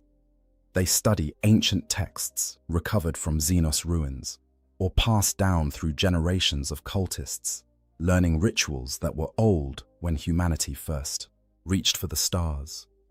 As the cult's power grows, strange things begin to happen. Small at first, easily dismissed or ignored. A cultist who should have died from injuries survives through what seems like a miracle. Another develops the ability to influence people's thoughts, subtly at first, then more overtly. Objects in the cult's shrines seem to move on their own or whisper in languages no human should understand. The cult's leaders begin to display physical changes, marks of favor from their patrons, though they hide these carefully from outsiders. The cult also begins to infiltrate positions of real authority. A cultist who works in the administratum might alter records to hide the cult's activities or make their enemies disappear on paper. One who joins the Arbites can warn of upcoming raids or misdirect investigations. A cultist in the Planetary Defense Force can arrange for weapons to be lost in inventory, only to end up in the cult's hands. This infiltration is patient work, sometimes taking years or even decades, but it's essential for the cult's survival as it grows too large to hide entirely. Perhaps most insidiously, the cult begins to corrupt the imperial cult itself from within. They recruit priests and preachers who can twist the imperial creed's teachings to serve chaos. These corrupted clergy preach sermons that subtly introduce heretical concepts while maintaining a veneer of orthodoxy. They might emphasize the emperor's warrior aspect while secretly channeling devotion to Horn, or focus on accepting suffering as the emperor's will while actually serving Nurgle. The congregation doesn't realize they're being led astray. They think they're being model imperial citizens, attending services and offering prayers, while actually feeding power to the ruinous powers. The cult's meetings grow larger and more frequent. What started as small gatherings of a few believers becomes ceremonies involving dozens or even hundreds of participants. They meet in abandoned sectors of the hive, in caves beneath the city, in mansions where the wealthy can indulge without fear of the common law. These gatherings become increasingly elaborate, with ritualistic elements drawn from forbidden lore. They chant in languages that hurt the throat to speak and the ears to hear. They carve symbols into walls, floors, their own flesh. They offer sacrifices and conduct rites that would horrify any loyal imperial citizen. During these rituals, the barrier between the material world and the warp begins to thin. The cultists might catch glimpses of things that exist beyond reality, shadows of the demons that serve their gods.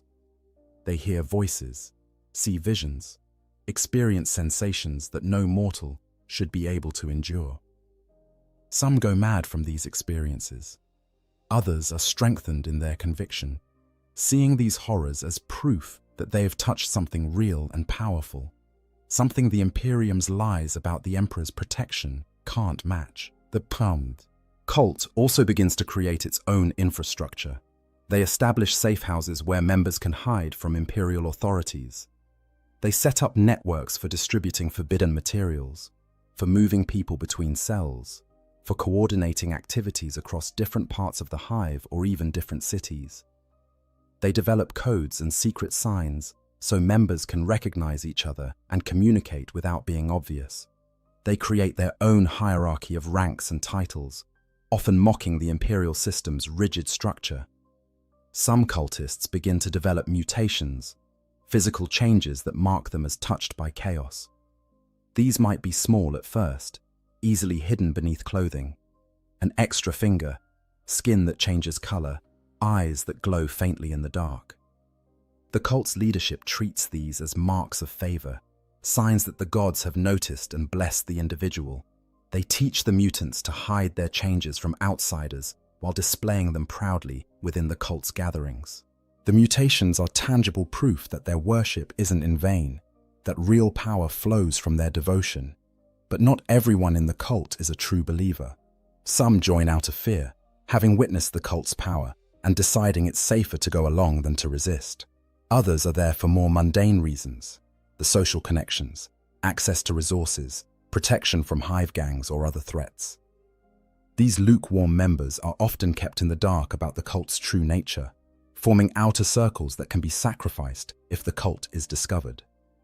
They think they're part of a fraternal organization or political movement, not understanding the depth of heresy at the cult's core. As months turn to years, the cult becomes embedded in the world's society, like cancer in living tissue. They're in the governorship's administration, in the Arbeits, in the PDF, in the merchant guilds, in the workers' unions, everywhere. They've become a shadow government, wielding real power while maintaining the fiction that everything is under imperial control. The legitimate authorities don't realize how compromised they've become, or if some do suspect, they're too afraid to act, knowing that accusations without proof can be as dangerous as the heresy itself. The cult is patient. They know that acting too soon, revealing themselves before they're ready, will bring the Imperium's wrath down upon them. So they wait, gathering strength, recruiting more members, performing more rituals, bringing their dark god's attention more firmly upon their world. They're laying the groundwork for something terrible, something that will transform their entire world, and most of the population has no idea it's happening. Early signs and denial. When reality begins to crack. The first signs that something is deeply wrong are easy to dismiss. They're small aberrations, the kind of things people can rationalize away if they try hard enough. And try they do, because the alternative is too frightening to contemplate. It starts with minor strangeness. A street that should be familiar somehow looks different, though you can't quite say how. The shadows seem longer than they should be, falling at wrong angles. The number of rats in the underhive increases dramatically, and they seem to be watching people with an intelligence that vermin shouldn't possess. Dreams become more vivid, more disturbing, leaving people exhausted when they wake. Strange lights are seen in the sky at night, dismissed by officials as atmospheric phenomena or problems with the hive's atmospheric processes. People start going missing. At first, it's just the usual rate of disappearances that any hive city experiences. The homeless, the indigent, criminals, those who won't be missed or investigated. But gradually, the rate increases. A merchant's daughter vanishes on her way to morning prayers. A shift supervisor doesn't report for work and is never seen again. An entire gang in the underhive disappears overnight. Their territory empty, no signs of struggle or flight. The Arbeits investigate some cases, but their resources are limited, and the disappearances don't follow any pattern they can discern. Those who remain begin to notice behavioral changes in people they know. A neighbor who was always friendly becomes withdrawn and paranoid, muttering to themselves and painting strange symbols on their door. A co-worker starts speaking in odd phrases, using words that don't quite make sense in context. Children come home from school crying, saying their teacher's voice sounds wrong, sounds like multiple people speaking at once. But when parents investigate, everything seems normal. The teacher seems fine. The child must have been mistaken or making things up for attention. There are small physical anomalies too. Food spoils faster than it should, developing growths and molds that don't match any known biological contaminant. Water from the reclamation systems sometimes comes out tinted with colors. That shouldn't be there. Sickly greens, deep purples, colors that seem to shift and change when you're not looking directly at them. The air quality monitors show strange readings, fluctuations that the tech priests dismiss as equipment malfunction, but never quite manage to fix. The hive's servitors begin to malfunction more frequently. These cyborg slaves, their brains mostly replaced with cogitators, should be predictable and reliable. But they start to act erratically. One might stop mid-task and stare at nothing for hours. Another might repeat the same phrase over and over, something that isn't part of its programmed responses. Some simply cease functioning, their biological components rotting from within despite the preservatives that should keep them stable. The Adeptus Mechanicus sends tech priests to investigate, but they find no consistent cause for the malfunctions. Temperature fluctuations become more common. A section of the hive might suddenly become freezing cold. Frost, forming on metal walls despite the climate control systems. Then hours later, that same area might be sweltering hot, hot enough that workers collapse from heat exhaustion. The tech priests blame it on failing infrastructure, which is plausible enough in a hive that's millennia old. They make repairs, but the problems persist. Time itself seems to become unreliable.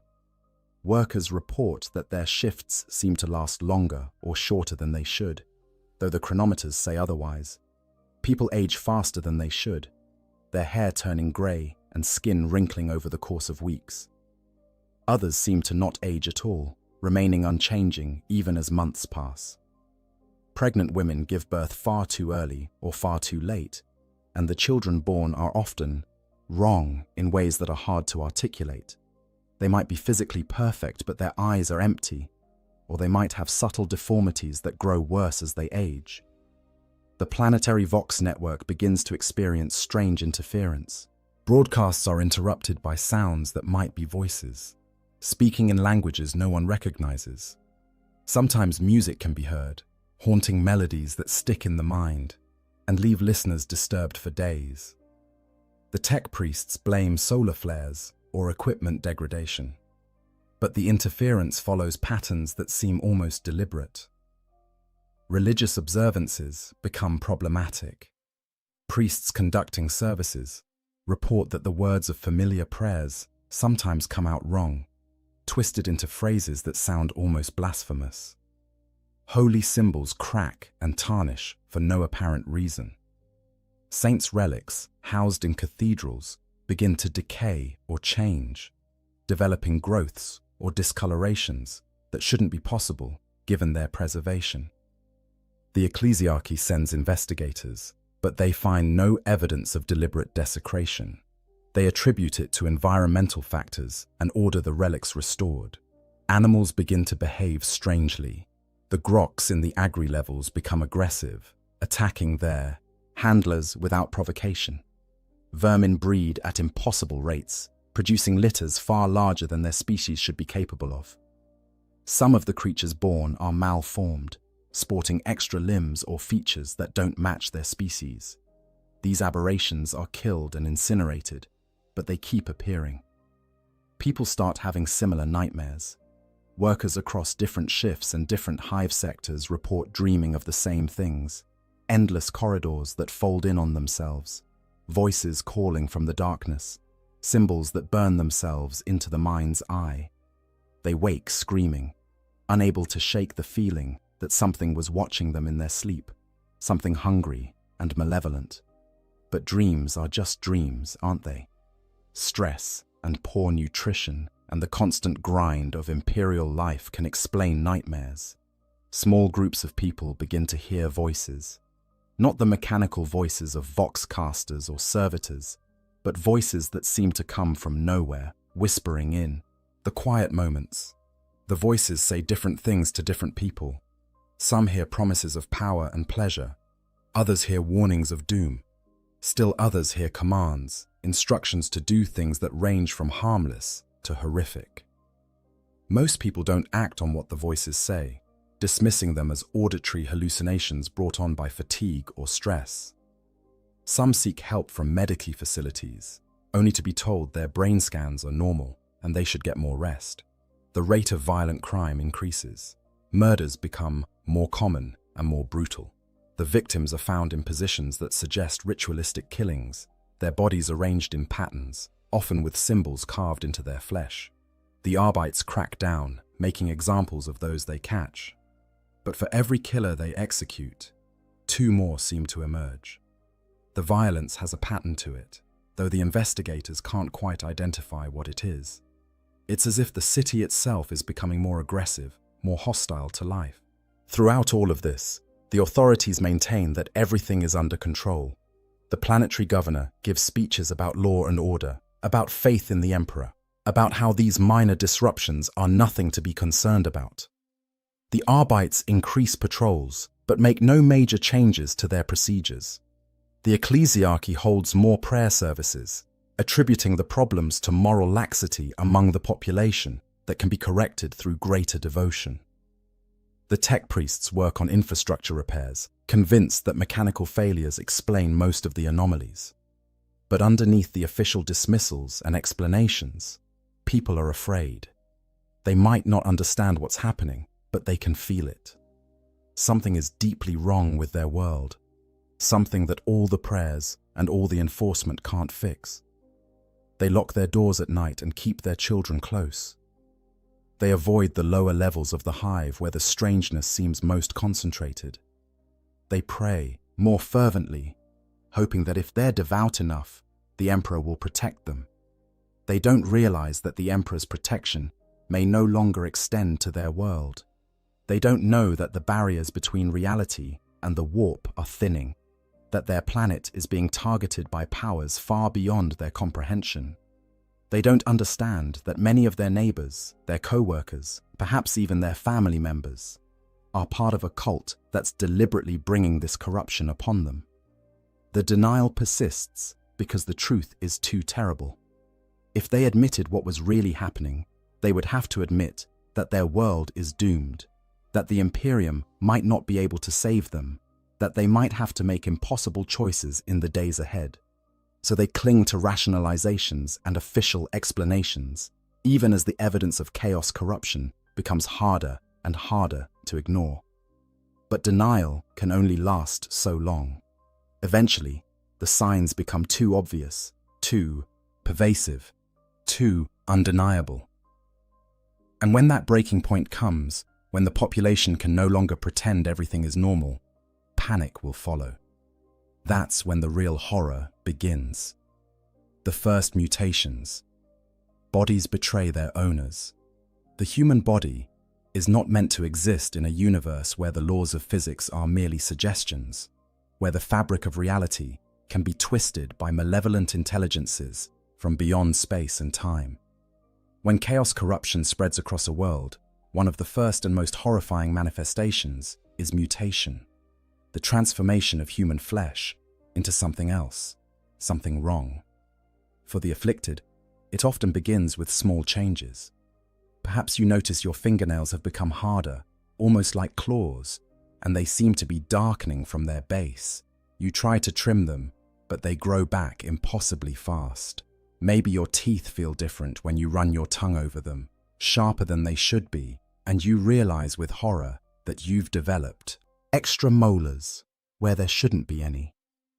Your reflection in the mirror looks slightly off, your features subtly rearranged in ways you can't quite identify, but that make you look almost like a stranger. The changes accelerate. Skin might develop patches of discoloration that spread like bruises but never fade. Some people's skin hardens, becoming leathery or scale-like. Others find their skin becoming translucent, blood vessels and muscle tissue visible beneath. Hair grows in wrong places, on the palms of hands, across the face in thick patches, down the spine. Or it falls out entirely, leaving smooth skin that feels cold and wrong to the touch. More dramatic mutations follow. Extra digits sprouting from hands or feet, limbs lengthening or shortening, bones cracking and reforming, eyes changing color, pupils becoming slitted like a reptile's, or multiplying until there are eyes where eyes should never be, mouths appearing in wrong places, on the palms of hands, the back of the neck, the torso. These mouths might whisper constantly in voices too quiet to understand, or they might scream, or they might try to bite anyone who comes close. For some, the mutations are tied to their emotions or to the particular chaos power they've been exposed to. Those touched by Horn might find their muscles bulking up grotesquely, their body becoming a weapon even as their mind becomes consumed with rage. Their skin might turn red or develop brass-colored scales. Horns might erupt from their skull, growing painfully over days or weeks. They become more aggressive, more violent, finding it harder and harder to control their anger. Nurgle's touch brings corruption of a different sort. Flesh becomes swollen and pustulent, covered in boils and lesions that never heal. The body begins to rot while still alive, skin sloughing off to reveal muscle and bone beneath, yet somehow the victim continues to function. They might develop parasites, worms burrowing beneath their skin, flies laying eggs in their flesh that hatch into maggots. They should die from these afflictions, but Nurgle's blessing keeps them alive, keeps them suffering, keeps them spreading disease to everyone around them. Slaanesh's mutations are often beautiful at first, seductively attractive changes that make the afflicted more alluring, more perfect. Their features become symmetrical, their bodies lithe and graceful, but this perfection curdles into excess. Extra limbs sprout to better experience sensation. Skin becomes hypersensitive to the point of agony. Sensory organs multiply or mutate. Tongues split into multiple appendages. Noses develop dozens of nasal passages.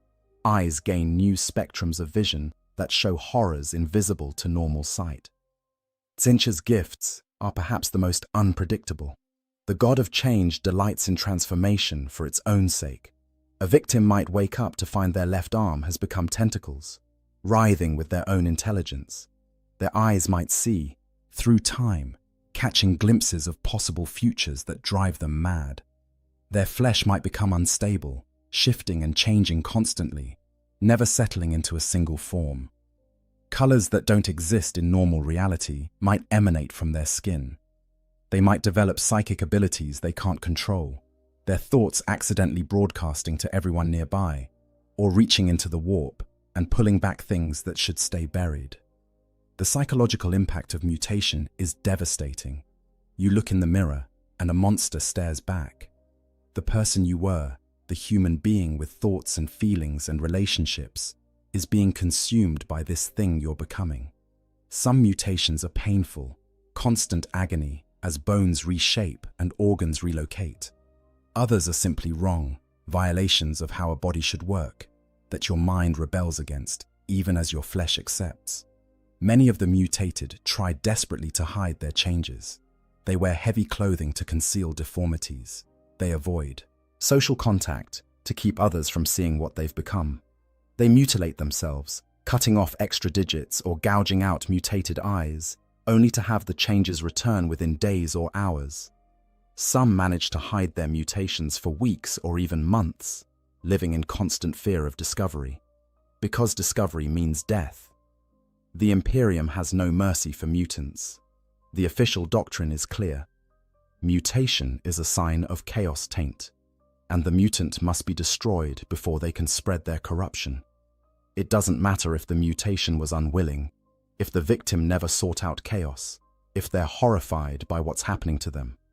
The Imperium can't risk allowing the taint to spread. Better to kill 1,000 innocents than let one true cultist escape. When mutants are discovered, the response is swift and brutal. The Arbites round them up and burn them publicly, making examples to terrify the population into vigilance. Neighbors are encouraged to inform on family members. Children are taught to report their parents if they see signs of mutation. The atmosphere becomes one of paranoid suspicion, everyone watching everyone else for telltale signs of physical corruption. Some mutants flee to the Underhive, seeking refuge in the depths where imperial authority is weakest. They form communities of the outcast, groups of mutated humans trying to survive in the darkness. But even there, they're not safe. Gangs hunt them for sport or out of superstitious fear. Other mutants, further gone in their corruption, might attack them. And sometimes chaos cults find these refugees and recruit them, offering acceptance in exchange for service to dark gods. The mutations don't stop. Once they begin, they typically accelerate. A small change leads to larger ones. The victim finds themselves transforming more rapidly, their human form becoming less and less recognizable. Their mind begins to change too, thoughts becoming alien urges rising up from somewhere deep inside. The boundary between human and monster blurs and eventually disappears. Some of the mutated embrace what's happening to them. They see their changes as blessings, gifts from gods that the Imperium denies exist. They join chaos cults willingly, offering themselves for further transformation, seeking to become something greater than human, even if that means losing their humanity entirely. They display their mutations proudly at cult gatherings, competing to show who has received the most dramatic blessings from their patron deity. But even among chaos worshippers, there's a limit to acceptable mutation. Those who transform too much, who accumulate too many changes too quickly, risk becoming chaos spawn, mindless, shapeless things that are barely alive, all intelligence and personality consumed by endless transformation.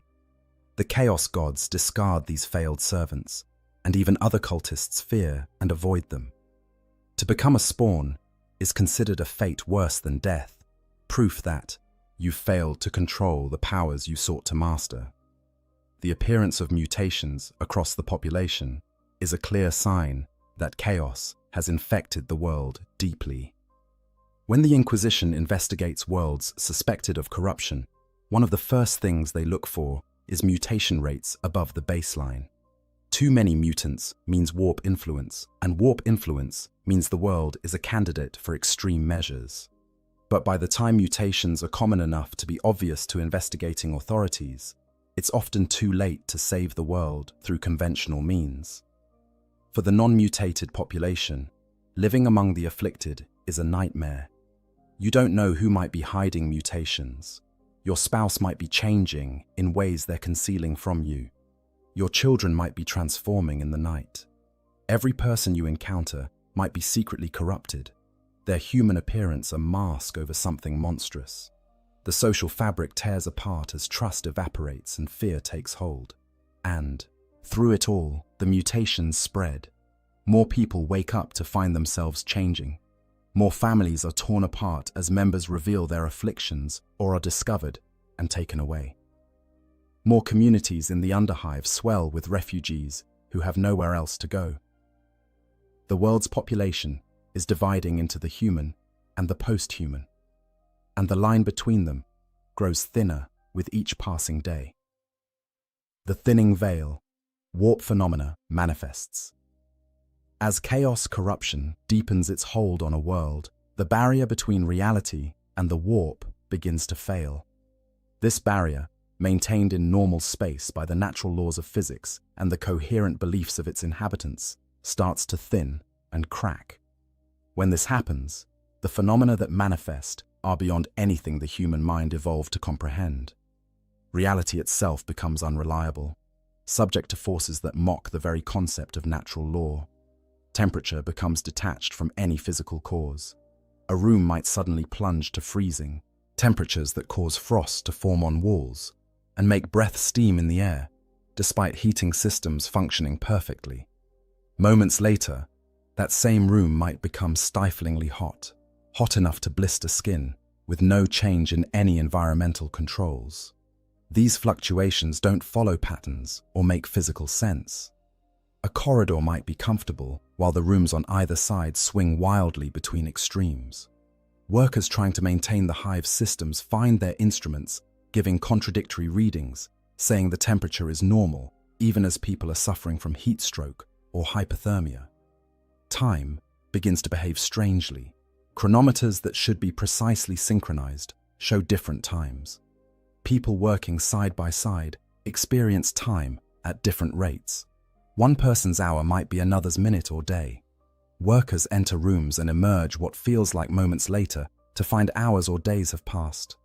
Others work through what seems like an interminable shift, only to find they've been gone for mere minutes according to external time. Appointments become meaningless when no one can agree on when they occurred. The very concept of schedules breaks down as time becomes subjective and unreliable. The dead don't stay dead. Bodies in the mortuary sometimes sit up, their eyes opening even though their hearts don't beat and their lungs don't breathe. They might speak in voices that aren't their own, delivering messages that make no sense or prophesying horrors to come. Sometimes they attack the living with surprising strength before finally becoming still again. Other corpses simply vanish from sealed morgues, gone without explanation, sometimes seen walking the corridors hours or days later before disappearing again. Shadows develop substance and agency. They move independently of their sources, flowing across walls and floors in defiance of any light source. Some shadows show shapes that don't match the objects casting them. Human shadows that sprout, extra limbs or monstrous features. People report their shadows whispering to them or moving to attack them, while they themselves remain still. Certain areas accumulate shadows that don't dissipate even in bright light. Pools of darkness that seem to watch and wait. The laws of gravity become optional. Objects might suddenly float upward, defying gravity completely. People might find themselves walking on walls or ceilings as easily as floors. Or gravity might reverse in specific areas. Everything and everyone falling upward into the ceiling before gravity rights itself moments later, dropping them back to the floor. These reversals cause injuries and deaths, but also a creeping horror as people realize they can't trust something as fundamental as which direction is down. Sounds become divorced from their sources. Footsteps echo from empty corridors. Voices speak from walls or empty air, sometimes whispering, sometimes screaming. Music plays with no identifiable source, haunting. Melodies that stick in the mind and drive listeners slowly mad. The sounds aren't always audible in the normal way. Sometimes people hear them directly in their minds, sounds that bypass the ears entirely and resonate directly in consciousness. And the things these sounds say, when they're comprehensible at all, speak of horrors and revelations that shatter sanity. Visions plague the population. People see things that aren't there. Spectral figures moving through crowds, monstrous shapes lurking in shadows, impossible geometries in familiar architecture. Some see the past, moments from history playing out before them like projected images. Others see possible futures, visions of what might happen or what the chaos gods intend to bring about. These visions are vivid and real enough that people try to interact with them, reaching for phantoms or running from threats that exist only in their perceptions. Material objects begin to behave impossibly. Doors open into rooms that don't exist. Corridors that stretch for impossible distances before looping back on themselves. Rooms are larger on the inside than their exterior dimensions should allow. Staircases lead upward but somehow bring people back to where they started. The hive's geometry becomes non-Euclidean, its architecture defying the mathematics that should govern physical space. People get lost in areas they've known their entire lives, unable to find familiar landmarks that should be right in front of them. Electronics malfunction in ways that shouldn't be possible. Voxcasters pick up signals from sources that don't exist, broadcasting scenes from other worlds or other times. Data screens show information that wasn't input into any system, prophecies written in code, or images of places no human has ever seen. Servitors receive instructions from nowhere, commands that override their programming and make them perform actions their masters never ordered. Some machines seem to develop awareness, their deeds, machine spirits becoming genuinely intelligent and malevolent. Living things warp and change. Plants grow at impossible rates, vines spreading across walls in hours, developing thorns or flowers or fruits that are entirely new species. Animals mutate, developing features that don't match any known creature. Bacteria and microorganisms evolve in impossible directions, creating new diseases or simply refusing to follow biological laws. The boundary between living and non-living becomes blurred. Rocks might bleed when cut, metal might grow like a plant, organic matter might develop crystalline structures. the sky changes. On worlds with atmospheres, the sky's color shifts. Green, purple, red, colors that don't exist in normal light. The stars move in patterns they shouldn't follow. Multiple suns might appear in the sky, even though the system only has one star. At night, the darkness becomes absolute. Not the mere absence of light, but a presence, a thing that presses against windows and tries to seep through cracks. Looking at the sky for too long causes dizziness and nausea, a sense that something vast and terrible is looking back. Psychic phenomena erupt across the population. People who never showed psychic potential suddenly develop powers they can't control. They might read thoughts accidentally, broadcasting their own consciousness to everyone nearby. They might move objects with their minds, cause fires with a thought, or worse, open tiny rifts to the warp that let demons peek through for horrifying moments. These untrained psychers are incredibly dangerous. Beacons that draw warp entities, like blood draws sharks. Colors that don't exist in normal reality begin to appear. They can't be described because human language lacks the concepts, but those who see them know instinctively they're wrong, that they're colors that exist only in the warp and have no place in material space. These impossible hues spread like stains across surfaces, and anything they touch begins to warp and change, taking on properties it shouldn't have. The barriers between minds thin. People begin to hear each other's thoughts, unwillingly privy to the internal monologues of everyone around them. Dreams become shared experiences, entire populations trapped in the same nightmares.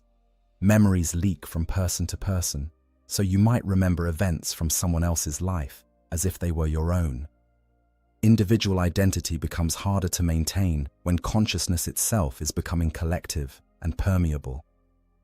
Through all of this, the rational mind tries to find explanations. It's just hallucinations. It's mass hysteria.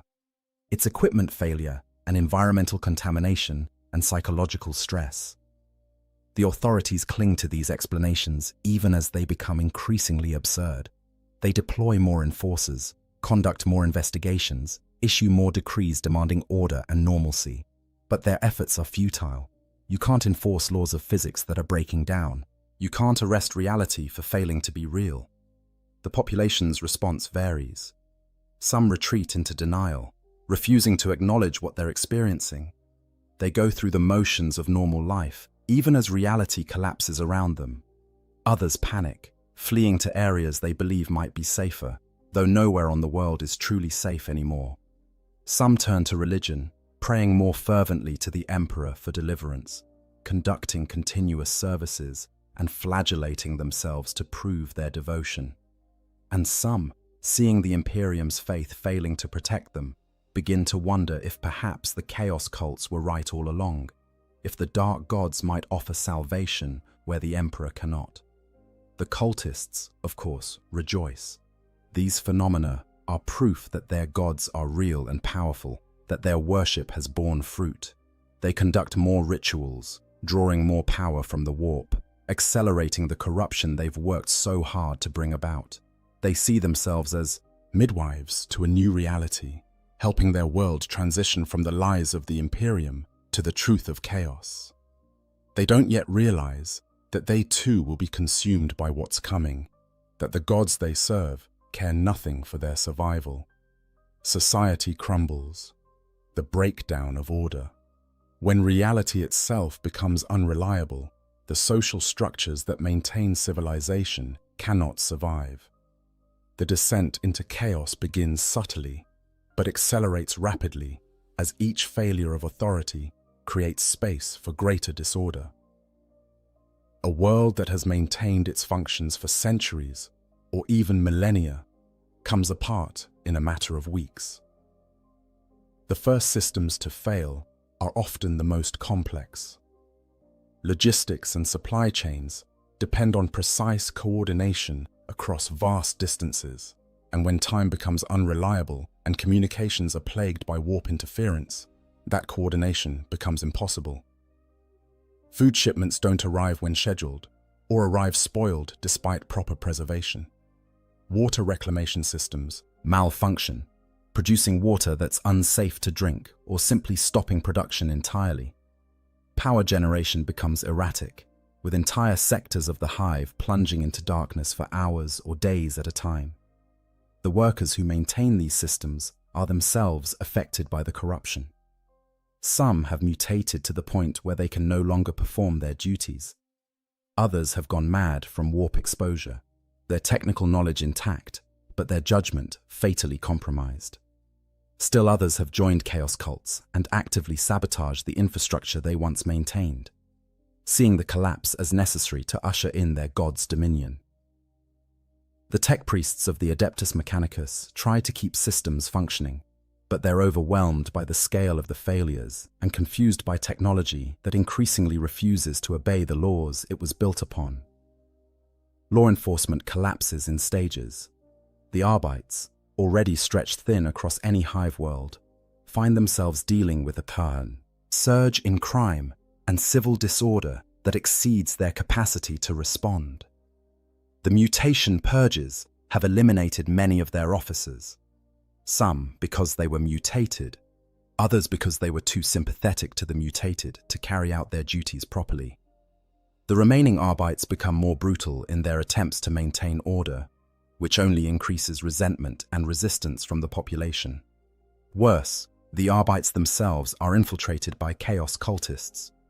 Officers who should be maintaining the Emperor's law are instead protecting cult activities and eliminating threats to the conspiracy.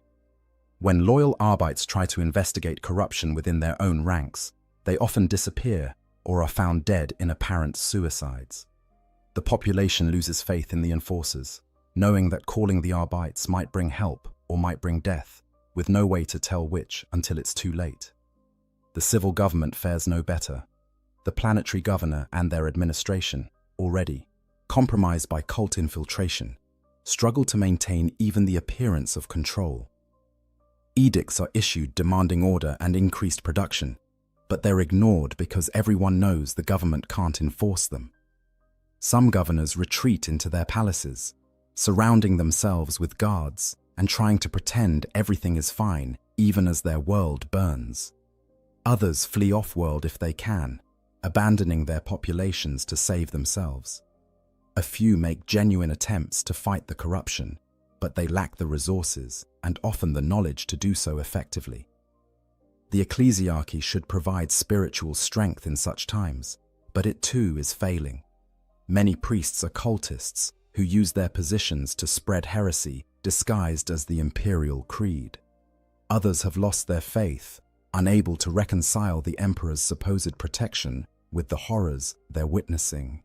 The faithful priests preach ever more desperately, calling for prayer and repentance, but their congregations can see that faith alone isn't stopping the corruption. When prayers go unanswered and miracles don't materialize, people begin to question whether the emperor truly cares about their world. Economic systems break down as trade becomes impossible.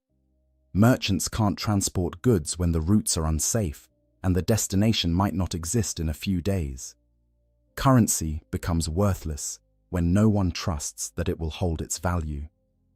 Barter systems emerge, but even these falter when people realize that food and water they trade for might spoil within hours or transform into something inedible. The wealthy try to use their resources to secure safety, hiring mercenaries and building fortified compounds. But wealth means little when reality itself is the enemy. Violence explodes across the world. Gangs that once operated within certain boundaries go to war with each other and anyone else, knowing that law enforcement is no longer functional. Riots erupt over food shortages, access to water, or simply out of rage and fear at what's happening. The mobs attack government buildings, ecclesiarchy temples, Arbite stations, anyone or anything that represents the failing authority. They also attack suspected cultists, conducting their own brutal purges based on rumor and suspicion rather than evidence. Neighbor turns on neighbor. The paranoia and fear that have been building explode into violence. People settle old grudges, using the chaos as cover for murder and theft. Families fracture as members accuse each other of being cultists or mutants. Communities that once functioned together devolve into warring factions. The bonds of civilization, already strained, snap entirely in many areas. The cults emerge from hiding. With authority collapsing and the population divided, there's less reason to maintain secrecy. Cultists begin to operate openly, conducting rituals in public spaces, marking buildings with the symbols of their patron gods, recruiting new members from those desperate enough to seek any protection or purpose. They're still opposed by loyal imperial citizens, which leads to running battles in the streets between cultists and makeshift militias of the faithful. Some areas of the world maintain order longer than others. Military bases with disciplined troops and strong leadership might keep their sectors functional for weeks or months after other areas have descended into chaos. Noble houses with private armies can enforce law within their territory, but these islands of stability are besieged by refugees and attacked by cults, and eventually they too succumb to the spreading corruption. The planet's defense forces face an impossible situation. They're supposed to protect the world from external threats, but the threat is internal and pervasive. Some PDF regiments remain loyal to the Imperium and try to restore order, but they're often fighting their own corrupted members as much as outside threats. Other regiments have gone over to chaos entirely, their officers using military discipline to organize cult activities with terrifying efficiency. Still others simply break apart, soldiers deserting to protect their families or join the cults or simply try to survive. Communication between different regions breaks down. Vox networks are unreliable, often carrying only screams and mad laughter and inhuman voices. Physical travel becomes hazardous as roads and transit systems fail or are controlled by hostile forces.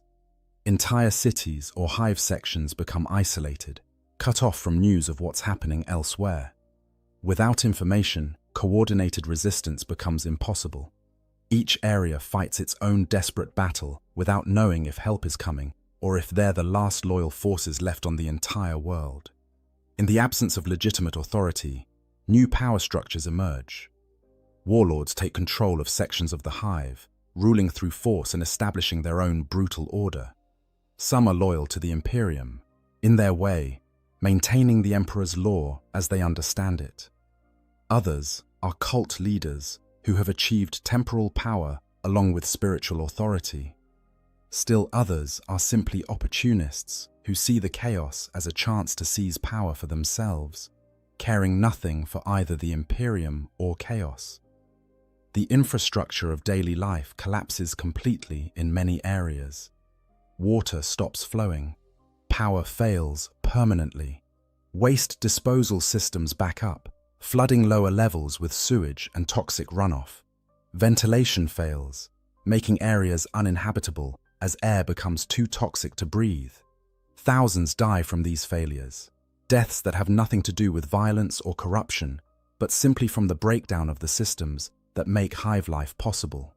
Food becomes the most precious resource. The agricultural levels stop producing as workers flee or die or join cults. Distribution networks are destroyed. Stores are looted and emptied within days. People turn to increasingly desperate measures to eat, raiding corpse starch processing plants, eating vermin, even consuming the dead. This malnutrition makes the population more susceptible to disease and mutation, creating a feedback loop that accelerates the collapse. Disease runs rampant through the population.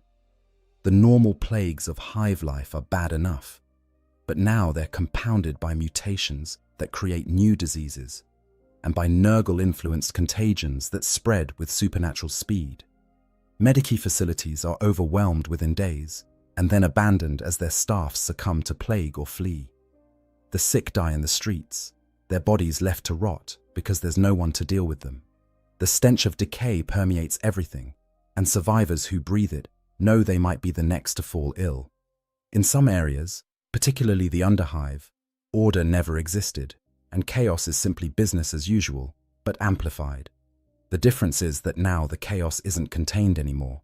The violence and disorder spread upward, through the hive, no longer held in check by imperial authority. The Underhive's gangs and mutant communities pour into the mid and upper levels, bringing their wars with them. Entire sectors become battlegrounds between forces that have no loyalty to anything but their own survival. The mental health of the survivors deteriorates rapidly. Constant fear, lack of sleep, malnutrition, exposure to warp phenomena, and the trauma of watching their world collapse all take their toll. People hear voices that aren't there. They see threats everywhere, becoming paranoid to the point of madness. Some retreat into catatonia, simply shutting down mentally in the face of horrors they can't process. Others become manic, laughing hysterically at the absurdity of their situation, or engaging in violence with gleeful abandon. Children suffer, especially. They don't have the context to understand what's happening, only that the adults who should protect them are terrified, or gone, or transformed into monsters. Many are orphaned when their parents die or mutate or join cults. These children form feral packs, surviving however they can in the ruins of their world. Some are recruited by cults, molded into faithful servants of chaos from a young age. Others simply try to survive day to day, aging far too quickly as they witness horrors no child should see. Through all of this collapse, there are still those who resist. Imperial loyalists who maintain their faith despite everything that's happening. Soldiers and Arbites who continue to fight for order even when it seems hopeless. Civilians who organize to protect their communities and help the vulnerable. Their courage is admirable, but ultimately futile. The forces arrayed against them are too great, too fundamental. They're trying to hold back the tide with their bare hands, and the cultists watch the collapse with satisfaction, seeing it as the necessary destruction that must precede their god's triumph. They don't realize that they, too, will be consumed by what they've unleashed. The Chaos Gods care nothing for the survival of their mortal servants. When the time comes, the cultists will be devoured along with everyone else. But for now, in their ignorance, they celebrate the end of the Imperium's control and prepare to welcome their dark masters into the material world. The Imperial response, when help becomes horror. When word of a world's corruption reaches Imperial authorities, the response is supposed to be swift and decisive. The Inquisition dispatches agents to investigate. The Imperial Navy mobilizes warships. Regiments of the Astra Militarum are diverted from other campaigns. Help is coming. Salvation is at hand. Or so the desperate population believes. The reality is far more terrible. The Imperial response to chaos corruption is not rescue but quarantine and purge. The Imperium's doctrine is clear: better to destroy a world than risk the corruption spreading. When an Inquisitor arrives to assess the situation, they're not looking for ways to save the population. They're determining how far the taint has spread and whether exterminatus is necessary. The first forces to arrive are often reconnaissance elements, inquisitorial agents, special operations units, or Space Marine scouts sent to gather intelligence. What they find in their investigations determines everything that follows. If the corruption is contained to certain areas and the planetary government is still functional, there might be hope for a conventional purge. If the warp's influence has spread too far, if demons have manifested, if the very fabric of reality is failing, then there's only one solution. For the population, the arrival of Imperial forces initially brings hope. They've prayed for deliverance, and here it is. The God Emperor's angels of death come to save them. In cities where order still exists, people gather to welcome the arriving troops. They offer what information they have about cult activities. They point out neighbors they suspect of corruption. They pledge their loyalty and beg for protection. The Imperial response to this welcome is terrifying in its efficiency and brutality. The forces don't distinguish between the innocent and the guilty. Anyone who has survived on a corrupted world is suspect. Anyone who has witnessed chaos manifestations has been tainted by that knowledge, even if they remained loyal. The doctrine is clear: kill them all and let the Emperor sort out the innocent. The purge begins with quarantine. No one is allowed to leave the world. Any ships attempting to flee are destroyed by the blockading fleet. Vox transmissions are jammed or monitored, preventing any communication with the outside galaxy. The world is sealed, its population trapped with the horrors they've experienced and the new horrors the Imperial forces will inflict. Then comes the sorting. The population is rounded up and processed through screening stations. Inquisitorial agents backed by armed soldiers examine each person for signs of mutation, taint, or corruption. The standards are impossibly strict. A small mutation that appeared through no fault of the victim's own. Execution. Exposure to warp phenomena. Execution. Membership in any organization that might have been infiltrated by cultists. Execution. Knowledge of chaos symbols or entities. Execution. Even those who pass the initial screening aren't safe. They might be subjected to psychic probing by inquisitorial psychers, brutal mental examinations that leave survivors traumatized and often brain damaged. They're interrogated for hours or days about what they witnessed, who they knew, what they did. The interrogations use methods that would be considered torture in any other context, but the Inquisition doesn't care about suspects' rights or comfort. They care about rooting out every last trace of corruption, and if innocents suffer in the process, that's acceptable collateral damage. The survivors of screening face an uncertain fate. The truly lucky might be deemed pure enough to be allowed to live, though their freedom is far from guaranteed. They might be pressed into service as indentured laborers on other imperial worlds, spending the rest of their lives in penal colonies or manufactorums under constant supervision. They might be mind-wiped, their memories of chaos corruption erased along with much of their personality and identity, leaving them empty shells who can be trusted because they remember nothing. Many aren't even given these options. The Inquisition follows a policy called containment through elimination, simply killing everyone who had significant exposure to chaos.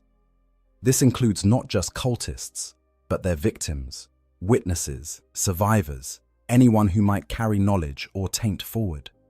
Entire cities are purged, their populations herded into designated areas and executed en masse. The bodies are burned to ash to ensure no corruption remains. For those areas where overt chaos activity is occurring, the response is even more extreme. Space Marines deploy in force, conducting surgical strikes against cult strongholds. These operations aren't about capturing cultists for interrogation. They're about extermination. The Adeptus Astartes shows no mercy, killing everyone in affected areas, regardless of whether they're cultists or simply people trapped in the wrong place at the wrong time. Flamers purge entire hab blocks. Bolter rounds shred human flesh without discrimination. The Space Marines' mission is to eradicate Chaos worship root and branch, and they pursue this mission with terrifying zeal. The Inquisition employs other assets as well. The Adepta Sororitas, the militant arm of the ecclesiarchy, conducts their own purges with fanatical devotion. They see themselves as the Emperor's vengeance made manifest and show no more mercy than the Space Marines. Assassins from the Officio Assassinorum hunt down cult leaders and other high-value targets, eliminating them with precision before melting back into the shadows. Entire regiments of the Astra Militarum deploy to occupy cities and hunt cultists through the ruins. The population caught between chaos cultists and Imperial purge forces faces an impossible situation. The cultists want to sacrifice them or transform them into twisted servants of the dark gods. The Imperial forces view them as acceptable casualties in the fight against corruption. There's no safe haven, no way to prove innocence, no protection for the truly faithful. All they can do is try to survive day by day and hope that somehow they'll be deemed pure enough to spare. Some Imperial forces take a more measured approach, working to identify and protect the truly innocent while eliminating actual cultists. These commanders understand that indiscriminate slaughter only feeds the Chaos God's power and creates martyrs that strengthen cult recruitment. But these rational voices are often overruled by more radical elements who see any hesitation as weakness or potential corruption. The debate over how to conduct the purge can paralyze the imperial response or lead to different factions of imperial forces working at cross purposes. Meanwhile, the world continues to deteriorate. The combat between imperial forces and cultists creates more destruction, more death, more suffering. Battles rage through populated areas, killing civilians caught in the crossfire. Infrastructure that was barely functional is destroyed completely. Refugees flee from fighting only to be caught in new battles elsewhere. The chaos that the imperial forces were supposed to suppress instead intensifies. And then there's the ultimate sanction, exterminatus.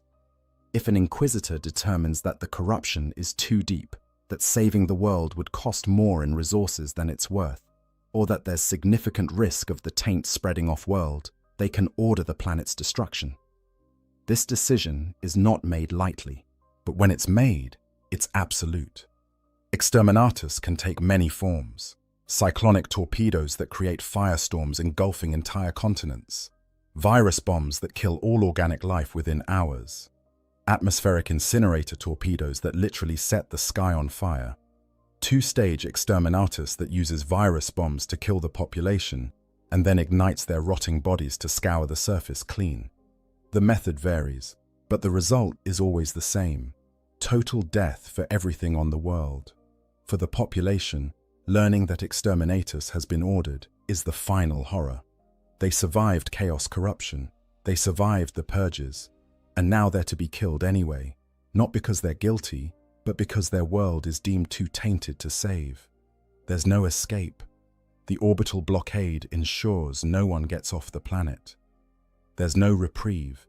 Once exterminatus is ordered, it will be carried out. All they can do is wait for the end, which comes as fire from the sky that consumes everything. Some try to flee underground, seeking shelter in the deepest parts of the underhive or in ancient bunkers. But exterminatus is thorough. The heat penetrates deep into the planet's crust. The atmosphere burns away, leaving nothing but airless rock. Those who thought themselves safe in shelters die of suffocation or are cooked alive as their refuges become ovens. A few might survive in exceptionally deep and well-sealed bunkers, but they emerge to find a dead world where nothing lives and nothing grows, condemned to a slow death by starvation on the barren rock their home has become. Not all worlds reach the point of exterminatus. Some are deemed salvageable after sufficient purging. But even these saved worlds are forever changed. Their populations are decimated, their infrastructure destroyed, their history erased. The Inquisition scrubs all records of what happened, leaving only sanitized accounts that teach future generations nothing useful. The survivors are relocated or mind-wiped.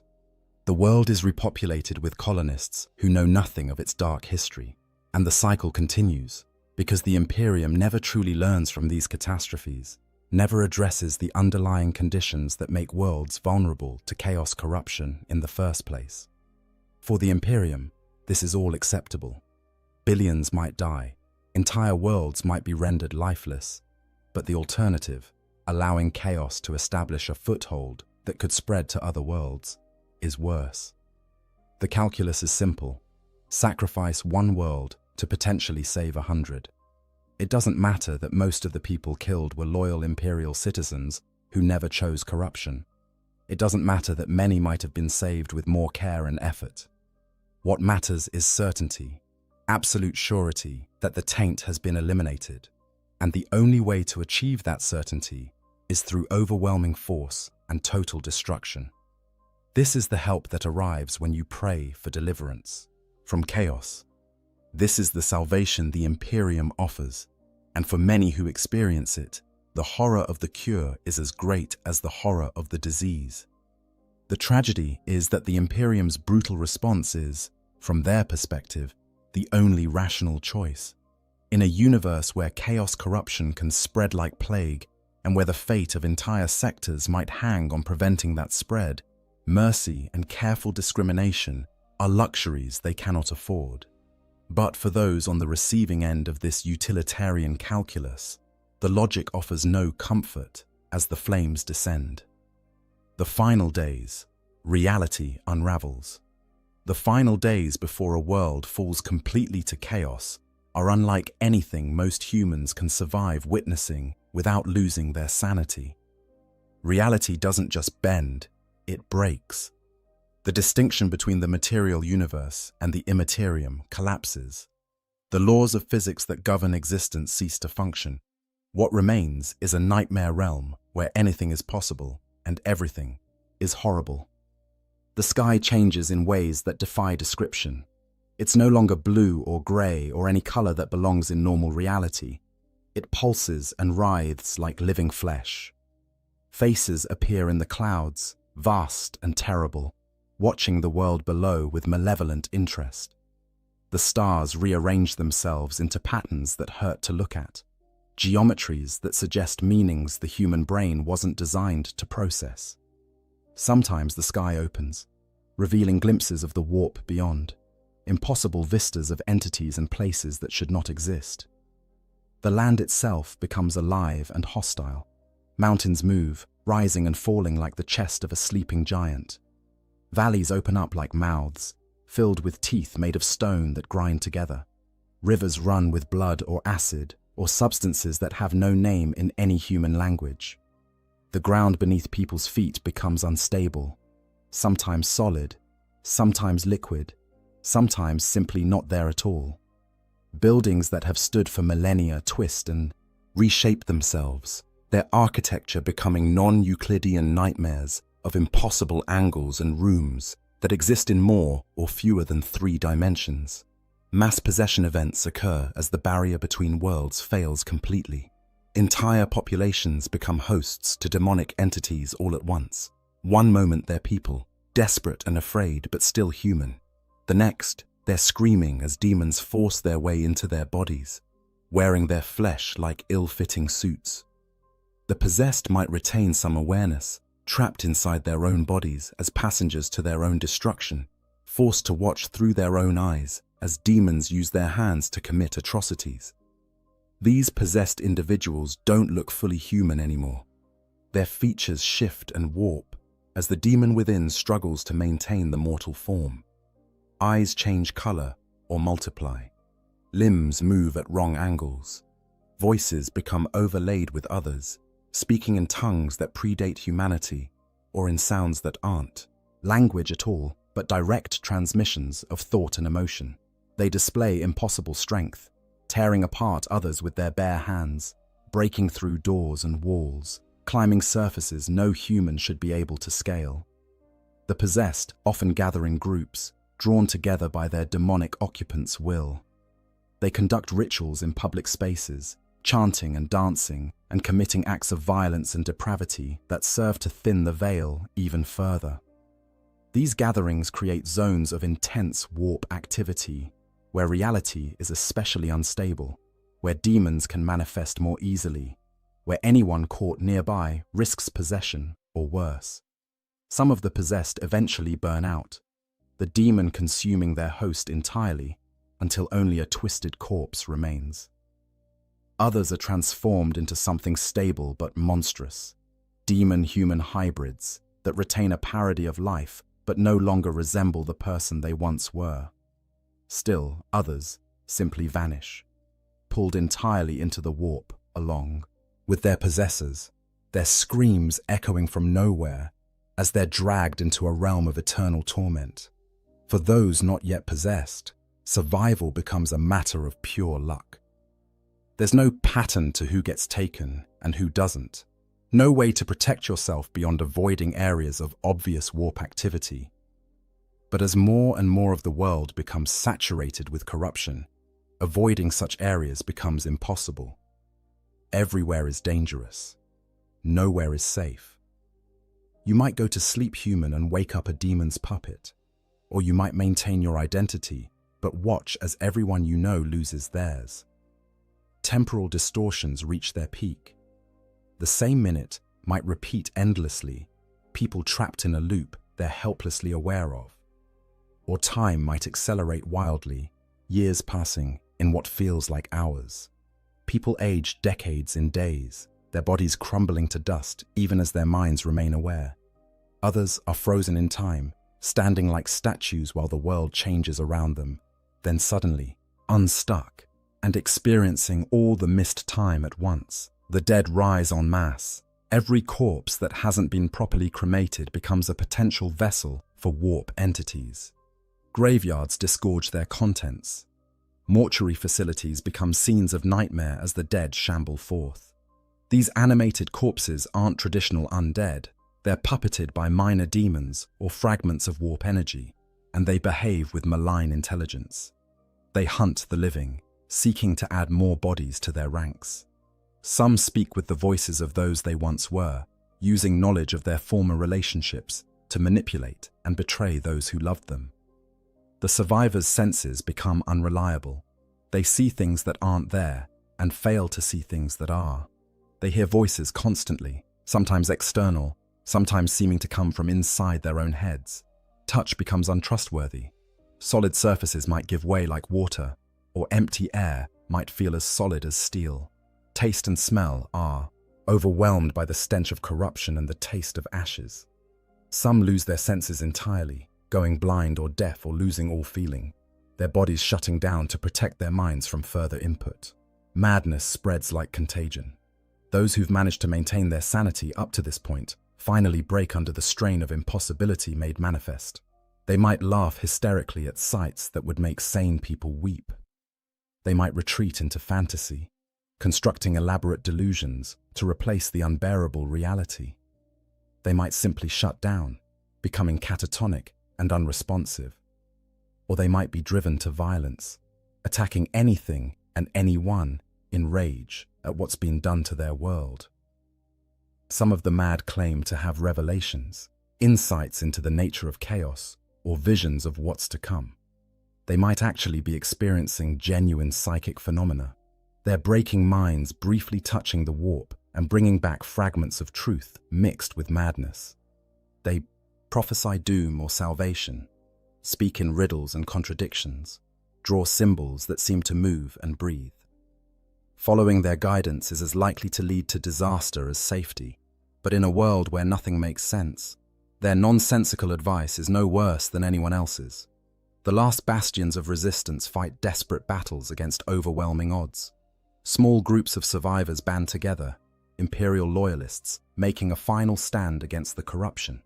They fortify whatever positions they can, arm themselves with whatever weapons they find, and prepare to die fighting rather than surrender to chaos. Some are military personnel, still trying to fulfill their duty. Others are civilians who refuse to give up. A few are even former cultists who finally understand what they've unleashed and seek redemption through resistance. These pockets of resistance can't win. They lack the numbers, the resources, and most critically, they're fighting an enemy that can't be defeated with conventional weapons. But they fight anyway, because fighting gives them purpose, because dying in battle is preferable to transformation or possession, because some part of them still believes that if they can hold out just a little longer, help might arrive. It doesn't, of course. Help isn't coming. The Imperium has already written this world off. The landscape continues to transform. Familiar landmarks disappear or change beyond recognition. New geography appears, towers of bone, forests of crystallized screams, rivers of time that flow backward. The boundaries between locations become fluid.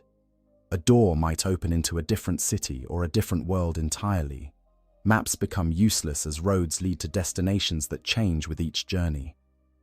The concept of distance loses meaning when places can be adjacent one moment and separated by impossible gulfs the next. Certain areas become even more corrupted, transforming into demon worlds in miniature. These zones exist partially in both reality and the warp simultaneously, operating under whatever rules the controlling demon decides to impose. Gravity might work sideways. Light might cast darkness instead of illumination. The inhabitants might find themselves repeating the same actions forever, trapped in cycles of torment specifically designed by sadistic entities. These zones expand slowly, consuming more of the world, and anyone caught in their expansion is trapped forever. Animals and plants undergo final transformations. Creatures that were merely mutated before become something entirely new, species that have never existed in nature and violate every principle of biology. Plants develop awareness and malice, their thorns becoming weapons, their pollen carrying not just allergies but madness. Some organisms merge together into chimeric horrors that combine the worst aspects of multiple species. The entire ecosystem becomes hostile to human life, as if the planet itself is rejecting its former inhabitants. The few remaining functional technologies fail completely. Machines that somehow kept working despite everything give up. Their machine spirits finally corrupted beyond function. Lights go out permanently. Life support systems cease. Communication devices emit only screams and static.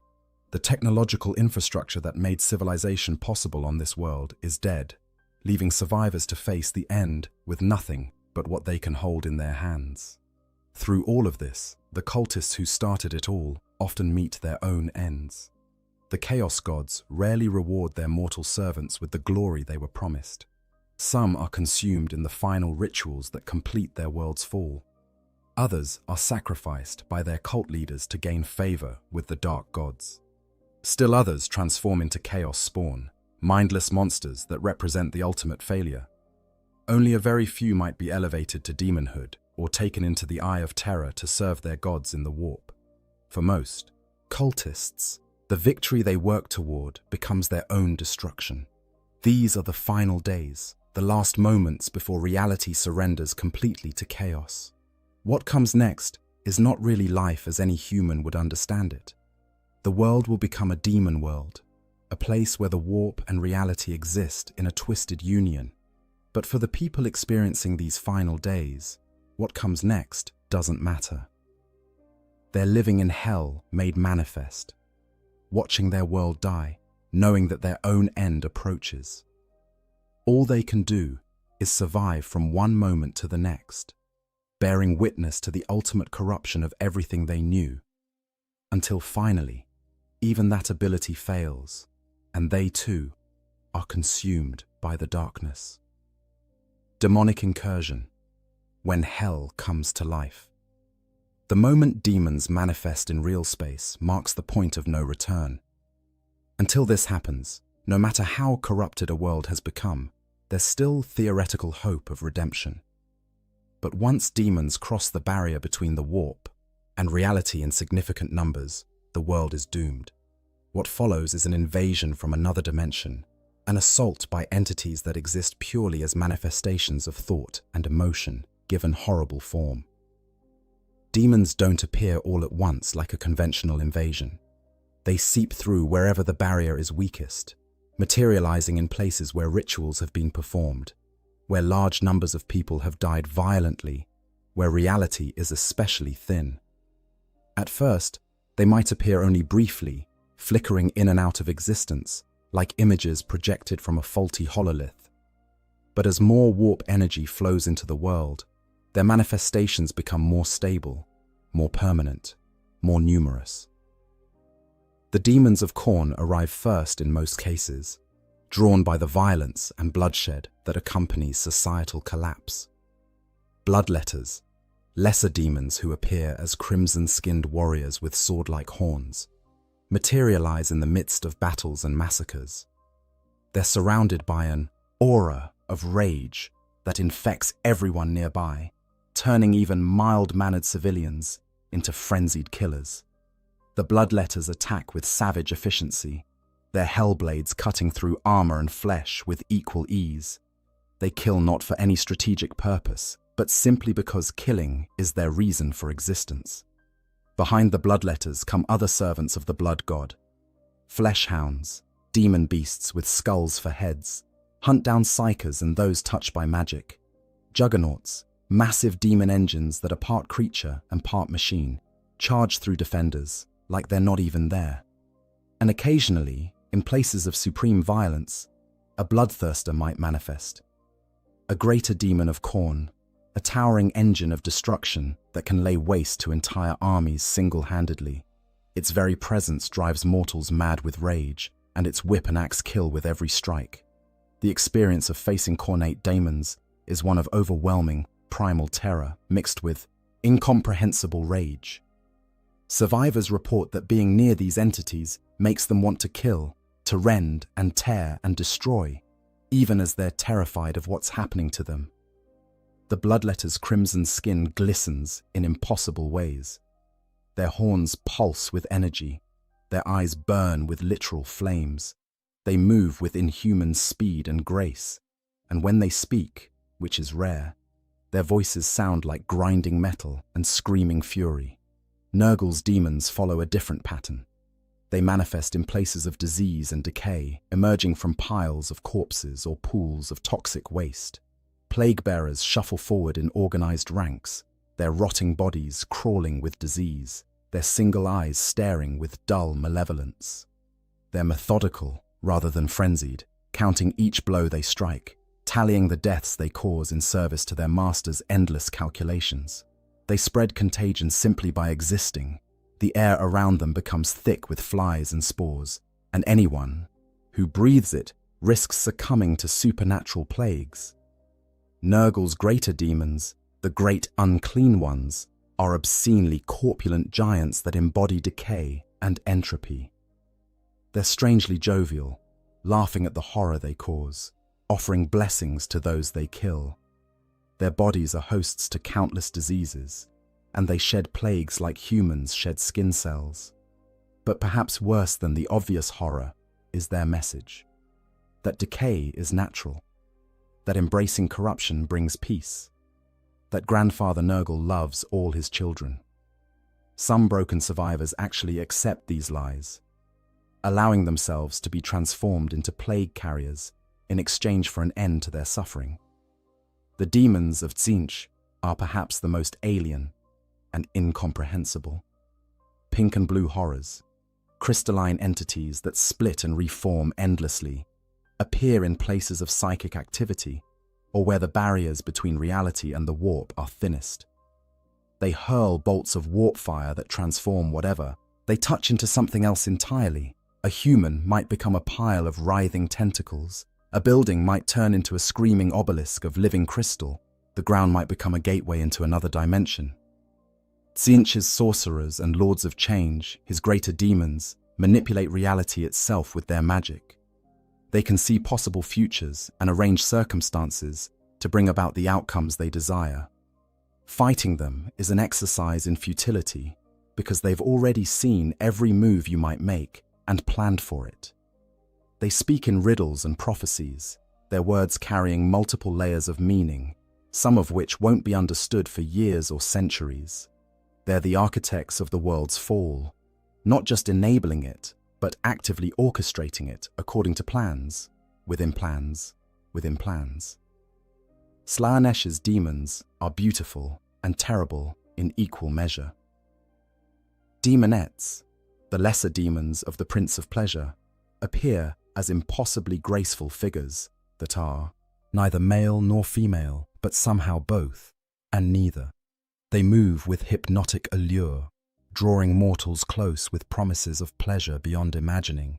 Their claw-tipped fingers can rend flesh with ease, but they prefer to seduce victims rather than simply killing them, corrupting souls along with destroying bodies.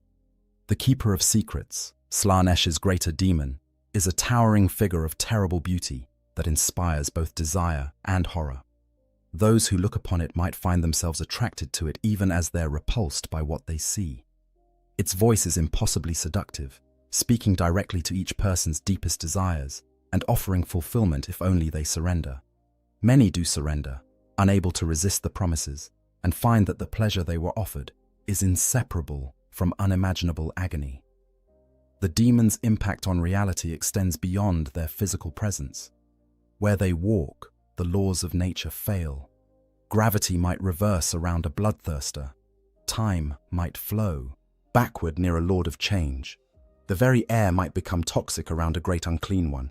Space might fold and twist around a keeper of secrets. These reality warping effects mean that conventional military tactics are largely useless against them. You can't predict where they'll be when space is unstable. You can't plan when time doesn't flow consistently. You can't aim when the target exists partially in multiple dimensions. Worse, demons are nearly impossible to permanently kill in real space. When a demon's physical form is destroyed, its essence simply returns to the warp. It might take time for it to regain enough strength to manifest again, but it's not truly dead. Only certain blessed weapons, psychers of enormous power, or the banishment rituals known to the Grey Knights can truly send a demon back to the warp for an extended period. Regular weapons might disrupt a demon's form temporarily, but without these special means, every demon destroyed will eventually return. The survivors of demonic attacks describe experiences that sound impossible but are all too real.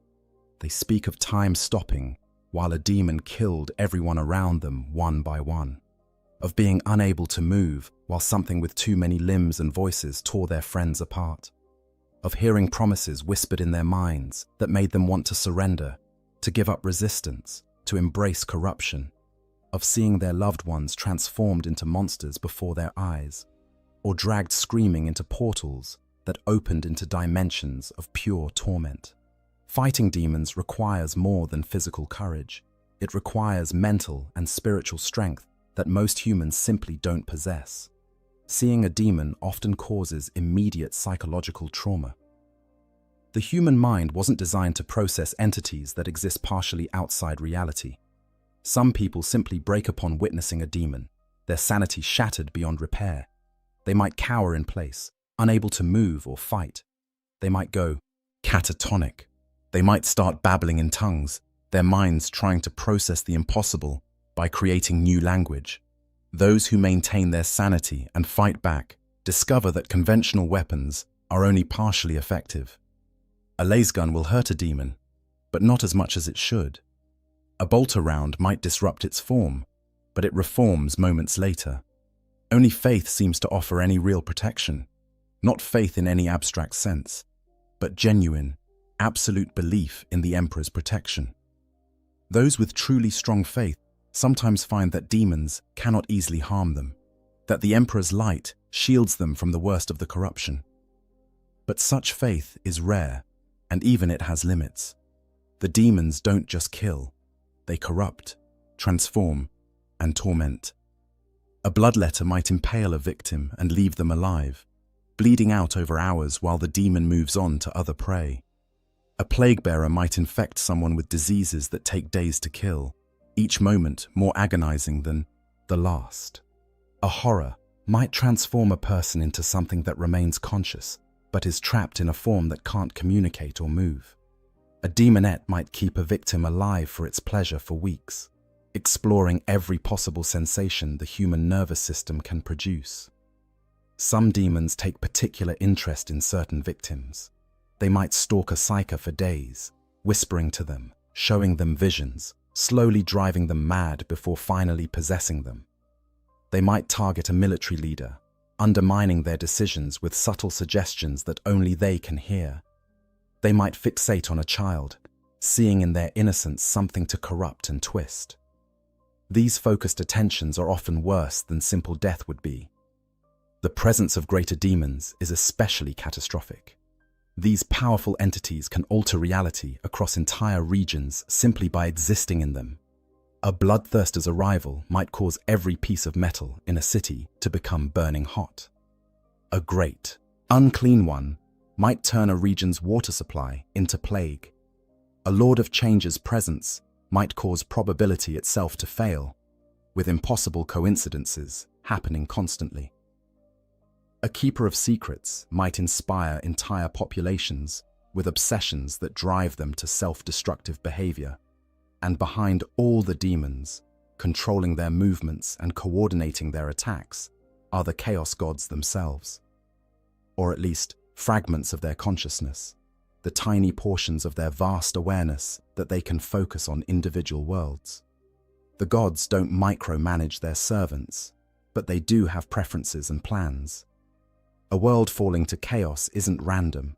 It's orchestrated, designed to serve the gods' purposes, whether that's creating more worshippers, generating emotions they can feed upon, or simply spreading corruption for its own sake. For the people living through a demonic incursion, the experience is one of utter hopelessness. These aren't enemies you can fight. They're forces of nature, manifestations of universal concepts given malevolent will. You can't negotiate with rage incarnate. You can't reason with entropy made flesh. You can't appeal to the better nature of entities that exist as pure malice and corruption. All you can do is survive as long as possible, knowing that every moment you continue to exist is borrowed time, that eventually the demons will find you, and that when they do, your fate will be worse than any death the natural world could offer. The choice, death or damnation. In the final hours of a world's fall to chaos, those who remain alive face an impossible choice. They can die fighting, maintaining their humanity and their loyalty to the Emperor until the very end. They can die by their own hand, choosing when and how they leave existence, rather than waiting for worse fates. Or they can surrender to chaos, accepting transformation and corruption in exchange for survival, or at least a parody of it. For the loyal, the choice is agonizing but ultimately simple. They would rather die as humans than live as monsters. They've watched friends and family fall to corruption. They've seen what chaos does to those who embrace it.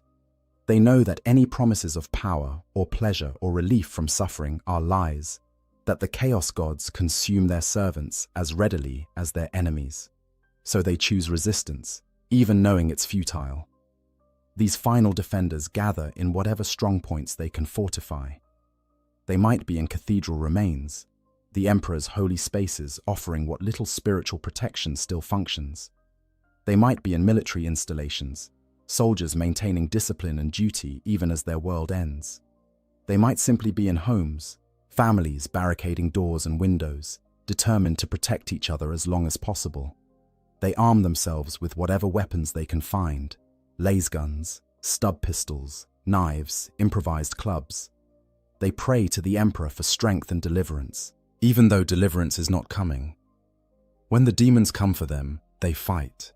Not because they believe they can win, but because fighting is what human beings do when faced with extinction. They shoot and stab and bludgeon entities that shouldn't exist.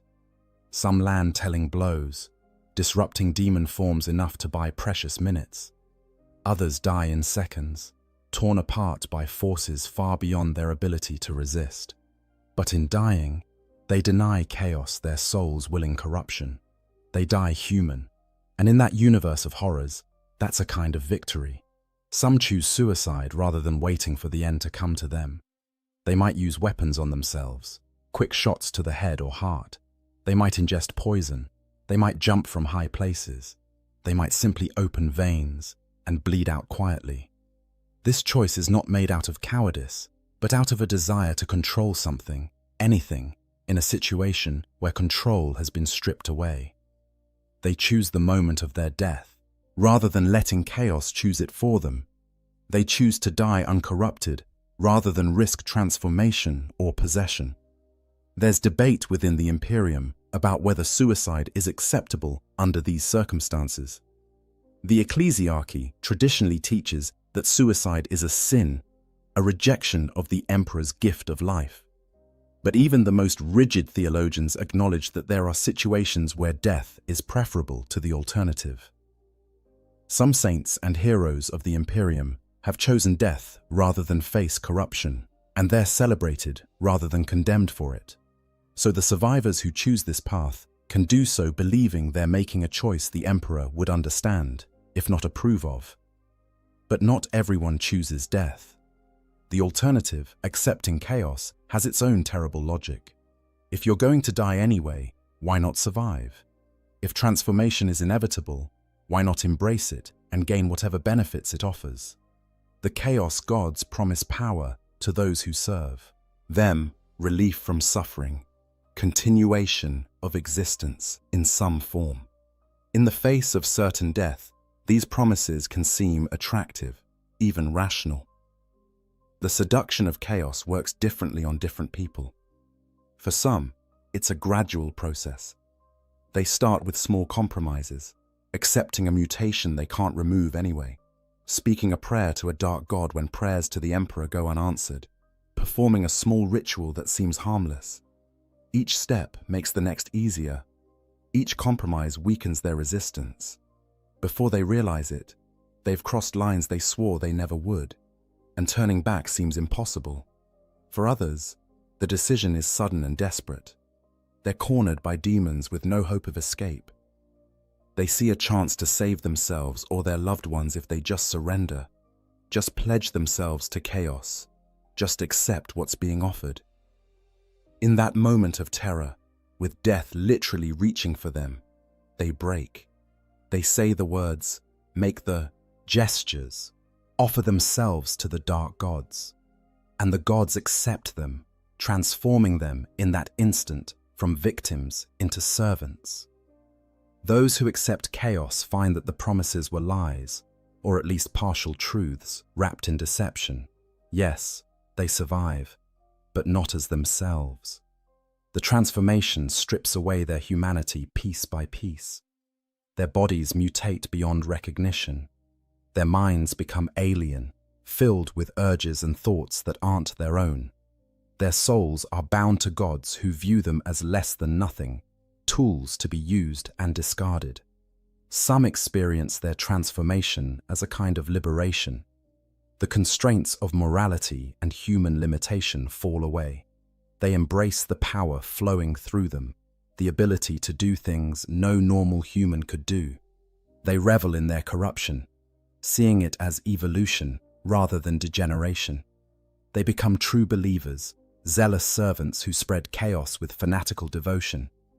But even these willing servants are puppets, acting out roles the gods have written for them. Others remain aware of what they've lost. They're trapped inside their own transforming bodies, unable to stop what's happening to them, screaming internally even as their mouths speak words in dark tongues. They see themselves committing atrocities and can't stop their hands from moving. They feel their personalities being overwritten by something else, something that uses their memories but isn't them anymore. For these conscious victims, becoming a chaos servant is an ongoing torture that might last for centuries. There's a third path, though fewer take it, trying to hide, to survive without choosing either loyalty or corruption. These survivors retreat to the deepest, most isolated places they can find. They hide in bunkers, in caves, in forgotten sectors of dead hives. They avoid both demons and imperial forces, trying to wait out the apocalypse and somehow emerge when it's over. They subsist on whatever they can scavenge, drinking contaminated water and eating food that might be mutated or diseased, because it's still better than the alternatives. Most of these attempts at neutrality fail. The world is becoming a demon world, and there are no neutral zones in such a place. The corruption seeps into even the deepest shelters. The warp's influence penetrates every crack and crevice. Those trying to hide eventually must emerge, and when they do, they find a world so transformed that survival isn't meaningful anymore. Or they're discovered by demons who can sense life even through meters of rock and steel. Or they slowly starve or succumb to disease, dying in their hidden places with no one to mark their passing. A very few might actually survive in hiding long enough to see the world stabilize into its new form as a demon world. These survivors emerge into a nightmare realm where reality operates under rules the chaos gods have written. They might become slaves to demon princes or cultists. They might be hunted for sport. They might be transformed despite their resistance. Or they might simply try to continue existing in a place hostile to human life. Their survival, a prolonged agony in service to nothing. For the children, the choice is even more cruel because they often don't understand what's happening well enough to make an informed decision. They might be too young to grasp the concept of choosing death over corruption. They might trust adults who've themselves been corrupted and follow them into damnation. They might survive through pure luck, their innocence somehow protecting them, or simply making them uninteresting to the demons and cultists hunting bigger prey. Some parents make the choice for their children. They kill their sons and daughters, rather than let them fall to chaos, then kill themselves immediately after. It's an act of terrible love, motivated by the belief that death is a mercy compared to what chaos would do to them. Whether this choice is righteous or monstrous is debated by imperial theologians, but in the moment, the parents making it believe they're saving their children's souls, even as they end their children's lives. The Imperium's doctrine on these matters is absolute. Resist until death. Never surrender to chaos under any circumstances. But the Imperium's theologians and commanders who preach this doctrine have never stood on a world falling to chaos, never watched demons tear through their homes, never had to make these impossible choices. For those actually living through it, the decision is far more complicated than doctrine allows. The human survival instinct is powerful, and when death is the only alternative to corruption, many find that they're not as willing to die as they thought they'd be. What's tragic is that neither choice offers salvation. Dying denies chaos your service, but doesn't save your soul. It simply releases it into the warp, where it's likely to be consumed by demons anyway. Accepting chaos preserves existence but destroys everything that makes you human, and trying to hide or escape just delays the inevitable choice. In the end, everyone on a world falling to chaos faces the same ultimate fate: consumed, corrupted, or killed, with no fourth option available. The only comfort, if it can be called that, is that the choice at least belongs to you. In a situation where you've lost control of everything else, your world, your safety, your future, deciding how you face the end is the last fragment of autonomy you possess. Whether you choose to die fighting, die on your own terms, or surrender to forces beyond comprehension, that choice is yours. And in the grim darkness of the far future, where the gods themselves play with mortal lives like toys, even that small freedom is precious. Aftermath: worlds lost and lessons unlearned. The aftermath of a world's fall to chaos takes different forms depending on how completely the corruption consumed it. Some worlds are quarantined, their populations either purged or evacuated, the planet left to decay as a warning to others. Some are subjected to exterminatus, reduced to lifeless rocks floating in space. And some transform completely into demon worlds, becoming permanent anchors for warp influence in real space, staging grounds for future invasions and monuments to the Chaos God's power. The Imperium maintains records of countless worlds lost to chaos corruption over its 10,000 years of history. These records are heavily restricted, accessible only to inquisitors and the highest echelons of Imperial command, because knowledge of how worlds fall is itself considered dangerous.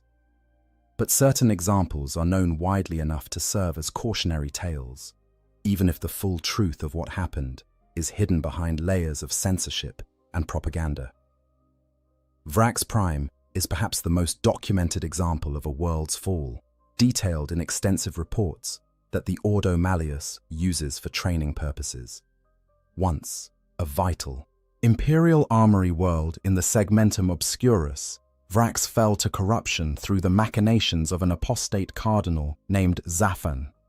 This madman, influenced by a demon posing as an advisor, declared independence from the Imperium and fortified the world with its own weapons stockpiles. What followed was a 17-year siege that cost 14 million Imperial Guard lives. The siege began as a conventional military campaign to retake a rebellious world. But as the fighting dragged on, chaos corruption spread through both defenders and attackers. Daemon princes manifested. Traitor legions sent forces to support the rebels. The world itself became corrupted, reality warping in areas of intense fighting. By the time Imperial forces finally broke the rebellion, Vrax Prime was so contaminated that it was declared perdita, forever lost to Imperial use. The entire world was quarantined, its 8 million inhabitants dead or executed for taint, its vast weapons stockpiles either destroyed or sealed away. The siege of Vrax demonstrates several patterns common to worlds falling to chaos. It began with religious corruption, a high-ranking ecclesiarchy official led astray by promises of power and spiritual enlightenment. It was enabled by isolation. Vrax was distant enough from major imperial presence that the corruption had years to spread before intervention came. It was accelerated by violence. The fighting of the siege itself generated the deaths and suffering that fed chaos power. And it ended in total loss. Even after victory, the Imperium gained nothing but a dead world and millions of casualties. Istvan III represents a different pattern, a world that fell quickly and completely during the Horus heresy. The entire planetary population of 12 billion souls was killed in a matter of hours when the Warmaster Horus deployed virus bombs as the opening move of his rebellion against the Emperor. The Life-Eater virus consumed every living thing on the surface, and then the heat from the corpse's rapid decay ignited the atmosphere itself in a firestorm visible from space. The world became a crematorium, and the space marines who landed on its surface fought across fields of ash that had once been people. Istvan III's fate illustrates the Imperium's willingness to destroy what it claims to protect. Horus could have simply conquered the rebellious world through conventional military means. But he chose annihilation, setting a precedent that the Imperium itself has followed countless times since. When a world rebels or becomes corrupted, the response is increasingly to simply eliminate it rather than risk the resources needed for reclamation. Billions die, not because they were guilty, but because they were potentially tainted, their murders justified by the calculus that preventing chaos spread is worth any cost. Cadia's fall in the closing days of the 41st millennium marked a catastrophic shift in the balance between the Imperium and chaos. For 10,000 years, Cadia had stood as a fortress world guarding the Cadian Gate, the only stable route out of the Eye of Terror. Its people were born soldiers, its entire civilization oriented toward military readiness. Every child learned to field strip a lasgun before they learned to read. The planet's very bedrock contained ancient Necron pylons that helped stabilize reality against warp intrusion. When Abaddon the Despoiler finally broke through Cadia's defenses during the 13th Black Crusade, he didn't conquer the world. He destroyed it completely. The planet was literally cracked apart, its pylons shattered, its population scattered. The resulting warp instability created the Cicatrix Maledictum, a galaxy-spanning rift that has divided the Imperium in half and ushered in the era known as the Dark Imperium. Cadia's fall proves that no world is truly safe, that even 10 millennia of faithful service and military excellence can end in total destruction. These well-documented cases represent only a fraction of the world's lost. For every Vrax or Cadia that makes it into the historical record, 100 minor worlds fall into chaos embrace, with their fates known only to the Inquisition. Agri-worlds corrupted by Nurgle, their populations transformed into plague-bearers. Mining colonies that delved too deep and broke through into ancient vaults filled with chaos artifacts. Research stations where tech priests forbidden experiments opened portals they couldn't close. Pleasure worlds where Slaaneshi cults corrupted the wealthy nobility and spread their influence through decadence and excess. The demon worlds that survive exterminatus become permanent wounds in reality. The Eye of Terror contains thousands of such worlds, each ruled by a demon prince or powerful champion of chaos, each a twisted mockery of natural law. Some are constantly at war, their populations forced into eternal battle to feed Khorne's hunger. Others are plague gardens where Nurgle's diseases evolve in infinite variations. Still others are constantly changing, transformed by Tzeentch's whims, or devoted to endless experiences of sensation and suffering in Slaanesh's honor. Life on a demon world is sustainable in a technical sense. Populations exist, reproduce, continue. But it's so far removed from human experience that calling it life seems inappropriate. The inhabitants might live for centuries, sustained by warp energies, but their existence is one of constant torment or transformation, or servitude to masters who view them as less than livestock. They might have children, but those children are born mutated, twisted from birth, and will grow up knowing nothing but the corruption that surrounds them. They might have some form of society, but it's organized around worship and service to dark gods, all other concerns secondary or non-existent. The question that haunts imperial scholars who study these cases is whether anything could have been done differently. Could Vrax have been saved if the Imperium had intervened earlier? Could Istvan III's population have been spared if Horus had been discovered and stopped before his rebellion began? Could Cadia have held if different strategies had been employed? The answer in most cases is probably not. Chaos corruption is insidious and patient. By the time it's obvious enough to trigger Imperial response, it's usually too late for anything but damage control. This raises uncomfortable questions about the Imperium's entire approach to chaos. The policy of keeping the population ignorant about the ruinous powers means that people don't recognize corruption when they encounter it. The rigid social hierarchy and oppression create the discontent that cults exploit. The emphasis on faith over understanding means that people can't distinguish between genuine devotion and heretical manipulation. In trying to protect humanity from chaos, the Imperium has created conditions that make humanity more vulnerable to it. But the Imperium learns nothing from these failures, because learning would require admitting fault, would require changing strategies that have been sanctified by 10,000 years of tradition. The response to each world's fall is to purge harder, to be more vigilant, to execute more potential heretics, to crack down more severely on any deviation from orthodoxy. The system that created the conditions for the fall in the first place remains unchanged, guaranteeing that more worlds will follow the same pattern. The survivors of these fallen worlds, the tiny fraction who escape or are evacuated before the end, carry their trauma with them. They're scattered across the Imperium, relocated to other worlds, often mind-wiped to remove their memories of chaos corruption. But even mind-wiping isn't perfect. Dreams persist, nightmares return.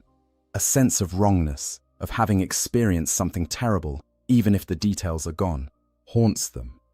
And if they were tainted at all by chaos exposure, that taint might lay dormant for years before expressing itself, making every survivor a potential vector for future corruption.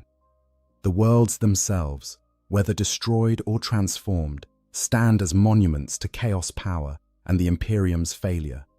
Dead rocks floating in space where billions once lived.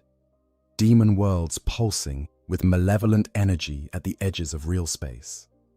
Quarantined zones that no Imperial vessel will approach. Each represents countless lives lost, souls consumed, potential extinguished. Each is a tragedy on a scale almost beyond comprehension. And yet the Imperium continues, because the alternative is worse. Surrender to chaos means the extinction of humanity as a species. Every world lost is mourned, but the fight continues. More soldiers are recruited, more worlds are fortified, more prayers are offered to the God Emperor. The machine of the Imperium grinds forward, powered by faith and fear and the blood of its citizens, because stopping would mean letting the darkness win. For the citizens of worlds not yet fallen, these tales serve as warnings.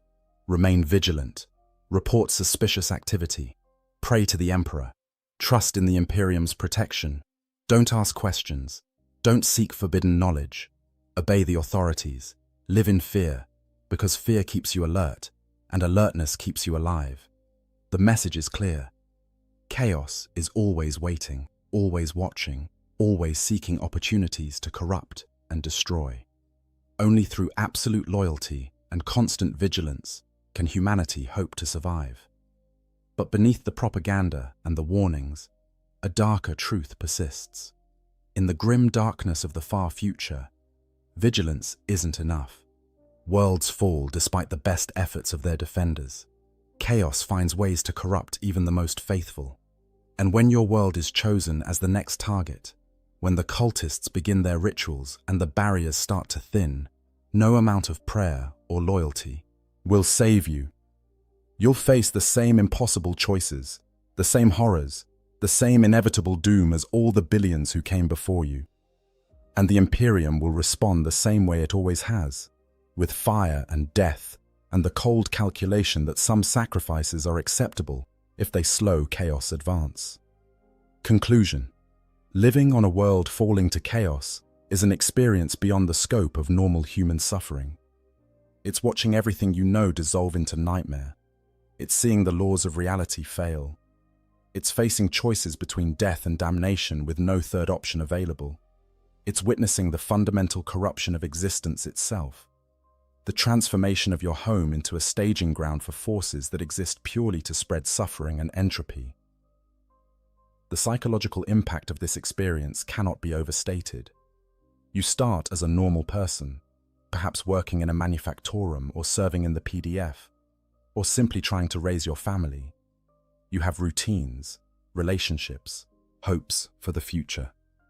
Then, slowly or suddenly, depending on how the corruption manifests, all of that is stripped away. The future becomes measured in hours instead of years. Your relationships are destroyed by death or mutation or betrayal. Your routine becomes simple survival, and even that offers no certainty. You watch your neighbors become monsters. You see your children change into things that shouldn't exist. You experience phenomena that your mind can't properly process. Time flowing backward, space folding in on itself, entities appearing that have no place in the material universe. You realize that the Imperium you trusted to protect you has either abandoned you or plans to kill you, along with the actual heretics. And through it all, you must make impossible decisions about how to respond, knowing that every choice leads to horror. The physical transformation of your world matches the psychological trauma. Familiar landmarks disappear or change beyond recognition. The sky becomes something alien and terrifying. The ground beneath your feet becomes unstable. Technology fails. Social structures collapse. The very air becomes toxic with warp energy. Your world is dying, transforming into something that can no longer support human life in any meaningful sense. And you're forced to watch it happen, while struggling simply to survive another day. What makes this experience especially cruel is that for most people, it wasn't their choice. They didn't seek out chaos corruption. They didn't perform forbidden rituals or worship dark gods. They were simply unlucky enough to live on a world where others made those choices, where cultists worked in secret to bring about corruption, where the barriers between reality and the warp were thin enough to fail under pressure. They're victims of circumstances largely beyond their control, punished for the sins of others, suffering for crimes they never committed. The Imperium's response, while logical from a certain perspective, offers no comfort to those experiencing it. Being told that your entire world will be purged or destroyed to prevent chaos spread is cold comfort when you're one of the people marked for death. Knowing that the Imperium will commemorate your world's fall as a lesson to others doesn't ease your suffering. Understanding that your sacrifice might save other worlds doesn't make facing demon incursions or execution by the Inquisition any more bearable. This is the reality of the Warhammer 40,000 universe, a setting where entire worlds can fall into darkness, where billions can die in cosmic wars that most of humanity will never even hear about, where the forces of chaos grind endlessly against the Imperium's defenses, and where individual lives matter only as statistics in a war that has no end. The grimdark nature of the setting isn't just aesthetic choice, it's the fundamental reality that makes every story told within it carry weight. If you've made it this far in the video, thank you for taking this journey into one of the most horrifying scenarios the 40K universe offers. Understanding what happens when a world falls to chaos helps us appreciate why the Imperium is as brutal and authoritarian as it is, even if we can't condone all its methods. It shows us why vigilance against chaos corruption is treated with such deadly seriousness, why knowledge of the ruinous powers is so restricted, why the Inquisition exists, and why they have such terrible authority. If you enjoyed this deep dive into the horror of chaos corruption and want to see more Warhammer 40k lore content, please consider subscribing to the channel and hitting that like button. Your support helps me create more of these in-depth explorations of the grim darkness of the far future. And if there are other topics from the 40k universe you'd like me to cover, leave a comment below and let me know. Whether it's other aspects of chaos, different factions, specific battles, or character studies, I'm always looking for new topics to explore. Remember, in the grim darkness of the far future, there is only war. But there are also stories worth telling, lessons worth learning, and universes worth exploring. Thank you for watching, and I'll see you in the next video. For the Emperor. In the grim darkness of the far future, there are fates that surpass even death in their cruelty. While the faithful servants of the Imperium speak of dying gloriously for the Emperor, of making the ultimate sacrifice on distant battlefields beneath alien suns, they rarely speak of what happens to those who do not die. They do not speak of the prisoners. They do not speak of the slaves. And most terrifying of all, they do not speak of those who fall into the hands of the orcs, those savage green-skinned Xenos, whose empires span countless worlds and whose appetite for violence knows no bounds. To be enslaved by orcs is to enter a hell where every waking moment becomes a struggle for survival, where the laws of civilized society dissolve into brutal hierarchies enforced by whips and cudgels, where your value as a human being is measured only by how much labor can be extracted from your broken body before it finally gives out. It is to exist in a nightmare where your captors view you with less regard than they show their own livestock, where torture and death lurk around every corner, and where hope itself becomes just another memory of a life that seems impossibly distant. The orcs are one of the most successful species in the entire galaxy, outnumbering perhaps every other intelligent starfaring race, even humanity itself. They are creatures engineered for war by the ancient Old Ones during the War in Heaven, designed to be the ultimate soldiers. Their biology is a fusion of animal and fungus, making them incredibly resilient and nearly impossible to eradicate from any world they infest. Their psychology is utterly alien, dominated by an insatiable need for violence and combat. They reproduce through spores released throughout their lives, and especially at death, meaning that any world touched by orc presence will be plagued by them for generations to come.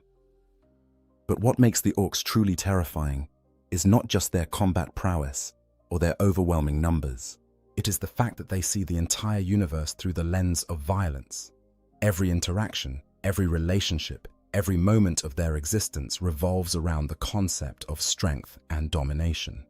They live in a rigid hierarchy where the biggest and strongest orc rules absolutely, and this worldview extends to how they treat those who fall into their power. To an orc, you are not a person. You are not even really a slave in the traditional sense. You are a grot, their word for servant or lesser being, occupying the same social position as the small Gretchen who scurry around their settlements performing menial tasks.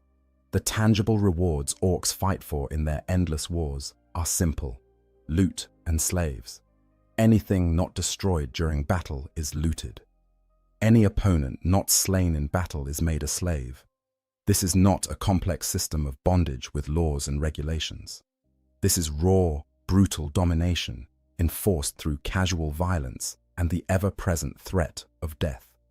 Labor camps are a common sight in orc territory, filled with the broken remnants of conquered populations forced to toil endlessly in service to the orc war machine. When possible, orcs will enslave the entire population of a world, transforming planets into vast prison camps where millions labor under the green-skinned Xenos' merciless oversight.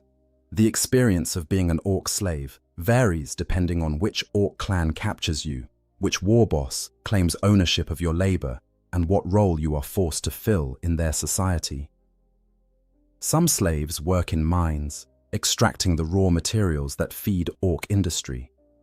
Others toil in fields and farms, growing food to sustain the massive appetites of their masters. Still others are forced to work in the crude factories and workshops where orc technology is cobbled together, assembling weapons and ammunition for the next battle. And then there are those whose fate is darker still, kept in pens like livestock, bred for the sole purpose of providing food for their orc masters. What follows is an examination of what it truly means to be enslaved by orcs. This is not a story of heroic resistance or dramatic escape, though we will touch on those elements. This is an unflinching look at the daily reality of orc slavery, at the physical torment and psychological horror that defines every moment of existence under their brutal rule. It is a journey through one of the darkest corners of the Warhammer 40,000 universe, where the words on Imperial recruitment posters about glorious service are revealed as comforting lies in the face of a truth far more terrible. For those who fall into orc captivity, there is no glory, there is no honor, there is only survival, measured in hours and days rather than weeks or months, and the gnawing knowledge that death, when it finally comes, will likely be a mercy. The capture. How humans become orc slaves. The moment your world falls to the orcs, your life as you knew it ends. The transition from free, imperial citizen to orc slave can happen with shocking speed, often in the span of a single day or even hours.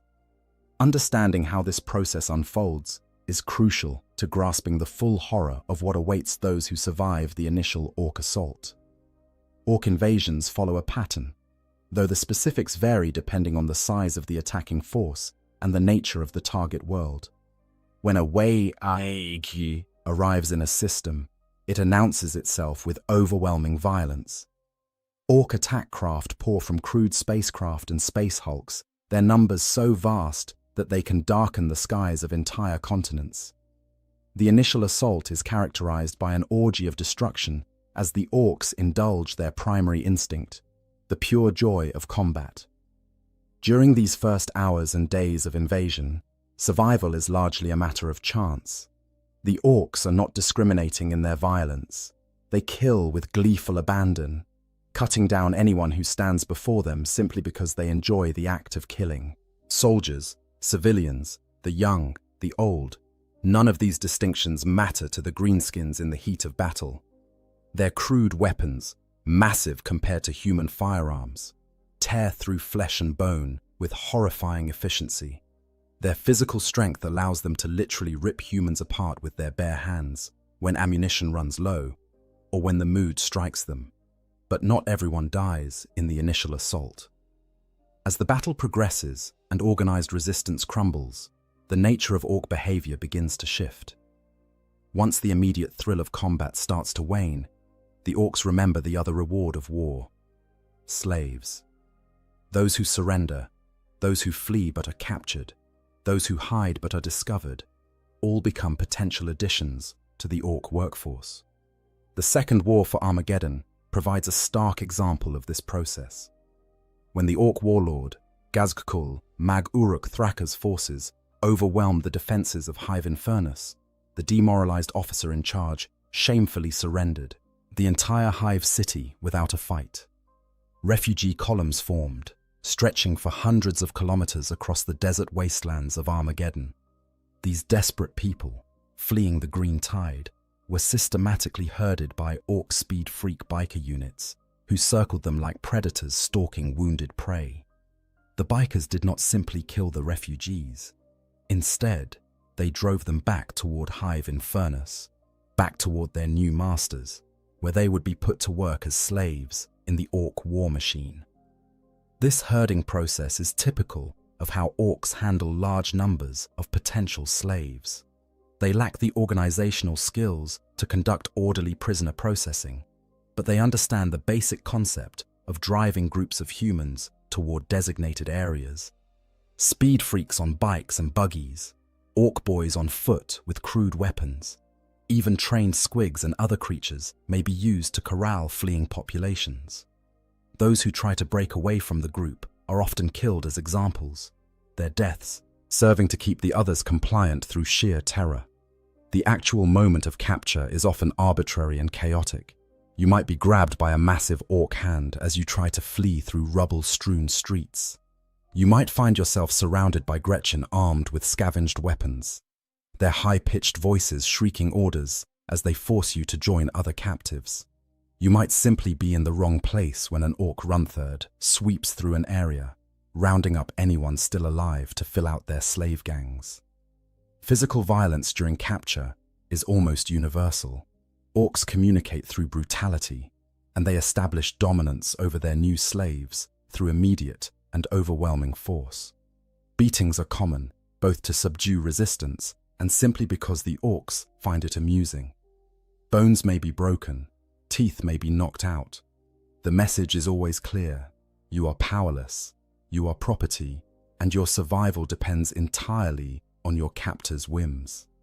The journey to the labor camps or slave pens can be as harrowing as the capture itself.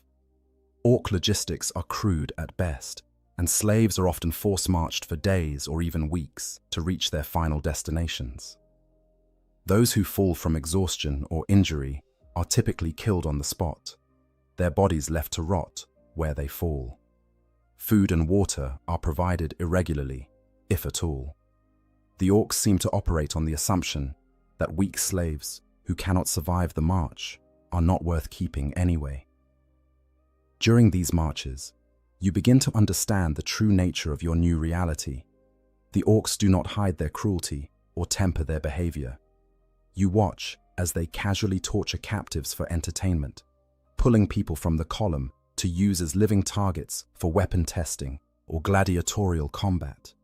You see them select prisoners at random to be eaten, sometimes cooking them over fires, sometimes simply tearing into them raw. The screams of the dying become a constant background noise, a soundtrack to your new existence. Some captures occur in different circumstances. Individual humans or small groups may be seized during orc raiding parties on worlds not yet fully conquered. These raids are common as orc forces spread out from their initial landing zones, sweeping through surrounding territories to gather resources and slaves. Being captured in a raid means you might be thrown into a crude vehicle or cage and transported immediately to orc-held territory, often with minimal explanation of what is happening or what will be done with you. The psychological impact of capture cannot be overstated. In the span of hours, your entire existence is shattered. Everything you knew, everyone you cared about, all the structures and systems that gave your life meaning are torn away. You are stripped of your identity as an individual and reduced to a resource to be exploited. The orcs do not learn your name. They do not care about your skills or your history. You are simply another soft-skinned human, valuable only for the labor that can be extracted from you before you die. Perhaps most terrifying is the arbitrary nature of who is captured and who is killed. There is no logic to it, no pattern you can discern and use to increase your chances of survival. The orc who kills your friend standing next to you might spare you for no reason you can understand. The same orc might kill you tomorrow for equally incomprehensible reasons. This randomness is psychologically devastating, stripping away any sense of control or agency you might cling to. For some, particularly those from worlds with strong imperial faith, capture by Xenos is seen as a fate worse than death. The thought of serving aliens, of being forced to aid the enemies of humanity, conflicts with everything the Imperial Creed teaches. Some choose to fight to the death rather than accept capture. Others attempt suicide when the opportunity presents itself. But most, driven by the fundamental human will to survive, accept their new status as slaves and hope desperately that rescue might someday come.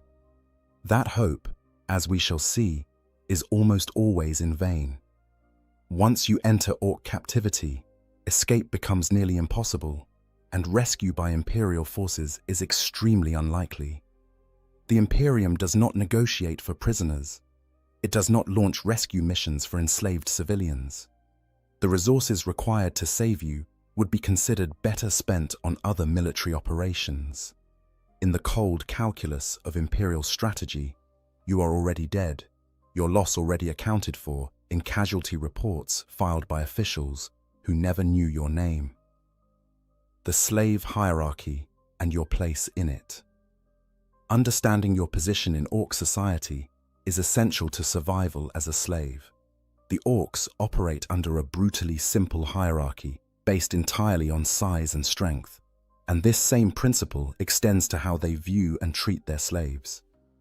However, the reality is more nuanced than it might initially appear, with various categories of slaves experiencing different treatment and having different chances of survival.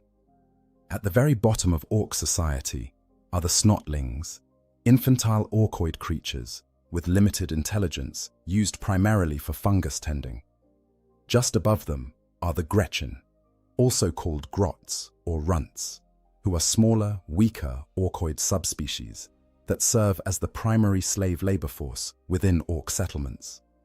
Gretchen perform all the menial tasks that Orcs consider beneath them, from food preparation to message delivery to general organization and maintenance work. Human slaves occupy the same social position as Gretchen. The Orc word for servant or slave is grot, and this term is applied equally to Gretchen and to non-orcoid slaves like humans. This linguistic detail reveals an important truth. To the Orcs, there is no meaningful distinction between a Gretchen slave and a human slave. Both are weak, soft creatures to be bullied, exploited, and discarded when no longer useful. However, even within this lowest tier of Orc society, there exists an informal hierarchy based on perceived usefulness. Not all slaves are treated equally, and understanding these distinctions can mean the difference between a relatively tolerable existence and a short, brutal death. The most fortunate slaves, if such a term can be applied to any aspect of Orc captivity, are those with valuable skills that Orcs cannot easily replicate. Technical expertise is particularly prized. While Orc mech boys possess an instinctive understanding of technology, they often lack the precision and patience required for certain types of work. Human slaves with engineering knowledge, the ability to operate complex machinery, or expertise in manufacturing processes may find themselves assigned to relatively stable positions in Orc workshops and factories. These skilled slaves can sometimes achieve a level of status that affords them marginally better treatment. Some even become trusted advisors to war bosses or mech boys, though this trust is always conditional and can evaporate in an instant if the Orc decides the slave is no longer useful or amusing. The freebooter known as Uzgul the Magnificent, for instance, has been known to keep technical experts from various species as permanent members of his crew, valuing their expertise in maintaining and operating captured technology. Language skills can also provide a small measure of protection. Humans who learn to speak the Orc language, or who can translate between different species, may be kept alive longer than others because they serve a useful function in communication. Commissar Sebastian Yarrick famously learned the Orc language from a captured raider in his youth, knowledge that would later prove crucial in understanding and fighting Orc invasions. Below the skilled slaves are the general laborers, the vast majority of human slaves in Orc territory. These are the men, women, and children forced to toil in mines, fields, factories, and construction sites. They have no special skills that set them apart, nothing that makes them individually valuable to their masters. They are interchangeable parts in the Orc industrial machine, worked until they can no longer perform their assigned tasks, then discarded like broken tools. General laborers are organized into work gangs, large groups supervised by runthards who ensure compliance through constant threats and occasional acts of violence. The size of these gangs can vary dramatically, from a few dozen slaves to thousands, depending on the scale of the project and the size of the orc settlement. You might find yourself working alongside people from a dozen different worlds, all thrown together by the random chance of capture. Within work gangs, informal hierarchies often develop among the slaves themselves. Those who have survived longer may have learned tricks for avoiding the worst treatment or for securing slightly better working conditions. They might share this knowledge with newcomers, or they might hoard it jealously, viewing every other slave as competition for the limited safer positions. Trust between slaves is difficult to establish when the orcs deliberately foster an environment of constant fear and competition. At the very bottom of the slave hierarchy are those kept as livestock. These unfortunate souls are not workers at all, but food sources. When an orc civilization grows to sufficient size and complexity while maintaining adequate resources, they may begin breeding imprisoned populations of humans for the sole purpose of being used as food. These human livestock are kept in complete darkness, in communal pens where they can barely move. The only time they see light is when water or food is brought to their enclosures. The conditions in the breeding pens are beyond description. The humans kept there are often modified by orc pain boys, altered until they are barely recognizable as human. During the War of the Beast, in the 32nd millennium, Imperial forces discovered that orcs on the planet Prax had been feeding captured humans steroids and farming them like cattle. The lucky ones had their teeth punched out, were shaved and branded, and then pushed into battle as auxiliary cannon fodder. Those not deemed fit for even this grim purpose were kept as breeding stock, their humanity slowly eroded by genetic manipulation until they were born as insensate, cowering creatures existing solely to be eaten. Understanding your place in this hierarchy is crucial because it helps you navigate the daily realities of slave life. If you possess skills that might be valuable to the orcs, demonstrating them quickly could move you from general labor to a slightly more secure position. If you are assigned to a work gang, learning to read the moods of your run-third overseer and understanding the informal power dynamics among fellow slaves might help you avoid the worst punishments. But there is no safety anywhere in this hierarchy. Even the most valued technical expert can be killed on a whim if an orc finds their work unsatisfactory or simply grows bored with them. The distinction between skilled slave and livestock is not a permanent one. Injuries, age, or simply being in the wrong place at the wrong time can see you demoted to more dangerous work or thrown into the breeding pens without warning. The orcs do not have formal slave markets or organized systems for buying and selling captives. Slaves within the grot slave class do not tend to have any particular owner. Instead, any orc can force any slave into work through cudgels and whips. There are usually no chains or fences keeping slaves confined. The orcs rely on the simple fact that there is nowhere for slaves to run, no escape from orc-held territory that would not result in death from the hostile environment, from feral orcs in the wilderness, or from recapture followed by brutal punishment. This lack of formal ownership creates an environment of constant uncertainty.